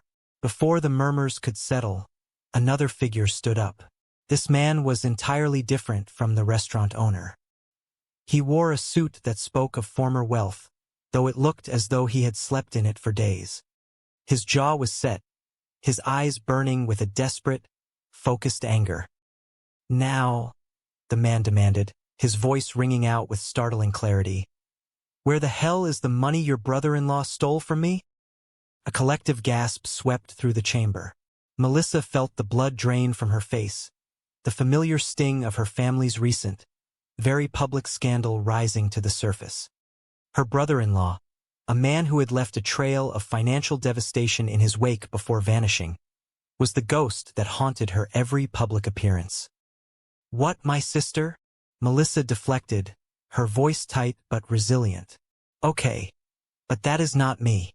She stood up, looking out over the sea of judgmental faces, deciding to appeal to their shared humanity.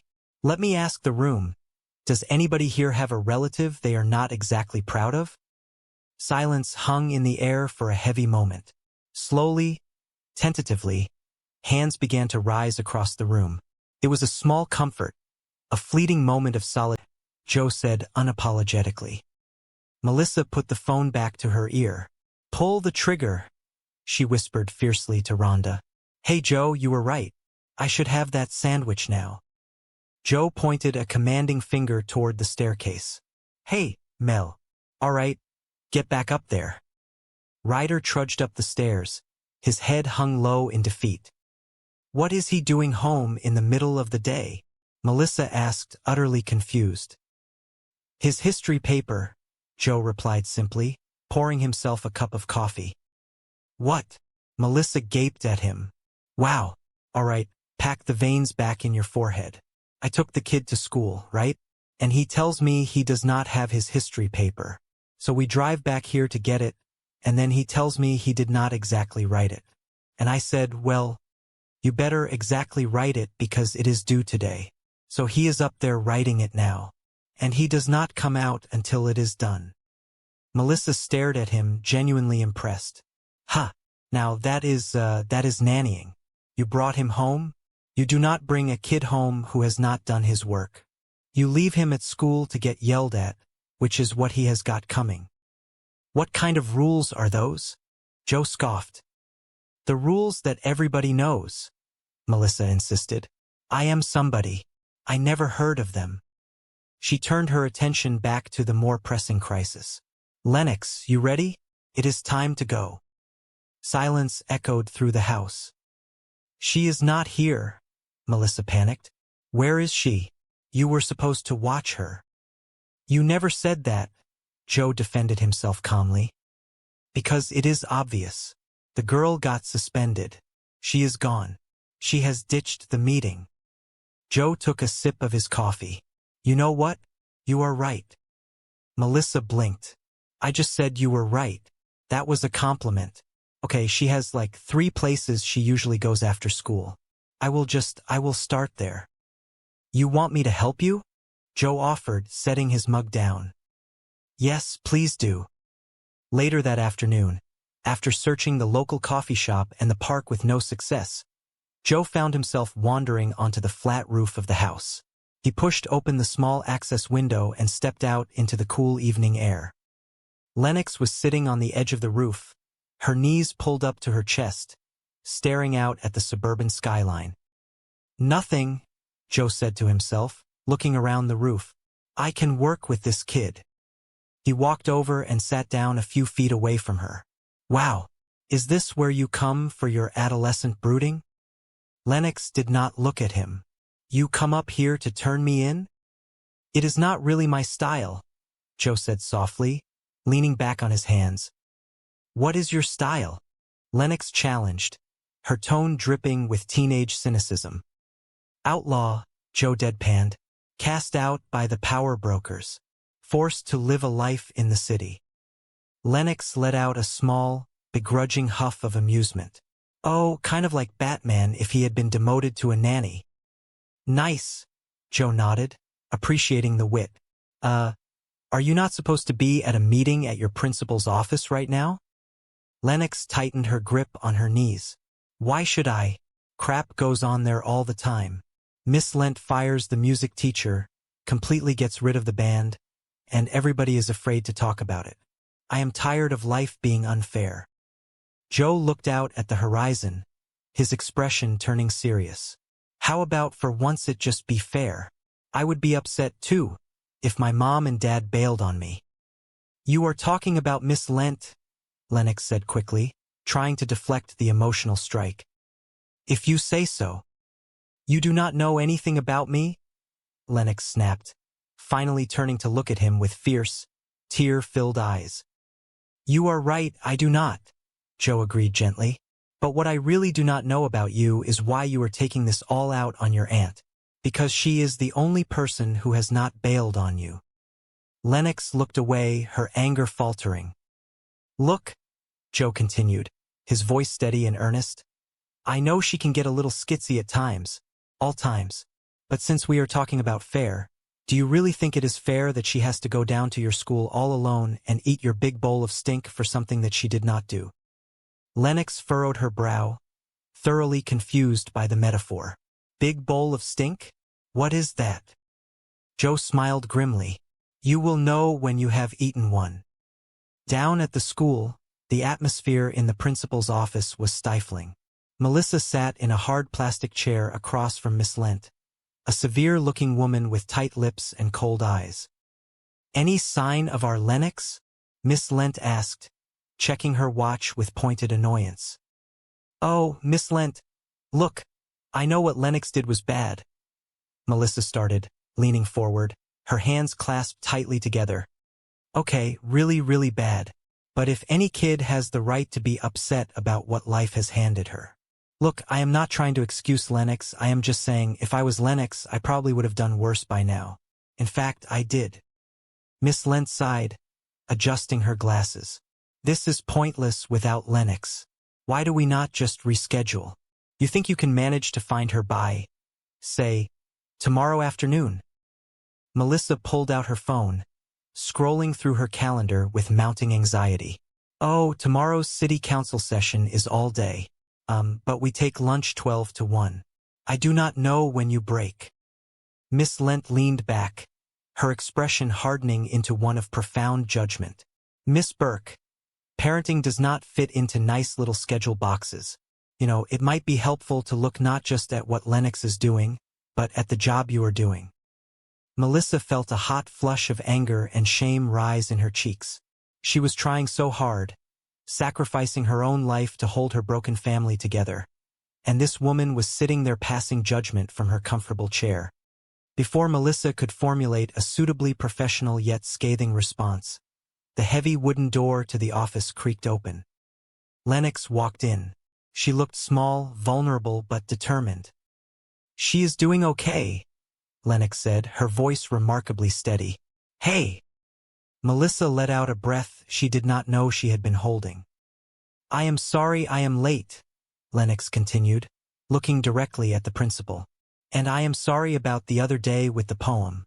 And I am sorry about the stuff that I said. I was mad. And apparently not really at you. She turned her gaze to her aunt, her eyes softening. But there is no need to blame my aunt. She has been getting enough of that for me. You know, at least she is trying. Melissa felt a tear prick the corner of her eye, but she quickly blinked it away, maintaining her composure. Okay, whatever, Lennox muttered, breaking the emotional tension. Let us just get to the stink-eating part. Miss Lent blinked behind her glasses. The what-eating part? Later that evening, back at the chaotic sanctuary of the house, Joe was in the kitchen trying to show Ryder a basketball move. All right, let us see what you got, Joe said, bouncing the ball. Here is a thought, my hip young brother man. Try loosening up your knees a little bit. You are welcome. Ryder caught the ball, looking thoughtfully at Joe. I heard about all the crap you have been going through. You know, with your wife going broke, losing your car, your condo. I mean, how can you even walk? He paused, realizing how harsh his words sounded. Oh, sorry. I did not mean to. No, it is all right, Joe said, forcing a brave smile. I am aware that my life is an abyss of inky black despair. Thanks for the pep talk. Hey, could you show me how to do that? Only if you taped it. I have no idea. Ryder laughed. Oh, I am sorry. I am sorry. I am sorry. Your aunt. I meant your aunt. Melissa walked into the kitchen, looking exhausted but deeply relieved. She kicked off her heels and leaned against the counter. Hey, she said softly. So I ate my whole big bowl of stink. I even went back for seconds. She rubbed her stomach dramatically. Ugh. I am going to go brush my teeth now. As she walked past Joe, she stopped, pointing an accusing finger at his chest. Hands. It was you. You talked her into going down there. How did you talk her into going down there? People like me. No, really? Joe confessed, a sheepish grin spreading across his face. I paid her $50. Melissa's jaw dropped. A bribe? That is terrible. Not only is that wrong, that is horrible parenting. Well, I am not a parent and neither are you, Joe pointed out reasonably. Ryder leaned in eagerly. Can I have $50? No. Joe and Melissa said simultaneously. Could have crashed your meeting asking where your brother-in-law was. That was wrong. And I just wanted to come here and say that I am sorry. Melissa stared at him, her eyes narrowing. Bolivia, she shouted suddenly. The man jumped, his eyes widening. Louis is in Bolivia, is he not? Melissa accused. You just flinched. I flinched because you shouted Bolivia, the man retorted, trying to regain his composure. Okay, people in Bolivia flinched. Look, I do not know where the hell he is. Now get lost and leave me alone.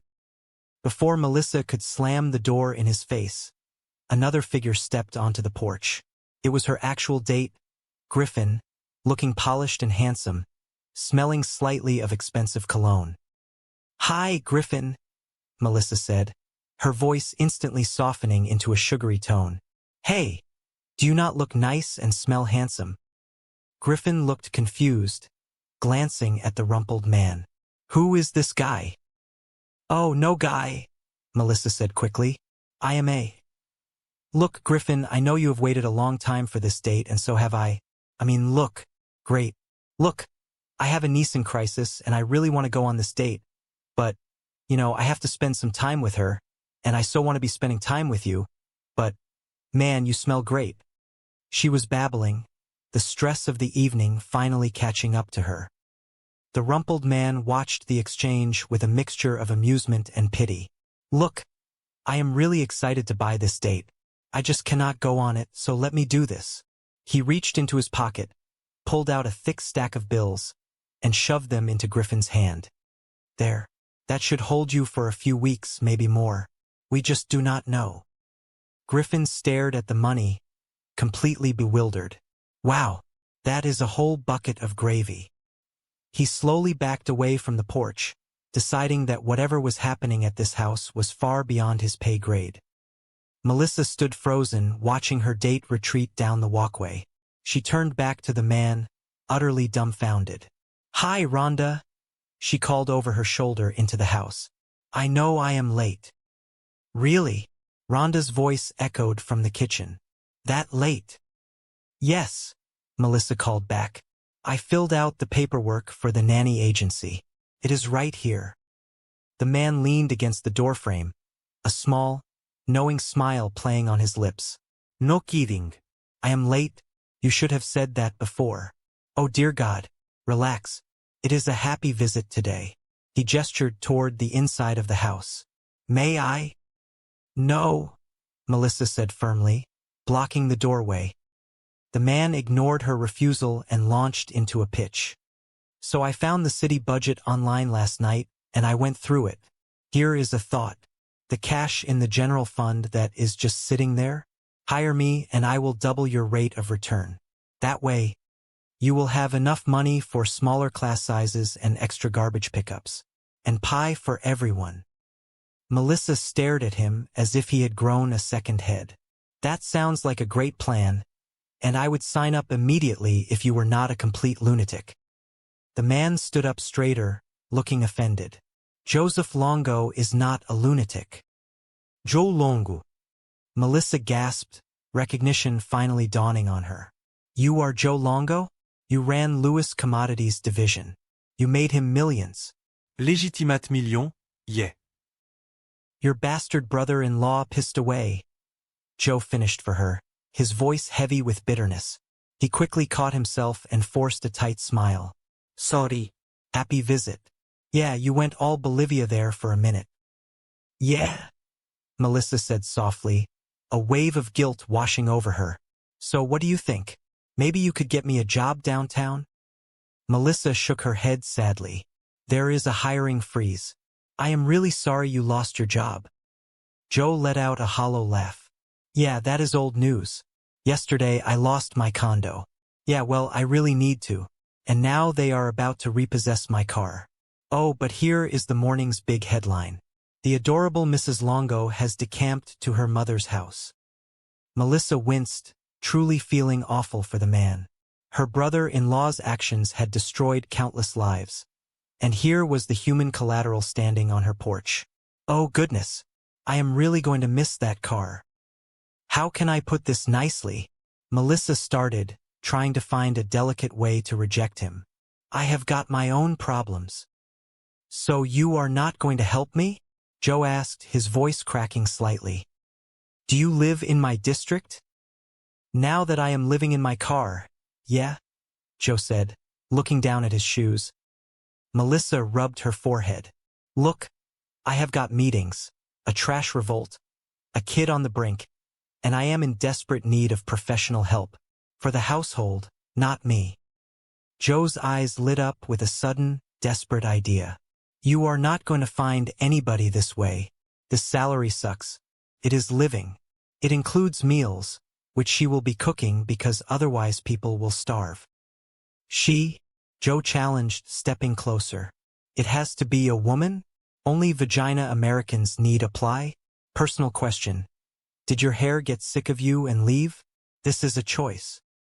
Melissa threw her hands up in the air. All right. Look. We both know that is a lowball offer, all right? So come on. What is your top number there? That is my top number, Melissa said firmly. Joe considered it for a fraction of a second. All right, you have got to deal with it. I cannot start till Monday. Who offered you a job? Melissa fired back. All right, I can start today, Joe conceded quickly. I am just going to have to, move a few things around. Mostly my car. Tuesday is street cleaning, is it not? Melissa crossed her arms, looking at him skeptically. You do know we are talking about a nanny here, right? There are children involved. You ever work with kids? Are you kidding? Joe lied flawlessly, waving a hand dismissively. Right out of college, I ran a youth center downtown. I was in charge of 50 teenagers. Cooked them meals, helped them with their homework. I was Charles freaking in charge. Melissa sighed, exhausted and completely out of options. Yeah, you are perfect. There is just one little detail. I do not really like you. The next morning, the chaotic reality of the Burke household was in full swing. Melissa was rushing around the kitchen in her business suit, trying to find her keys and a vaguely clean travel mug. You know about the school bus? Joe asked casually, walking into the kitchen looking refreshed in a clean shirt. Not running today. Jackson Street is blocked because of some kind of garbage protest. Crap, Melissa muttered, dropping her briefcase onto the counter. Oh, golly, tough break. Okay, I will take you, she called out toward the stairs where Ryder was dragging his feet. I will just miss my meeting. It is not like we need the police department. No, Joe interrupted smoothly, grabbing a set of keys from the bowl. You will make your meeting. I will take him. He walked over to the bottom of the stairs. Hey, hi, I am Joe. See that Porsche out there? Yeah, it is mine. For 10 more days. Sweet. I do not know if that is your. Oh, screw it. Buckle up. Ryder looked at Joe, then out the window at the sleek sports car. A slow grin spread across his face.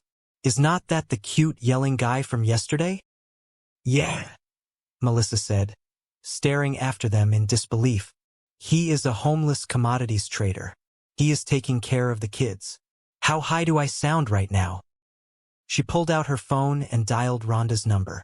Bottom line, she sounds great, she said into the receiver, referencing a voicemail from a professional nanny agency. The perfect nanny. You were right. I cannot do this alone. What commodities trader? No, he is just temporary. And he is not cute. No, he is not. He has no hair. She paced the kitchen, feeling a strange mix of relief and anxiety. Okay, before we pull the nanny trigger, when do I interview this lady? Hello? Hold on a sec. Joe had just walked back through the front door, looking deeply annoyed. He was holding a pair of pink lace underwear. Hey, let me ask you something, Joe said, holding up the delicate fabric. When is the last time anybody did any laundry in this household? You people live like pigs. Melissa snatched the underwear from his hand, her face burning. These are my delicates. How did you get my delicates? Were you in my room? Yeah.